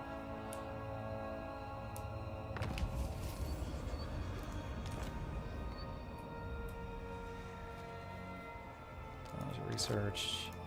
All the realms, a Okay. stage closer to perfection. So can Much to see. swap these in now. I cannot refuse the part. Excess.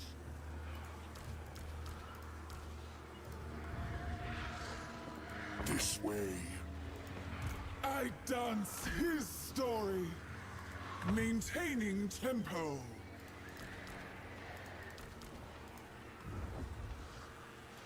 None shall move Okay, then we have like no me. movement. Maledictor. Okay. Slaves to darkness. Slanesh is young.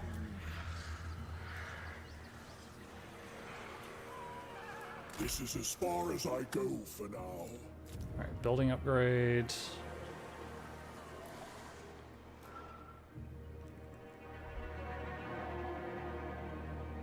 Huh?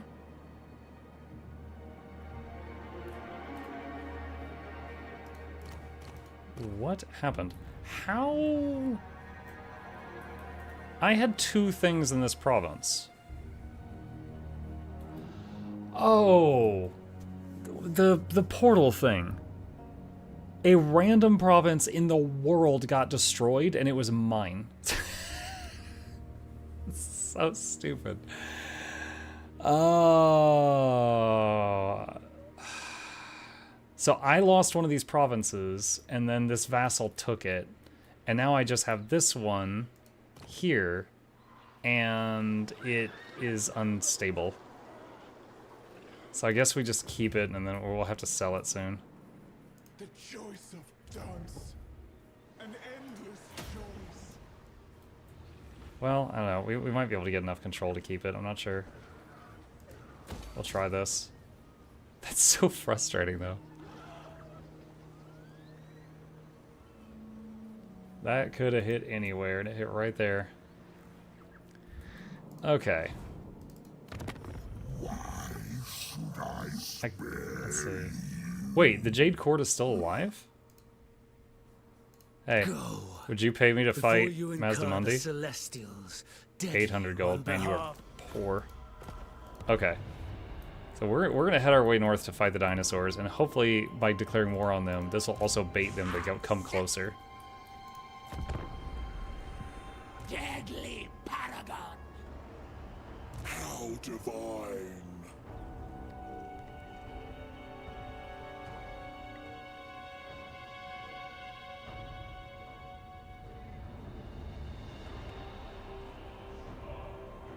I speak through your body.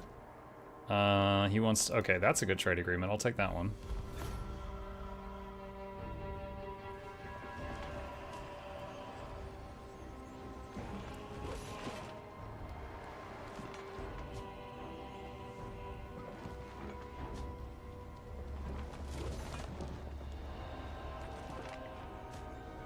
Happy holidays, everyone. You too, Drow. What's up? Oh, Jade Court paid me 800 gold and then died. You want me. That's funny. You know what, chat? Just because I think it would be funny. Exalted hero of Slanesh.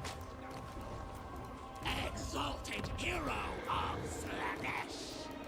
Exalted hero of Slanesh. I am going to put a bunch of exalted heroes in this army with this big demon that has a healing aura around it, and we're going to try them out. Chosen of the Dark Prince. This one can stay as is. They got a lot going on here. How the devoted do flock. Alright, so this would be an easy win. The problem is... How well suited we are for Dude, I'm constantly having a channel. I'm having mana problems. Alright, hoping it comes on shore and I ambush them. That's the hope there. Fight for Slanesh. Lord of Excess. Delectable. Advance. Go frolic. You are summoned. Oh, perfect.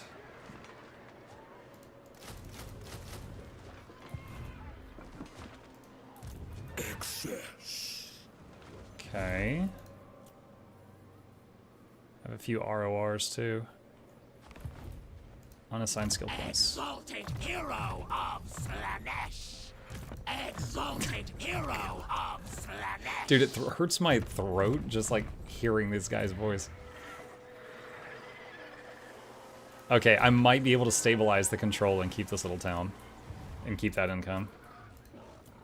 Be in awe of my prowess. Night, Mary Bugwest. Good night, Jen.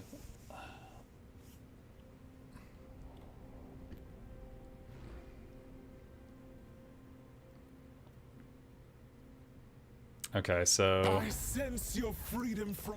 Oh, Ricarth wants to do a trade agreement. Sure.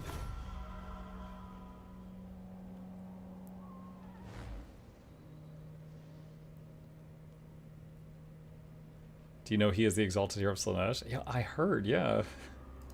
I think I actually got that memo.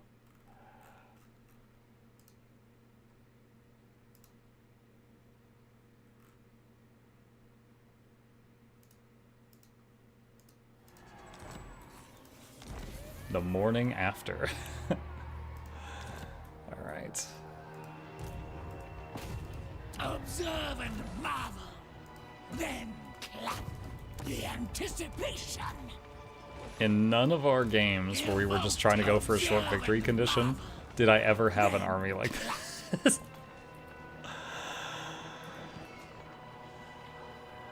Avidity is All these dudes. I could throw another Druki Anointed in there, but... Hold on, what? Do the Exalted Heroes get the, Oh, they get Demonic Seeds, nice. I like those.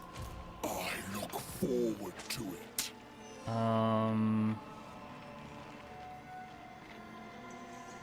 Probably be kind of silly to have a Druki Anointed in there.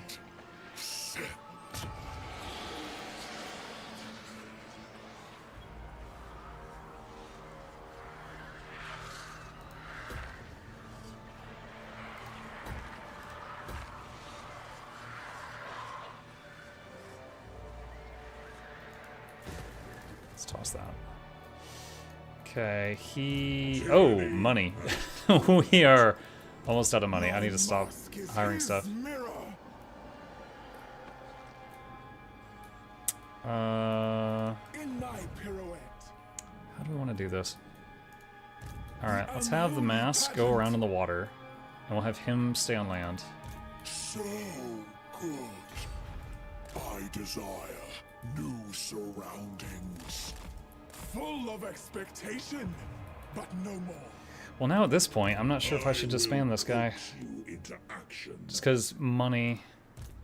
I was going to have him recruit a whole lot, but... My depraved desire. Alright, I'll have him try to run these Exalted Daemonettes up and then just get rid of the rest. The twirl of torment. Time to estimate your worth.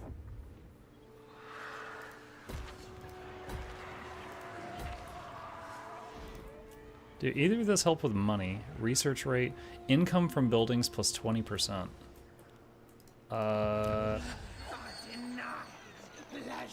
Costs 50 control. Research rate plus 12. What's my control right now? Negative 34. How low does it go before bad stuff? It goes to negative 100.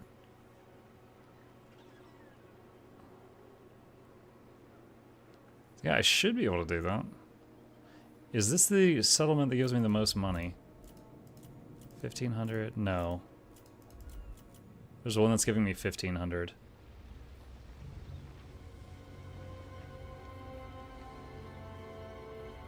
But it's not safe to do that there.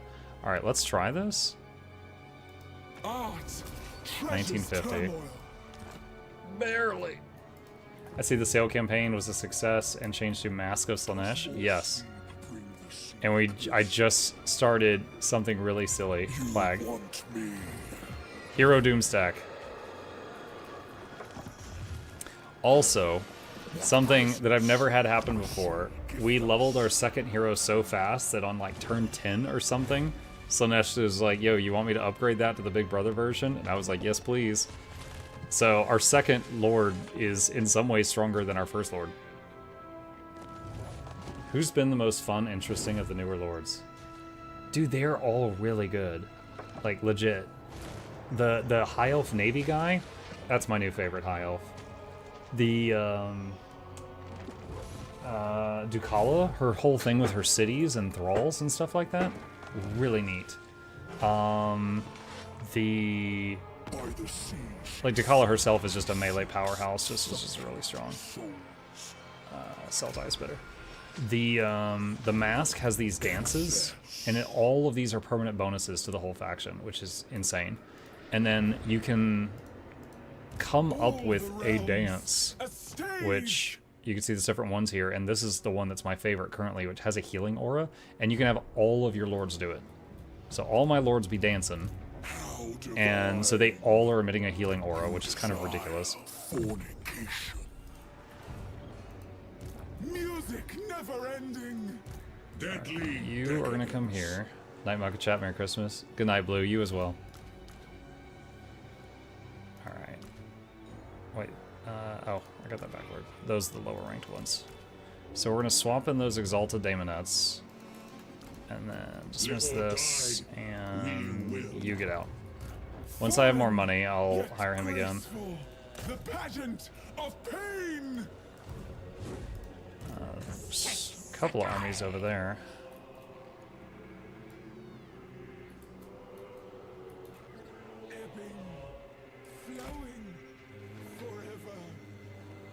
Okay. Little mortal.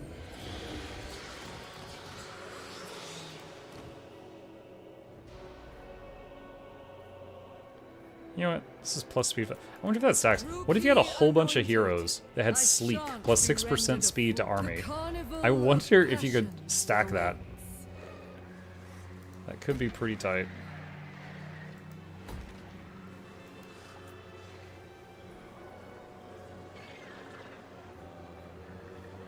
Oh, out of money. I'm out of money. Hope you wake up to a mountain of wrapped yarn. For Blue Bill. Yeah, all the new factions are very, very strong in their own right. Here we go. Okay, so current thought. It says close battle. And I can just hit auto and win with no losses. But because it says close battle, that means we will take heavy damage. However, there was a second army right behind this one. I do not want to take heavy damage by hitting the auto button, and then that second army hit me, and then I'm like in deep doo-doo, you know? So we are going to do this one manually so the second army doesn't get any bright ideas. So chat, strippers versus dinosaurs. Who shall be the victor? Alright, so... Eager and ready. Sensuous diversions. And we got the fiends.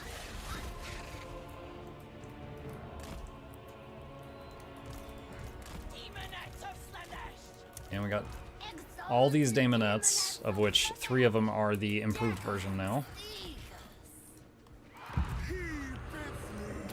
I obey. The rhythm of a writhing body. Ceasing suddenly. What sight?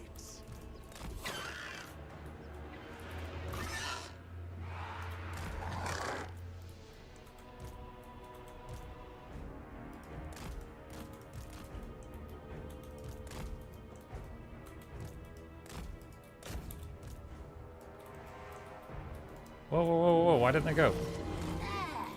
Yes. Yes.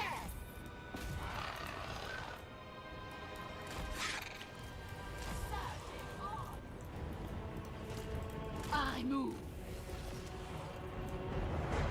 Okay. Gonna use the buff magic on those, so they're tankier. Enjoy your death. Mask of Slanesh! Luscious deviance. Pain is a gift.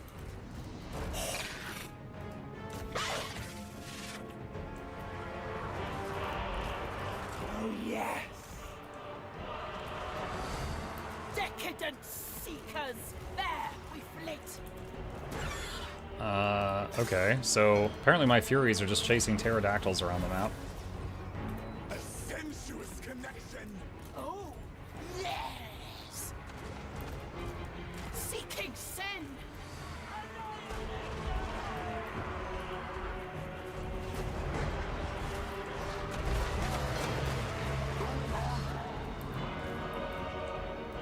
A flurry of talons. A true. Okay, I've got...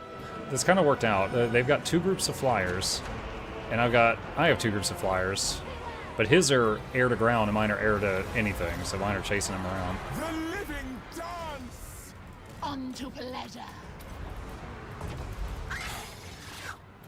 Supple servants of Slanesh. An intriguing sin. A perverse indulgence. Ceaseless spinning! Saunter forth! Alores, come to me. Hear the discordant choir.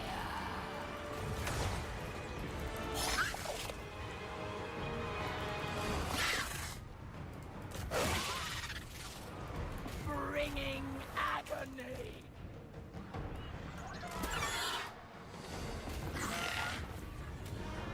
There we go, nice. Okay, so they will get to run away. So we want to finish off as many of them as possible. Yeah, the little hero doom stack with a regen aura on the leader is working pretty well.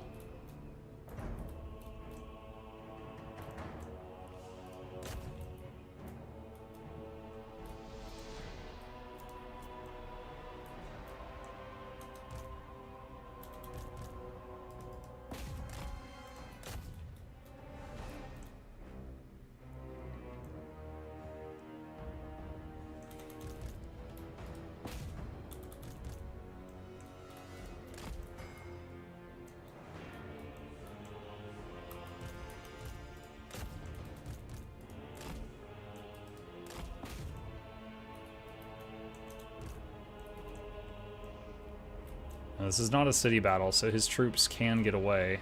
So I'm trying to stop that. With some wiggly boys.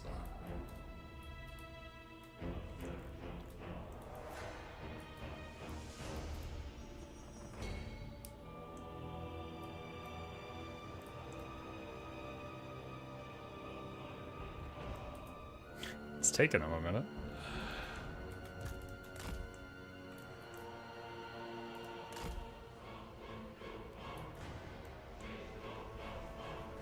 Another day doing Druid Runestones. Oh, Draconis Mons. There we go.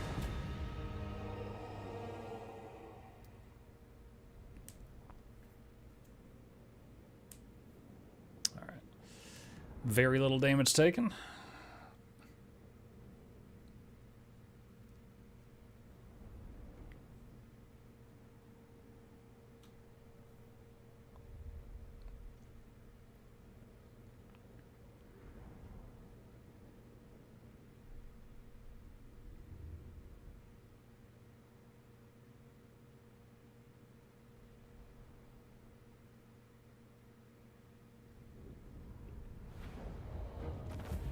Okay, devotees,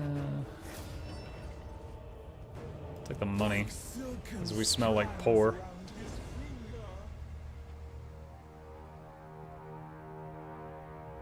Hey, look, it's the Tree of Birds. How are you today? Merry Christmas, Mike. Thank you, Bird.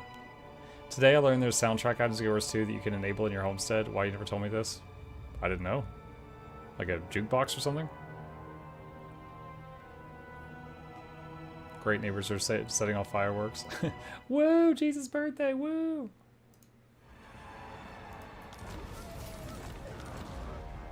Wait, wounded? What?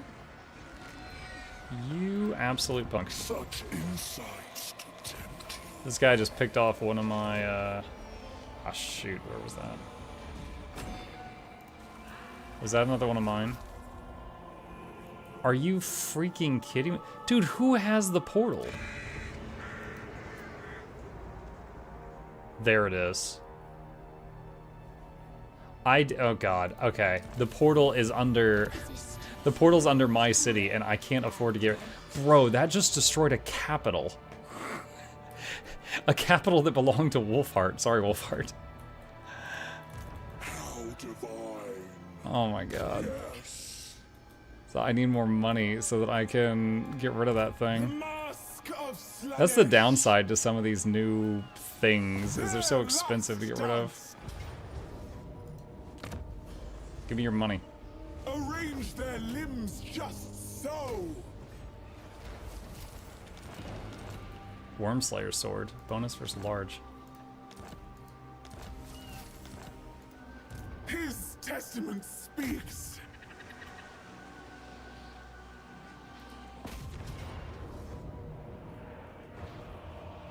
He's got ogre mercenaries? What the hell? Sharp step.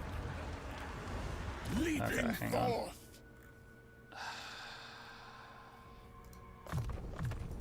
With aplomb.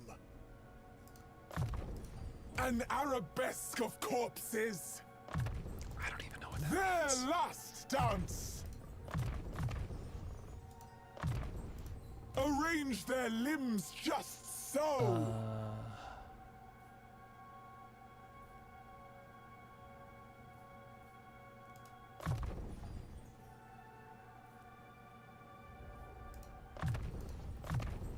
Okay, let's do that.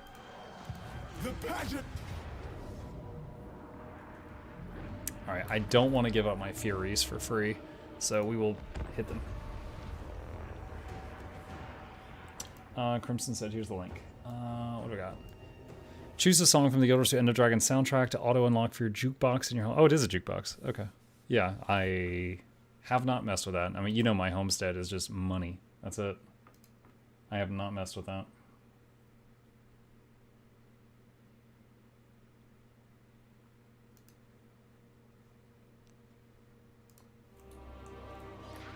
Okay, I don't think I need to try to juke them this time. I will start with one set of cavalry on the way over there just to screw them. And the flyers over there just to screw with their decision making a little bit. Mask of Slanesh! Through me, see him! And move the Goyles over here. Actually, wait, cancel that. They are these towers. Oof, they can hit pretty far.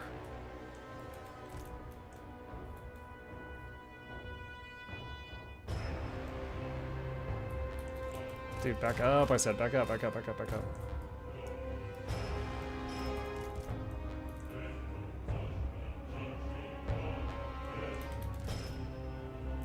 Damn it, dude, they can hit all the way over there.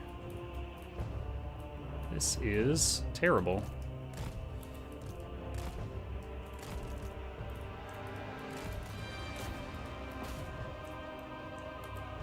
We were just getting shot the whole time.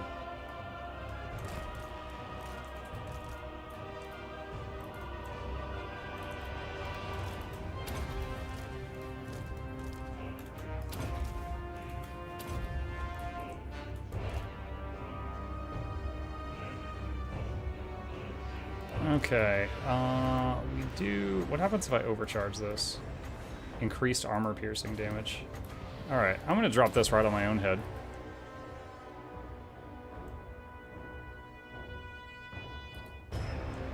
Boom. She just got 189 kills.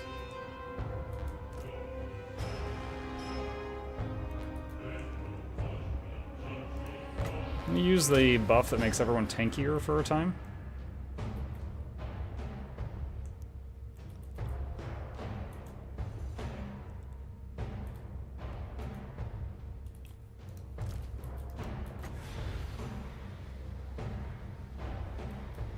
Come on, everybody, get in here. Pack it in, pack it in. We got room for more. Pack it in, pack it in.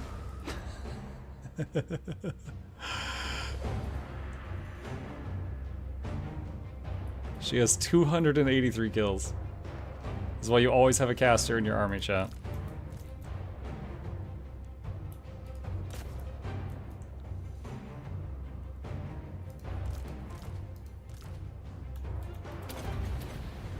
Summon the free units. Get them in this mess.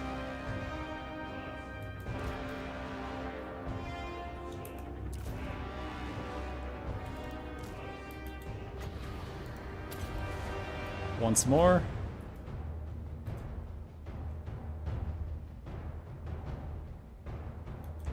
She has 361 kills.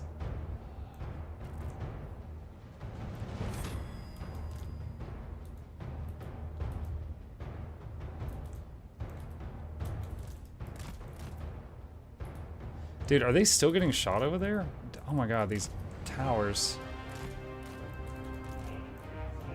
Straight up not giving me a good time.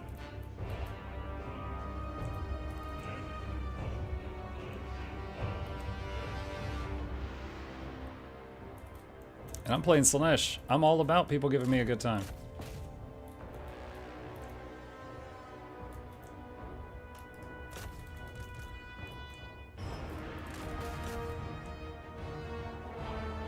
Alright, we killed... That was either a lord or a hero, I'm not sure which, but it's gone.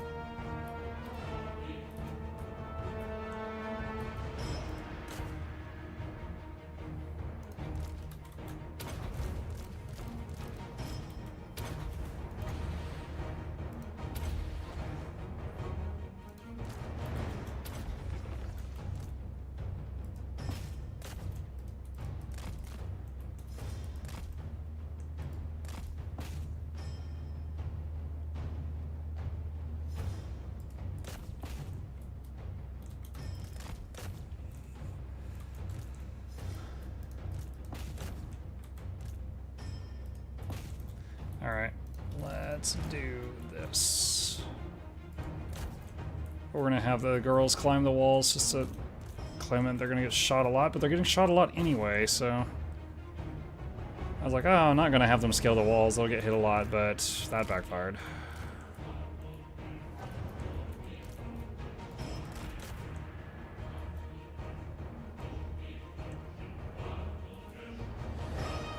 Dude, how many more? There's so many lizards. We've killed so many. They just keep coming. Oh my goodness.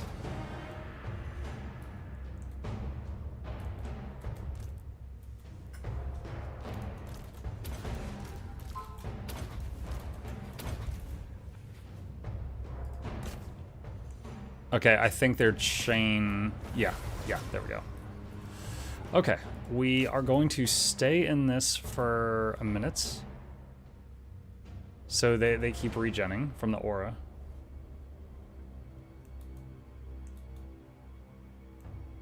No redeems yet. Oh, it's still 8 minutes till Christmas over here.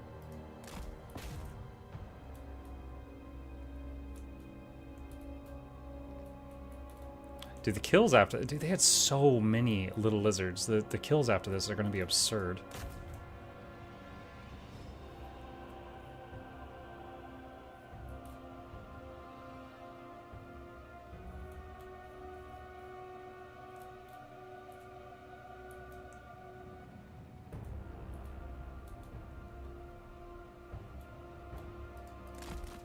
Okay.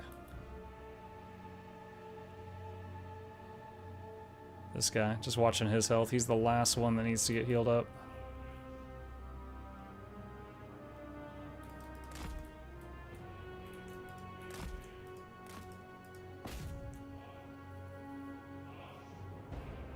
Okay.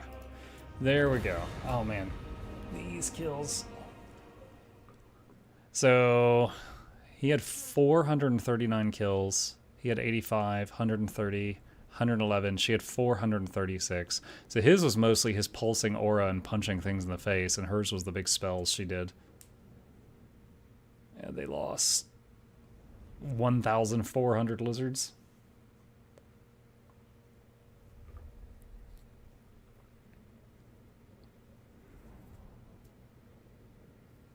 No redeems yet? No redeems. But I can pull up the soundbite. Let me see.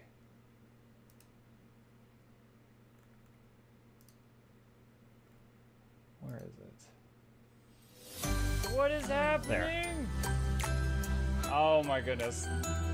I hate Christmas music.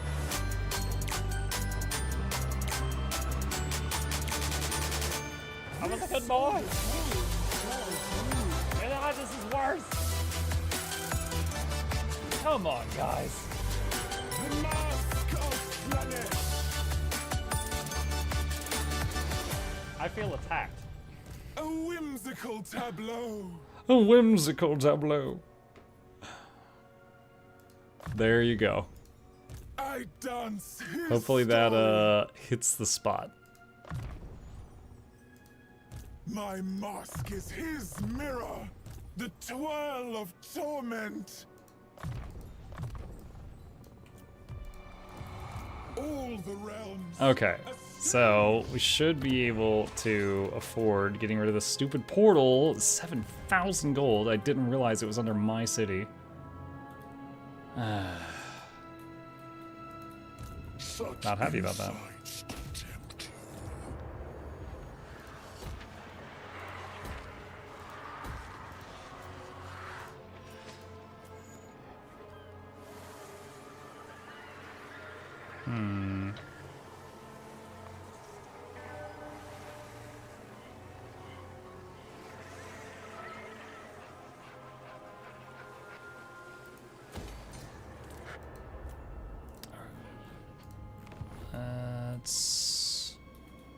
What's there? Okay.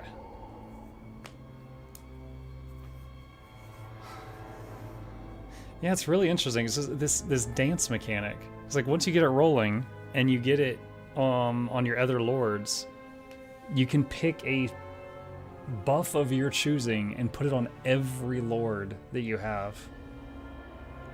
Not sure if there's any other faction that could do something quite like that. It's definitely unique.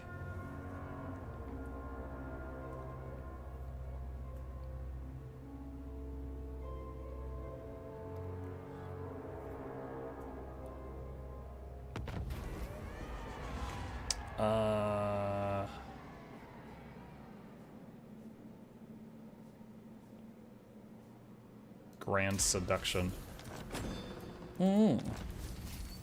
Okay, so he rebuilt the city there, which it's just crap right now. It's gonna take a while to get it back. I'm sorry, dude. I didn't realize.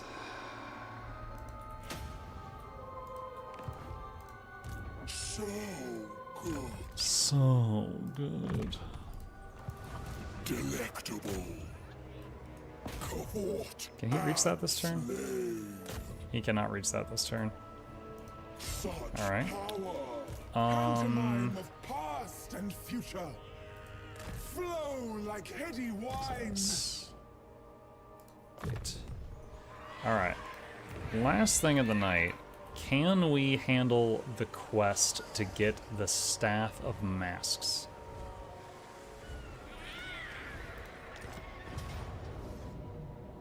Well, it says that it's just that, but you guys know how these quests are. There's no way it's just that.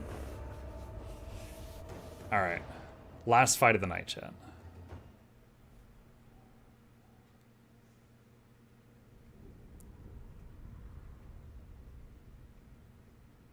Will there be a morning stream tomorrow? No, there will not.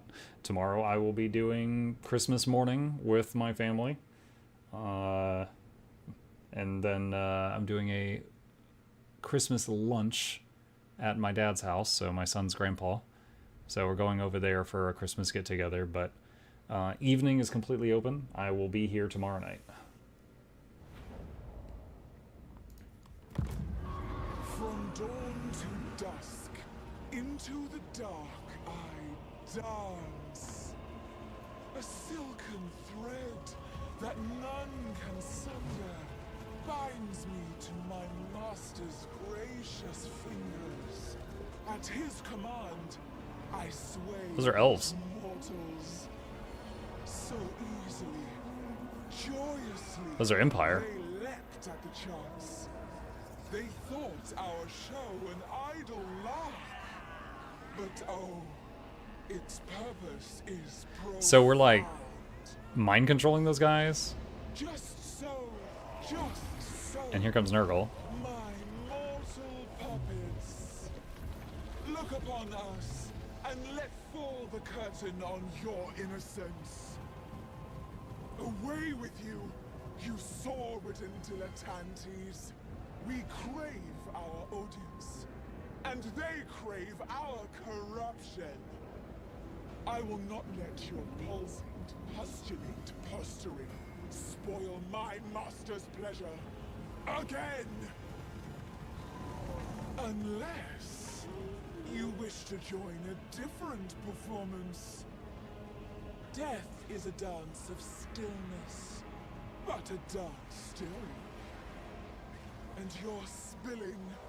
Dude, they're killing my units during the cutscene. Make for such a pleasing backdrop.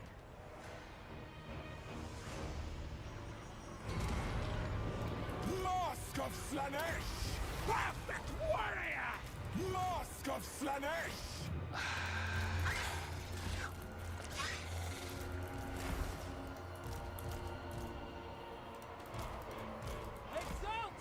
Merry Christmas, you filthy animal.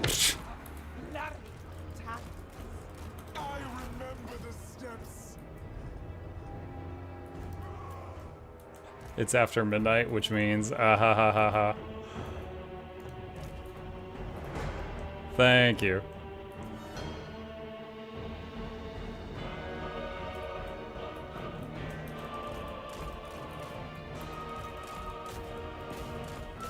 Okay, so there's a bunch of quest NPCs here, and I have to make sure that they live.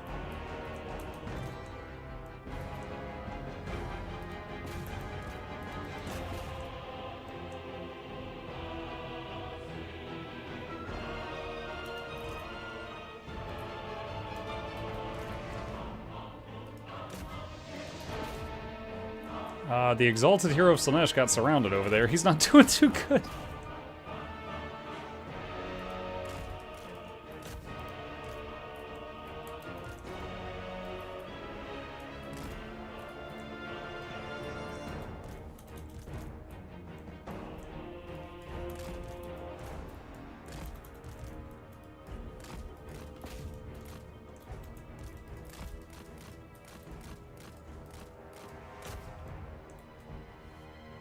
We are in dire need of a Christmas chip emote. I have many Christmas emotes. I'm afraid I don't have a Christmas chip emote.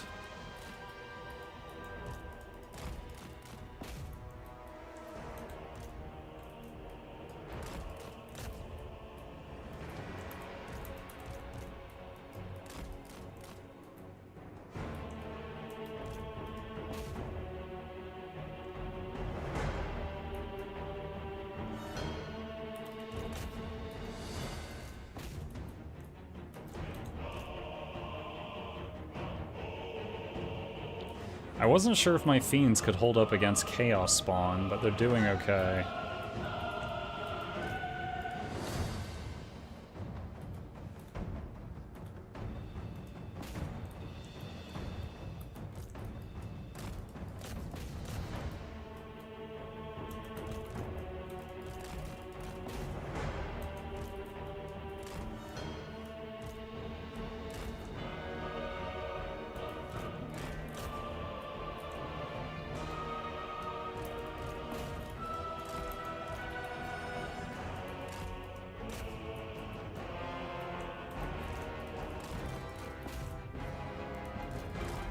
Slow it down, slow it down.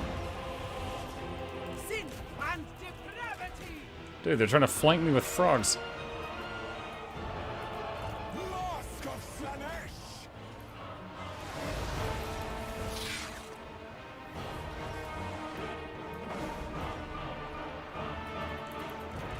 Bringers of joyous degradation. Divine slaughter.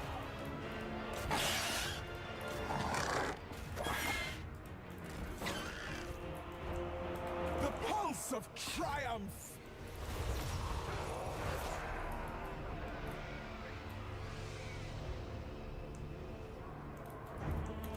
Demonite of Slanesh. Are they winning? The debauched Oh god.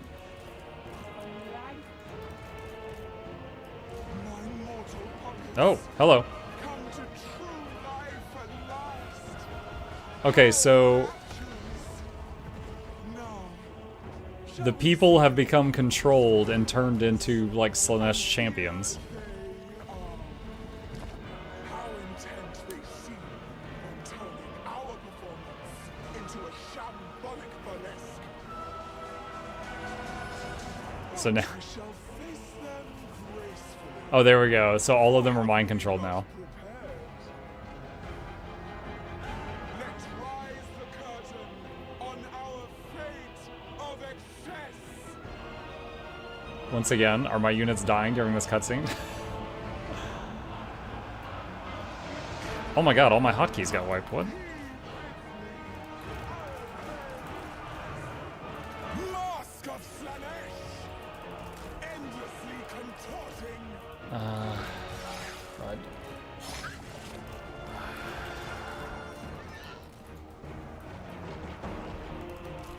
heart seekers of Slanesh.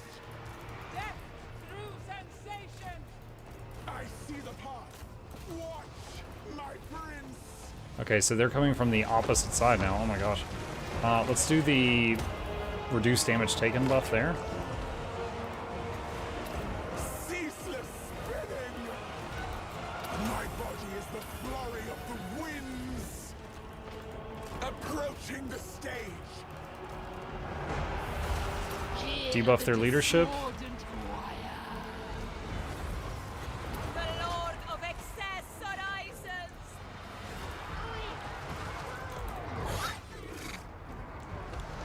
To and fro I dance. Extravagant despair. Oh, they got a toad dragon.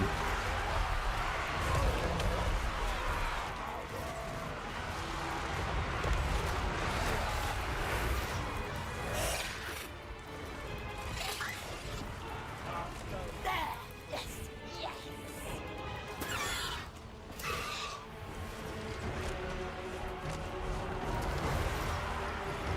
Flame. The living dance.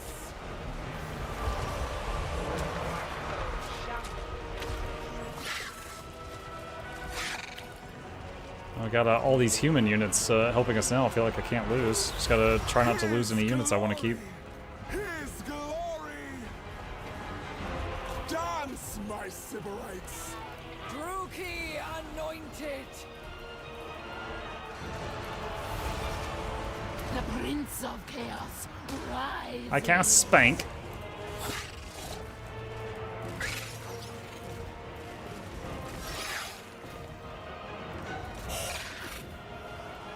He watches in rapture!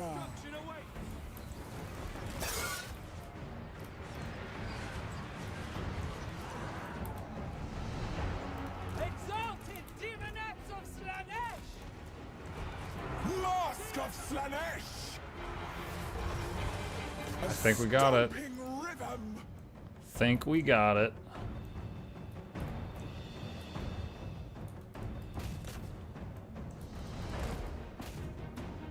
Waiting on that thing to die. There we go. Nice. That definitely might have been tougher if I had done that, attempted that quest like the moment I got it and I didn't know what all was in there, because there was, oh wait, did that die? There was a moment where the line that I was trying to hold, because the daemonets are not like tanks, and I was trying to use them like, you know, to hold the line to protect those other NPCs. Okay, chat, it's after midnight. What is happening? Oh my goodness. This time with gusto. Music.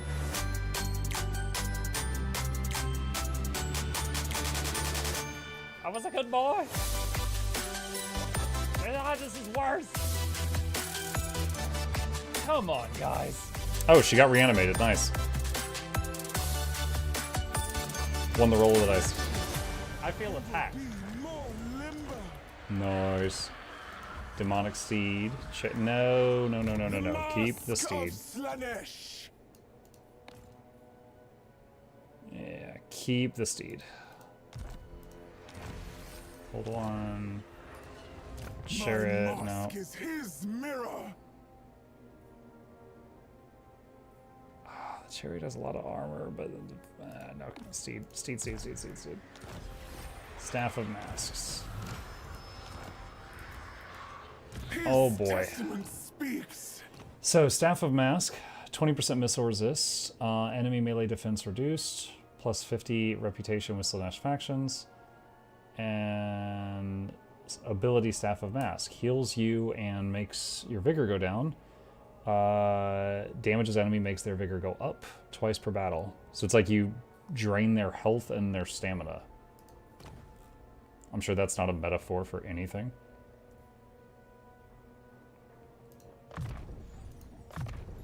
Alright, got the really important thing at the end of the line. Let's get that. A whimsical tableau. Music never ending. The twirl of torment. Dark knowledge. Chill wind. My limbs obey. Okay. Pantomime of past and future. Alright. Save it there. And yeah, impressions after our second round of playing the Mask. Our first session was very short. It was just leftover time after finishing off Sail. These bonuses, the fact that you just, once you get these unlocked, you just have them for your whole faction, that is crazy. Because most faction has some bonuses. Like that right there in the top right, that's the bonuses for playing the Mask. But you also get all of these. And that is a lot. And then on top of that, the dance thing, and you know, I have found my favorite, you know, plus armor and plus healing aura for the army, which makes it really easy to then just stack up a whole bunch of like strong single entities. It's pretty good. It is pretty good. But we will save our progress with the Mask here and pick it up from there next time. Alright, friends. With that, our evening comes to a close. Thank you guys for hanging out with me tonight. Hope you had fun. A couple plugs on the way out. If you're new to the channel, hit the follow button if you are on Twitch. Hit subscribe if you are on YouTube. Here's links to both my YouTube channels coming up in the chat right now. And a very special thank you to our dear patrons. They keep this channel alive with their support. I could not do this without them, and there's a link to that in the chat if you're interested. Merry Christmas, Happy Holidays, whatever it was applicable to you. Tomorrow is Christmas morning. My family does do Christmas, so I will not be here tomorrow morning. I will be here tomorrow night after the dust has settled. You guys have a great night, sleep well, and I'll see you tomorrow.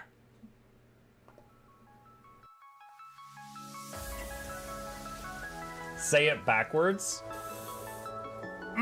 Edge the need only you'll but C to take please. Week every giveaways, beakers, the touch don't speakers, the up crank way the on is entertainment, stay the enjoy. You hope we lab the two viewer, dear you welcomes third the Snuffles Van Chauncey, Sir and fourth the Esquire, Reginald Bartholomew Douglas Mukluk. The words pour from his mouth, nearly tripping over themselves in their haste. My name is Zunikai. I used to be a slave here, but then I worked hard and they made me an overseer. I kept a good eye on the slaves, and if anyone slacked off, I whipped them hard.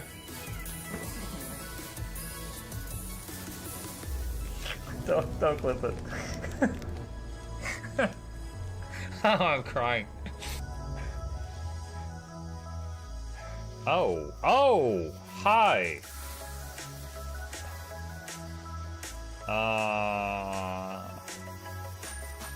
You stay there. I'm going that way. Deal. You broke the deal.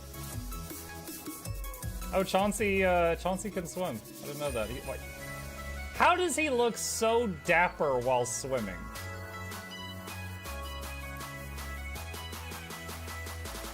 I've never seen a cat look that dapper while swimming. Like, look, his chest is out. He's just like, yeah. Have you attempted Oxygen Not Included? I played it on stream, and one very memorable memory is anyone who was at the stream, I was letting them name one of my replicants after them, and I said, Joe Niels, which one do you want to be you? And one of them had like explosive bowel syndrome or something, and he donated $50 and he was drunk and he made the British guy said, I want a character, make me the poop one. I don't know if anyone on Twitch has ever spent $50 to say make me the poop one, but that day Joe did, and it burned into my mind. The flashlight that we picked up earlier is in hand now. Oh, that's us. Oh, yo, I was getting...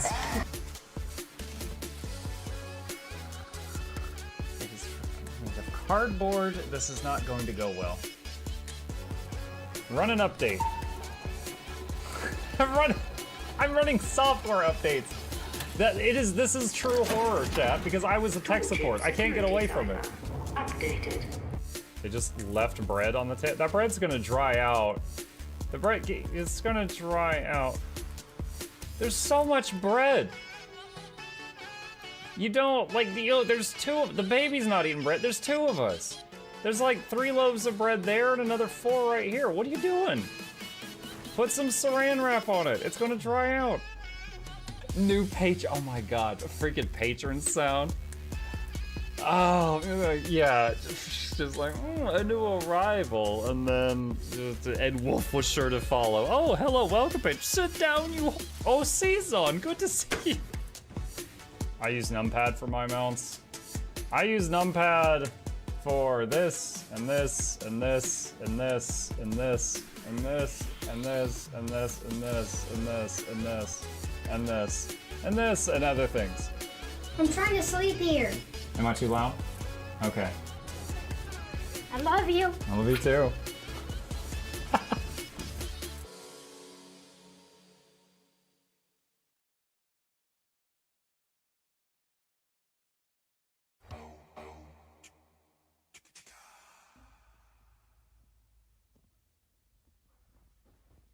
You're still here? It's over. Go home. Go.